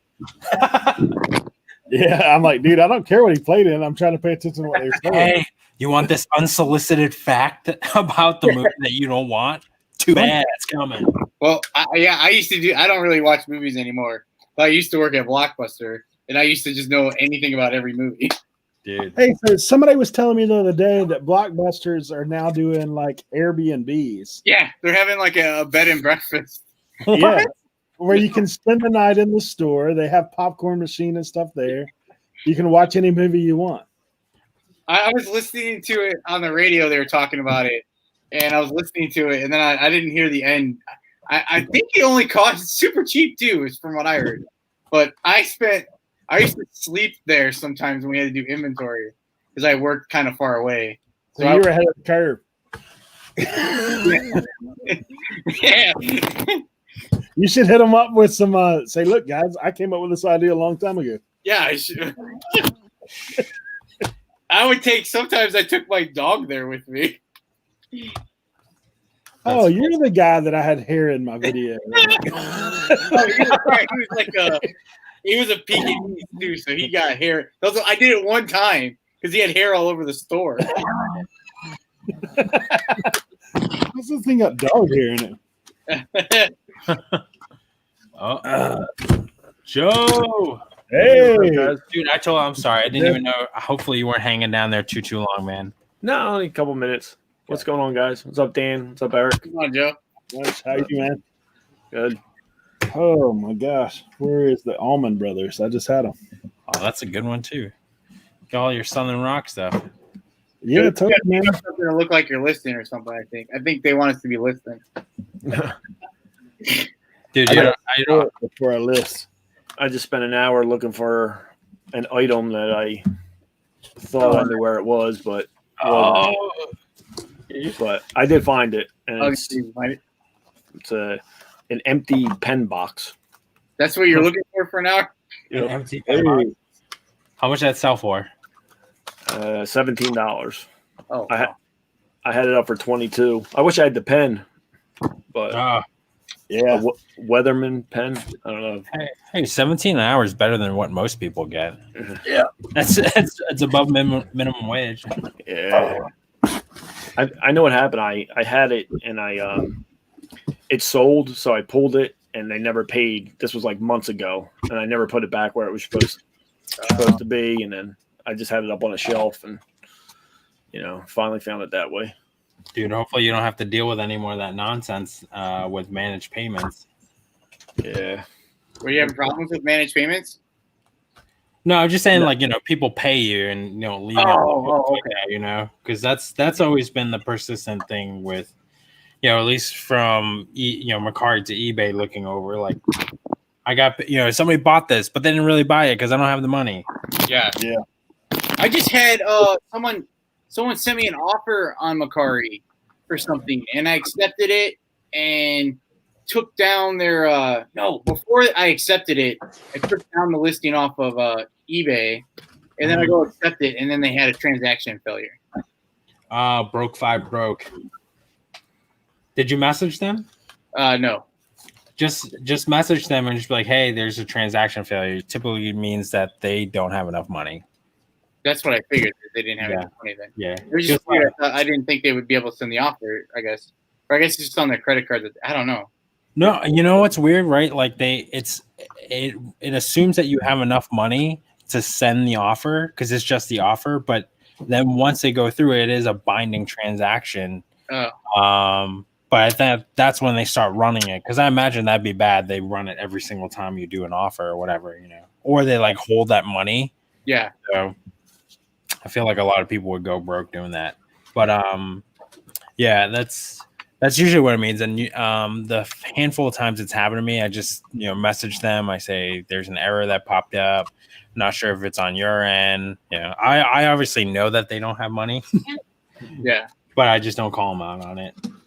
I just kind of I didn't even say anything to him, and then I just waited till the next day, and then I just relisted it. Oh, okay. I'm on live with these. Are you guys on managed payments? Yeah, I just started last week. I'm waiting. Yeah, I've been on about 2 weeks. It's so far, I mean, I don't have any problems with it. I was on it. It's probably been about a week, but I wasn't sure. Does all the payments, once they go through, does it all say the buyer already paid, but funds are temporarily on hold? Yeah, until you ship. If you notice, once it ships, it go ahead and wipe that out. But then also, I think it's waiting because the way it does is it gets put in the one side of it, and then it goes to your banking side on the other side of it. Yeah, so it'll show it'll show if you notice when you go in your dashboard on the back, it'll say available funds and then pending funds that are pending. And I think what I've noticed is once I print the labels on them things, all that stuff clears out, and it'll just say that they're paid, ready to ship, or whatever, or paid or shipped or something like that. Yeah. So I'm thinking what they're doing is kind of forcing you to ship a little quicker, forcing without forcing. You know what I mean? Yeah. Kind of like when you go back to being a beginner eBay seller, when you're shipping everything, as soon as you hear the cha-ching, you're like, okay, it's got to go. That's how I was anyway. I was like, man, when do I get paid? I'm still kind of like that. It's got to get out of here. I have slowed down on. I used to ship all the time on Saturdays. Yeah. I have kind of stopped doing that. Yeah, I shipped this past Saturday. The first time I've done that in a while. Oh.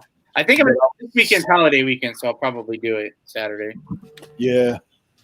I wasn't sure at first. Have you guys ever seen this movie, Renaissance Man? Yeah. You have? Oh, yeah. Yeah. I've never seen it. Look at it. Young Mark Wahlberg. Yeah. Oh, you know what? A fun fact: Donnie Wahlberg is a neighbor. Oh yeah. And Jenny McCartney, yeah, they're like the next town over, I guess, because they opened up a Wahlburgers here. Like they finally had a grand opening a couple weeks ago. So we had celebrities around town, like we had Paris Hilton walking around and stuff. Really? Yeah, apparently they're best friends. I don't know. And it's like, it's a small suburbs of Illinois, so you don't really usually see that kind of stuff or people, so it was exciting. Hey, check out this mugshot. Willie, that was one joint deep too many. Or probably a 1 million joint. Oh man. Hey, look at this bootleg cover, man. The guy like took something and printed it out there. Dude, you know what? Out of all the ones you pulled out though, that is probably the lousiest one. The rest of them look pretty. He put some love into his like bootleg. Dude, he has got a load of stuff in here, man. The ones I've got on the table are actual. Everything else in this box is like, I'll have at least a full, what is this? A full liquor box of bootleg CDs. How appropriate. Yeah. So I took my first trip to the bins today. Oh yeah. Yeah. Oh, You have all your kidneys? What's that? You have your kidneys still? Yeah. It was an experience. It is, right? Yeah, I wasn't too familiar with it. I got there around like 10:30, and I don't know if this is everyone or just the one it's about an hour from me, but it was they closed between 11 and 12. Oh really? To put all new, and that's the only time of the day that they fill the bins back up. Just one time. So I got there at like 10:30, and it was like empty. So I'm thinking, oh, this isn't bad. And then an employee walks up to me and asked me to leave the store for an hour. So I left, I went and got something to eat. I come back, and then there's a line around the block at 12 o'clock when it reopens. And by the time I got in there, it was like all. Dude. Yeah. So Did you get anything? I picked up a couple things. I picked up a couple mugs, Star Trek mugs. Oh, that was just cleaning up down here. They're older Star Trek mugs. Oh, that's pretty cool. Oh, sick. And they were dirty. I was just cleaning them up. And then that one there. Beat me up, Scotty. Yeah, that's cool. From 1989. That's awesome. Yeah, that's cool. How much do they cost? How much was it a pound? Well, glassware was 69 cents a pound. Oh, okay. So both of them, they cost me 88 cents. For both? Yeah. That's bonkers. So. Speaking of which, my thrift store just texted me now 50% off everything tomorrow. Ooh. All departments. They were having $1 off tag sales today. Every single weekend since the pandemic has happened and they've reopened. So what? April? They have hit me up with some sort of tag sale, like inventory dump. It's craziness. Is it like a mass text, or are they specifically texting you? It's a mass text. Okay, I was like the hookup. No, I wish. I was telling them though earlier, like I've been helping out at a local restaurant, just like make a little extra cash, and at nighttime, and the chef that works there, his brother or his cousin, like owns some sort of like recycling center or thrift store. Like we were talking Chinese, so like the translation was like funky, but the way I understood it was Walmart and Target will dump off a lot of their hard goods, like their clearance hard goods. So that's what makes me think they're like a thrift store, because he was like, oh yeah, like they dropped off like a bunch of boxes of axes for free. And he's like, my cousin sold them at 50 cents a piece. So he made like $2,000 off of all these axes that were free. And then this guy turns around and selling them for like $5 a pop, so he's making money on it too. This is crazy. So it's crazy. So he's like, oh yeah, he's like, maybe next week if you're around, like I'll take you for a ride down there. I'm like, heck yeah. because he's telling me all this free stuff that he's comping and stuff. I'm like, I'm definitely gonna play the relationship card and totally ham that up. Yeah. Nerd up. That's what you got to do, man. Yeah. Now, I just hit the bootleg paper. It was more than Willie. He's got all these guys too. Fruitcakes. That's when he just started. He was just like, Yeah. Then I hit where he got to the point where he's like, I don't give a rip. How many CDs did you pick up? 3 full boxes, man. Like it's probably 300 CDs at least. God. It's a crazy amount. The table's all the real deal ones. These are all like bootleg. Some of the stuff, man. Randy Travis when he was a young man. Oh, nice. Had the hair flowing. Leanne Rhymes' first CD. Hey.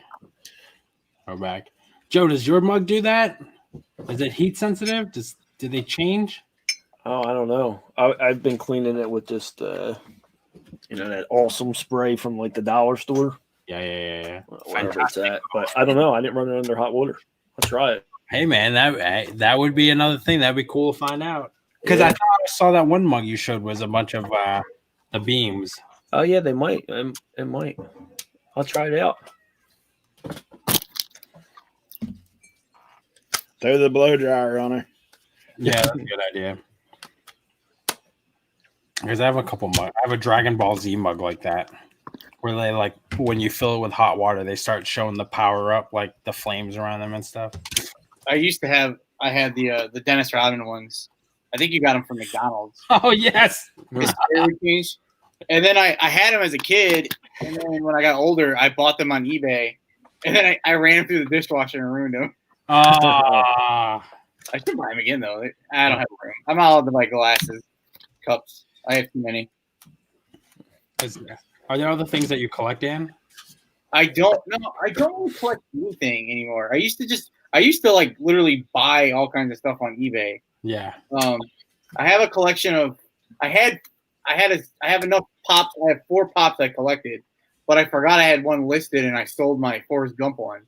So now I need to. I don't know if I need to buy a 4th one. And that's about it. I don't have anything else. I used to have a massive Dennis Rodman collection. Really? Yeah. You're just a big fan? I was a huge fan. You got a wedding dress in your closet? Yeah. No. I had his dolls and everything. I sold it. I finally sold it all off, and I don't think I kept anything. The only thing I kept, I had a bobblehead, and then my cat broke it. But the dolls, I just sold them this year. I finally got rid of them this year. I was cleaning out everything. Like, I don't want stuff. I don't need stuff. Yeah. You talking about haunted album cover? What's that about? Well, we are all of our lives are shortened now from seeing your haunted album. Sun Kill Moon, Ghost to the Great Highway is what the name of that thing is. Never heard of that. Yep, she is less adorable each time you show her. You're gonna get that phone call, right? 7 days. Nope, I'm not answering. Nope, nobody. Everybody's a spam call moving forward. Hey, did I ever tell you about when The Ring came out? Like, I don't like scary movies. My wife likes them. So when The Ring came out, we have DirecTV, and so our kids were real little. We're in the living room, which is pretty much separate from the rest of the house, different house. We're sitting there watching this movie. And we watched the movie, no lie, man. As soon as that movie went off, the screen went static, like DirecTV cut off, and our phone rang. I was like, are you kidding me, man? You both look at each other like, what? Like, we're sitting in the pitch black in the house. And that thing's like, and then the phone rings. I was like, man, do you think DirecTV set that up or what? Like, nobody was on there when I picked it up either. I said, if somebody said 7 days, we're moving. We're out. Tim, what's going on, man? Thanks, Sean. Appreciate you hopping in. We will see you tomorrow night on the reseller roundtable. Yeah, man. Sean will be making his YouTube debut. Nice. He said he was a little nervous. I'm like, don't be nervous. We'll be all right. The white stripes. Dan, I got my my sticker.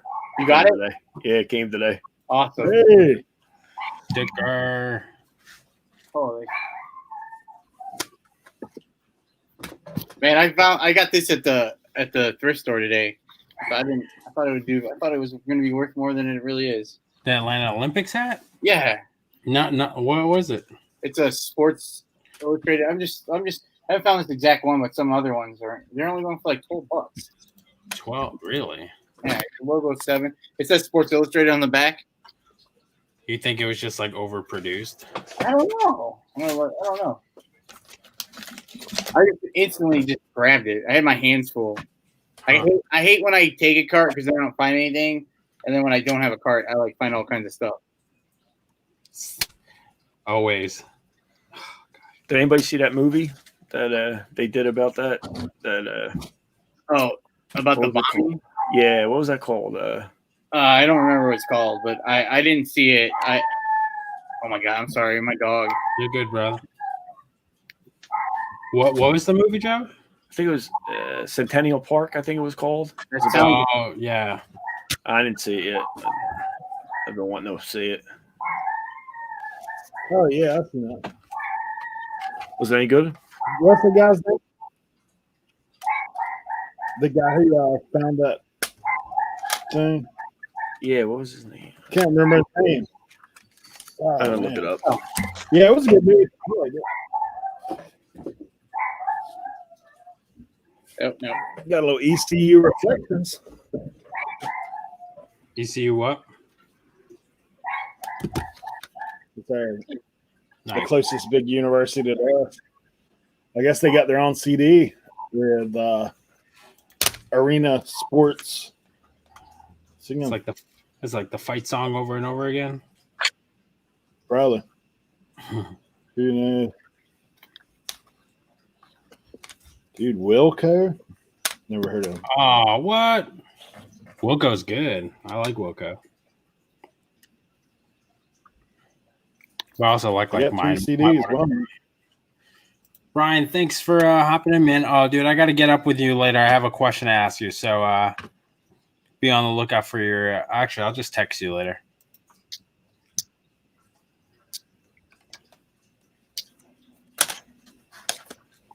Dwight Yoakam, bootleg.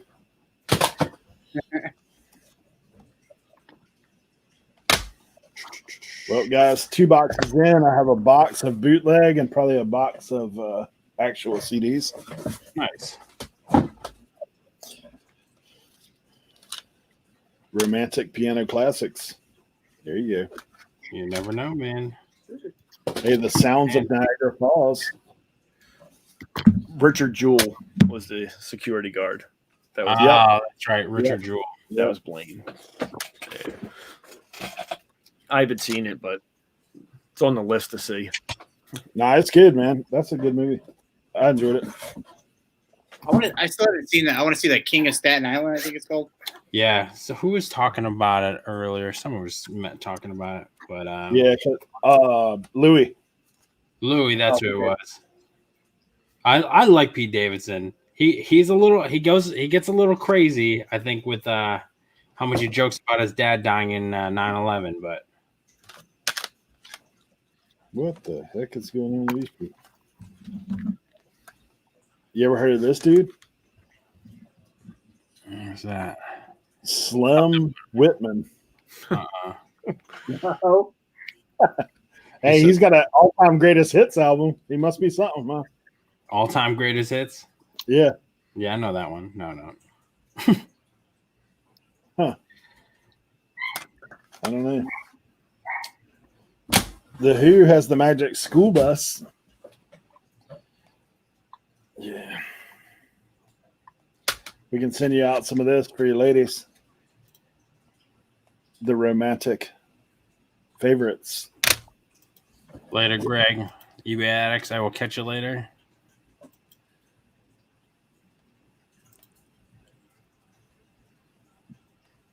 Dwight. You've been putting in some time today, bro.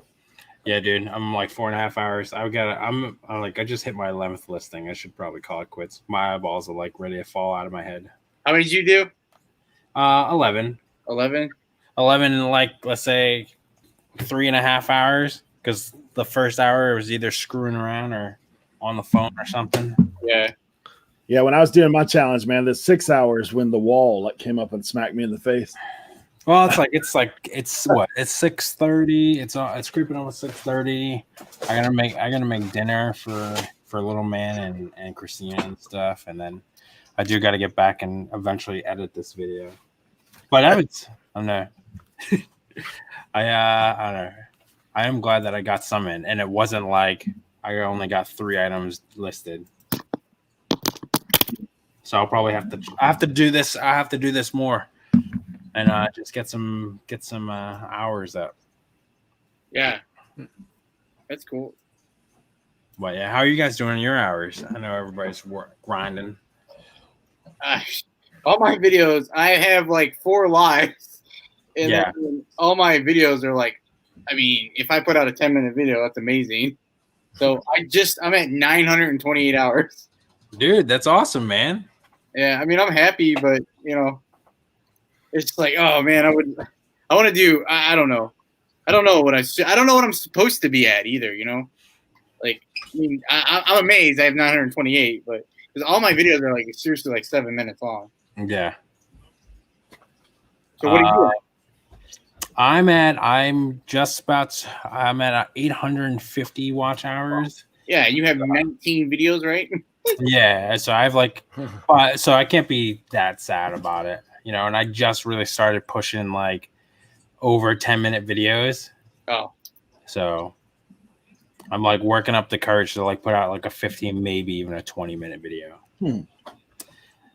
Tim, I'm in Illinois. I'm in the northwest suburbs of Chicagoland. But yeah. But that's, I mean, what was it? Steve Pick and Roll was in here earlier, and he was basically talking about live streams and folks on YouTube using live streams to boost their hours. Yeah. That was, that's kind of always been my hesitation with like going live and doing it, because it's like for me personally, I wanted to make sure that my videos were a point where like, I knew kind of how to get organic reach, or just genuinely get somebody to organically watch and stay watching for at least half of the video before I wanted to like commit to live streams. And I was already doing live streams with Eric to begin with, so to tack on a second was, there's a lot going on. Right. I've never done a live, so all mine are just regular videos. Yeah, I know. I mean, I know you were with Dan for his like one of his very first ones, which is awesome. Yeah, it's the only live show that I've done. Yeah. Do you have any interest on going live on yours, Joe? I do. I just chicken out at the last minute all the time. Really? What? Do you mind if I ask why? I don't know. I don't know if it's running out of things to talk about in the middle of the show, and then all of a sudden it's like dead air, or just having people come in. So I don't know. I think I think too much about it and too much into it. Yeah. Instead of just getting on there and doing it. Usually the first one's kind of awkward for you, because you're like sitting in there like, oh, I my piece of advice to you is like send out something in advance, like just to let people, hey, I'm going to go live at 1:00. Like even if it's 12:00, just so that, because that first little bit, like when I clicked live the very first time, of course it was pretty low. It's before me and Sam started doing the show. And man, I was sitting in there by myself for a minute. And then some people started showing up and asking questions. Thank God, because I was drowning. Like you're just sitting in there going, hey, what's going on? Yeah. but, is anybody watching? I don't see anybody. Leave a comment, like if you're here. I know. That's like, I guess that's the scary part. Plus, and I was telling we were talking about there are a couple of guys like Dee Niman and Daniel Battelle. Yeah, they were doing a live stream yesterday, and they were like talking about time management, and they start going into how, as you do more, like you're going to have to think about elevating your quality of content. So getting gear and stuff, right. And going live. And then like literally as they're talking about, how you need to be able to think quick on your feet and be level headed because things might go wrong. These like crap went wrong. Like his whole stream went haywire and stuff. And Oh, really? it only lasted for like a minute. So it was quick because like Daniel was able to cover for him. But, it happened and, he pivoted quickly and made it, work out and it was fine. And even like Nick, I've seen Nick Niman's like entire 4-hour thing like crash on him midstream with like 200, 300, 400 people in the stream waiting for him. No big deal. So yeah, I was on his last week, one of them, and he couldn't get his sound effects to work. Yeah.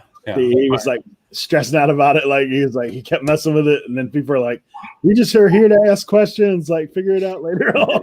That kind of stuff. Dude, and like, I mean, what was that? Our first live stream, like anything that could have gone wrong, like my internet was sucking, your internet was sucking. Like Jacob dropped completely out. Jacob dropped completely out. One time we had Jacob's neighbor decided to mow the lawn the entire live stream. Like it's all like, oh man. You can only control what you can control. Like it's just too like if you're flexible about it, don't let it stress you too much. Because I'll be stressing on the inside, but on the outside, I like, hey, we'll just roll with it, whatever happens. There's a YouTube channel called Live Streaming Pros, and they actually did the refurbishing of was it Video Influencers, Sean and Benji's channel. Mm-hmm. They set up their whole studio. It looks crisp, right? Anytime these cats go live, though, their live stream messes up. Like I thought you guys were the pros. But it also goes to show like how tolerant people are too. Yeah. And very, I don't know. I think people put up with a lot of crap when it comes to live streams and things messing up and going haywire. I think it's part of the experience too. So yeah, we've had it, man, the past few weeks. Well, I mean, look at when I was at the 127 and we were trying to pull that thing off. Like, dude, my battery crashed. Like, I had to go to switch to my cell phone. Then I couldn't figure out how to unlock it to where I could even get back in my own stream. It took me a minute to do that. I actually had to go on Safari on my phone, go in, log in through StreamYard on that. And I was like stressing, and Sam's just flowing. He's letting it happen. Yeah. Like, he's doing his thing. So I was like, that's the other thing. It is helpful to have somebody else with you just in case this go off. I will say, Joe, like coming into it just randomly, having somebody else helps. I think for me today, just having something to do, like just a purpose, like listing. Just while I'm listing, I can talk to folks. Listing, whatever I'm listing can be the topic of conversation, just letting it flow from there. That was that's a good idea. And that kind of distracted me from like, because like, oh, if I'm silent, it's not a big deal. Like I'm actually listing and stuff, and then I can kind of look up, and it almost distracts me from like, because I get uncomfortable with like long silence. Yeah. So, so there are times where I'm like listing today where it's like, oh crap, it's been quiet for a long time. Doesn't matter. Need to finish what I was gonna say. Yeah. So. I think these listing ones are like I watched Joey did one. I thought it was just like the best. It was so much fun that I was like, man, you gotta do this again. And then he did it again, and then now you're doing it. I'm like, man, this is I like it. Yeah, man, I hear folks who talk about Lonnie and some of the guys who used to do these working hangouts and stuff like that. Yeah. For me, it's like it's productive. It helps, and for anybody who's around anyways, it kind of keeps each other going and keeps things less boring, even if you're not chiming in. That's the other thing, Joe, too. You'll figure that there are people in here, they're not even chiming in. They're literally just listening to you as if you were some podcast or radio show. Yep. So it didn't really matter. When I did that one of these hours, when I did that 8 hours, which I would not recommend starting out like that, just a heads up. But when I did that day, man, I mean, I came in with a goal. So it was like people were cheering me on, saying, hey, man, are you going to get there? Like, where are you at? Like, people checking in throughout the day. So that was cool. So I think if you go into it with a mindset of, hey, this is my plan, I want to get this done, and you kind of let people know that's what the plan is, I think. I would steal this idea, Eric. Yeah. No, I mean, feel free. I mean, I gleaned that from somebody else, man. I'd heard that from somebody else. They said if people have a purpose, like, hey, say if you went in and said, my plan is to list 20 items today, and I'm going to stay on until I do it, or whatever, like whatever it may be for you. I did 80 items in 8 hours, which I did a live until I hit 500 subscribers. That's all. I saw you do that. That was awesome. That was a good idea. Yeah, if I did that till I got it to 1,000, it might be next week sometime. I'll still be sitting on here. Well, I was like almost 50 away, and it was a total joke. But yeah, I'm like 75 away, something like that. You know where you are now? Sweet. Yeah, but I got a ways to go. I'm only at like 2K on the watch hours, so That's halfway, man. Hey, man. Just need like a couple long 8-hour listing sessions. I know. It's funny because like we were talking about this. I'm like, oh man, I totally missed the 500 sub giveaway. I'm like, do I do a 1K giveaway or do I do like a monetization giveaway? Yeah, that's what I said. I said that when I'm monetized, I'll be more apt to spend some money, guys. Hey, if I hit the 1K, I'll give you a whole box of bootleg CDs. No. Well then, no, I'm gonna come up with something good. I haven't put it out there yet, but yeah. No, I mean, I got a balloon, and I don't know if I can. I got a balloon and everything. Hey, congrats. It is. I mean, that's what I would do though. Is put out like, hey, this is my plan for today. I want to get this much done. That's a good idea. I really like that idea. That gives you something to be productive for. And honestly, man, I'll just say straight up, like the two guys. Well, actually, there was 3 guys that kind of hung with me most of the day, but Cernock and Tim and Louie, man, they were there throughout most of the day. Honestly, like Cernock worked.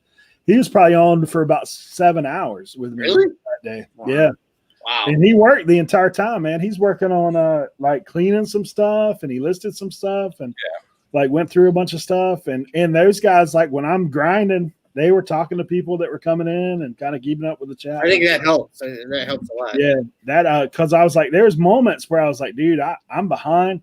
Like what I did to get where I was at, honestly, is I had stacks of DVD and video games that I could be like, okay, I'm behind. Let me jump into them because I can crank out like 20 of them pretty quick. But but I mean, I did some other harder stuff like combo units and that kind of stuff throughout the day too, just to try to, because I set a goal for money and for items. So like, I wanted to be at 2,500 by the time the day ended, and I was there. That's awesome. That was kind of what it is. But that'd be my suggestion if you want to do a live. Like if you let people know what's going on. I mean, like what Sam did today. Honestly, I got a little behind the scenes. I didn't know what time he was doing it, but I knew he was doing it. And but I knew too. Like, and if you're around, people will begin to jump in, especially if you've been on for a little while. Like Nikki's back in here now. Like, hey, you're still on.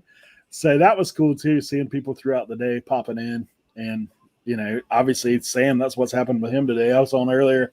I've seen a bunch of people come and go. I've been listening the whole time. Even I actually weren't at the post office the whole time. I went to the grocery store after that. Yeah. we had some dinner and then jumped back on. But, yeah, man. And that's the thing, I put it out there. Like I had Krillin come on for a little while. Louis came and hang out with me. So it's been cool, like especially just being here, the constant, and just having people, just fluidly jumping in and out, and it makes it entertaining. So yeah, definitely. And you hang out with people that you don't really talk to as much. I mean, other than in the chat, obviously, we all talk in that, but it's funny because most of our talk consists of in the chat. Hey. Right. Like we're the greeter at Walmart or something. Well, it's cool. Like Heidi, she jumped in there for a little while, So dude, I saw that Captain America mask. I about fell out. At first, I was like, "Is that Danica?" Well, and it gives folks who haven't done a live before or thinking about it, at least kind of gives them a little taste without having to take on any of the responsibilities or the anxiety for it. So yeah, come in when you feel like it, drop out when you feel like it. No problem. But that's cool. Fortnite, man. I hope you won. I hope you won that game. The fam game and Roblox and Fortnite. Rickson. I get to Schaumburg a few times a year. Oh. Well, that's awesome, man. Well, if you're Schaumburg is like 30 minutes away from me, Tim. So if you're around the neck of the woods, you let me know. Where's it from? I want to say Tim is from Texas. Oh, he lives in Texas. Yeah. Oh, he just comes up. I'm not sure though. So Tim, if you can share with the group where you're from, that'd be great. Oh, I was thinking he was like from, because I'm in Indiana. I thought maybe he was. Sam, we're like 2 hours away. I thought we were a lot closer than we are. No, we're 2 hours away. Oh, Cleveland. Oh, he's in Ohio. Oh, okay. Texas, because I think I've seen you talk to Tracy about Texas too. He does get. You have an office in Schaumburg, Dan. You say you should definitely. If you guys get out this way, you let me know. But yeah, Dan, I didn't know we. I figured you were like you said you were an hour from Chicago, and it's like an hour for me to get to Chicago. Yeah. Yeah. Like 30. I mean, it depends. Like, yeah. I guess. Yeah, close to an hour. Because it's like I'm like 30 minutes from my work, and they're like 20 minutes. Yeah, about an hour. Yeah, we need to do a collab. I know. Like, I drove like almost 4 hours to see Jacob in like East Bum Iowa. So it's good when you're like me to you. Oh man, I like told Jacob we were trying to figure out where to meet the first time, and like I don't know the area. I'm like, let's meet here. A, it's the hardest place to find, and B, once we got there, the whole place was like bars on the windows and the doors, and I'm pretty sure there was a crackhead on the corner. Like I don't think this is Kansas. Jake gets there, he's like, hey, you want to go someplace else? I'm like, yes, let's do that.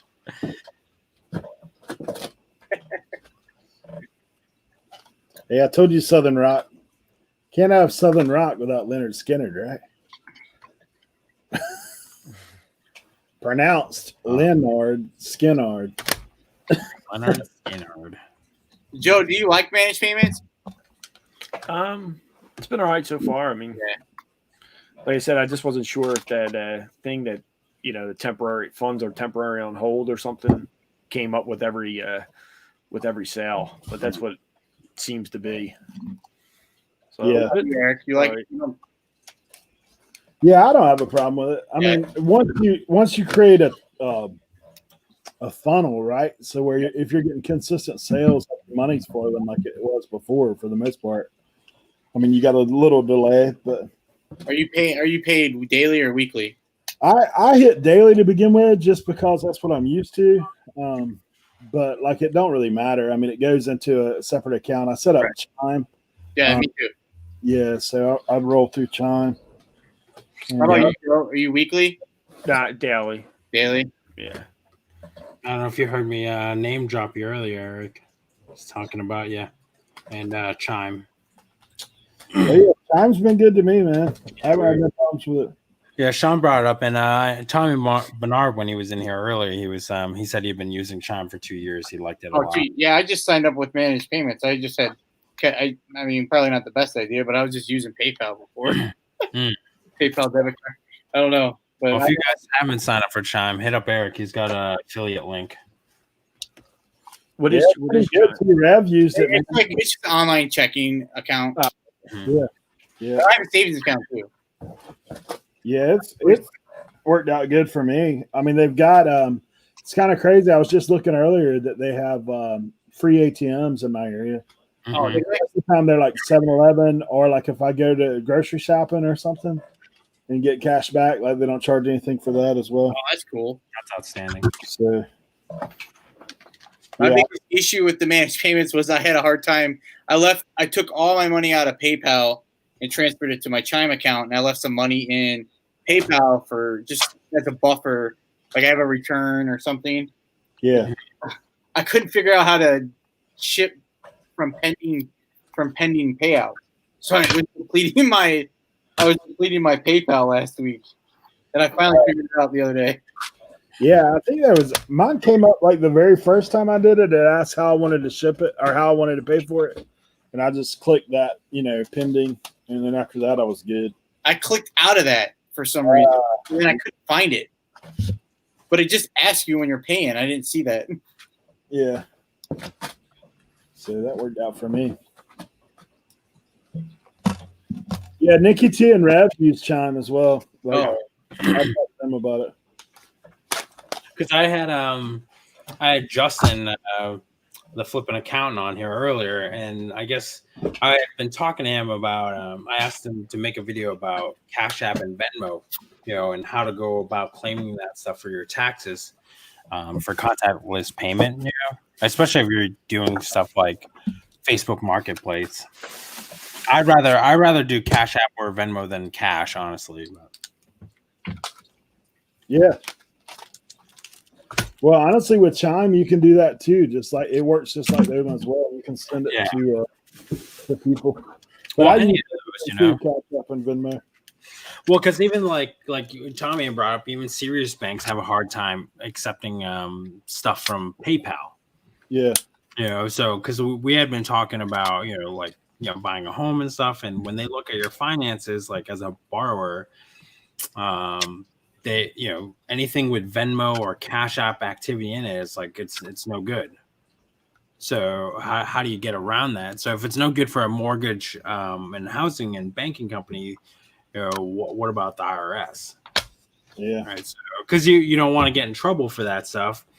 You're trying to just document stuff, and if you didn't read the Venmo, policies and see that it's not for business, like what do you do then? Especially if you, let's say, you did $10,000 in sales that year through Venmo because of COVID or whatever. Yeah, it's one of them things too. Like you got to be careful with that stuff for sure. Because I hear people talk about like I just use friends and family. Like, be careful, bro. Yeah. I mean, you don't want to jeopardize. It's like I've talked to guys. Like there's a guy that works in one of my thrift stores here, like volunteers. I think he's maybe there, like because he has to volunteer. Maybe a little community service action. Sure. He's like, yeah, man. I used to sell on eBay. Then I got popped with a tax bill because I sold like $20K one year. I was like, well, you didn't pay no taxes on it. He's like, I didn't know I was supposed to. Yeah, I bet. Things they don't tell you. I mean, especially there aren't that many CPAs out there that understand e-commerce. So right. Having somebody like that's in it and who's flipping and also understands the accountant side of things is helpful. So be on the lookout. He said he's got like 5 videos that he's got in the hopper ready to start posting. So hopefully that'll be good. Well, what is that thing about ignorance and the law? That I don't know. I think common sense is like deodorant. People who need it don't use it. I don't know. I'm one of them. Yeah. Well, it's like me and you were talking about the other day. We call it common sense, but a lot of times it ain't common to everybody, right? Right. Anyways, dang, man, I am creeping up on 5 hours of streaming. This is insane. I think this is collectively more than, like, this one live stream is more than all of my live streams combined. That's fine. Aren't you tired? Are you tired yet? I mean, now that I kind of like took a 10-minute break and just like BS with you guys, and I'm not like thinking about listing. No, I got a second win, but I really should like stop and go and make dinner and do responsible adulting stuff. But I am like, I don't know. This seems like a good spot, either that or maybe Monday or Tuesdays, like beginning of the week. Like I been helping out a local restaurant like Tuesdays and Wednesdays. So I might just start doing Thursday. Seems like the free spot, like around this time. There you go. Yeah. So, Ryan, what's going on, man? I'm sorry. I'm about to sign off, dude. Oh, no. But maybe next week I'll be here, and I don't know if I'll do 5 hours again, but definitely, just listing You and do 2 hours, and then Joe does 2 hours. hey man, I'm down. I'm down. So Who knows? Let's go, Joe. Joe, good time for you to start a live now. Yeah. People are gonna look for an after party. Something. All right, what time is it? It might be time for Nana Teak, though. Oh, that's true. Creeping up on 8. Yeah, so she's probably going on at 8, and then you have Tommy after that. So Yeah. Aaron's on sometime today. Yeah. What time is that? 8 with Nana, I believe. No? Wait, no. Aaron has Anthony on tonight. I can't keep up with it. I know there's so much going on all the time. Nana Tink used to have that schedule. I used to have it somewhere around here. I printed it out. And Yeah. That's probably changed. 9:30, Nikki T says. That one is Aaron's, I believe. Aaron's, okay. Oh. Yeah. So, Joe, there you go. You got some time. Mm-hmm. Yeah, we're Anyways. All right, guys. I appreciate y'all hanging out with me, and all 11 of you guys who are still watching. Thank you so much. If you haven't done it yet, please hit the thumbs up. Oh, yeah. I didn't. I'll do it. Dude, I try and do it because to me it's almost like having served tables. It's like going to a restaurant, not leaving a tip. I feel guilty now, like doing it. You know, it's crazy though. Most people never think to do it until someone says it.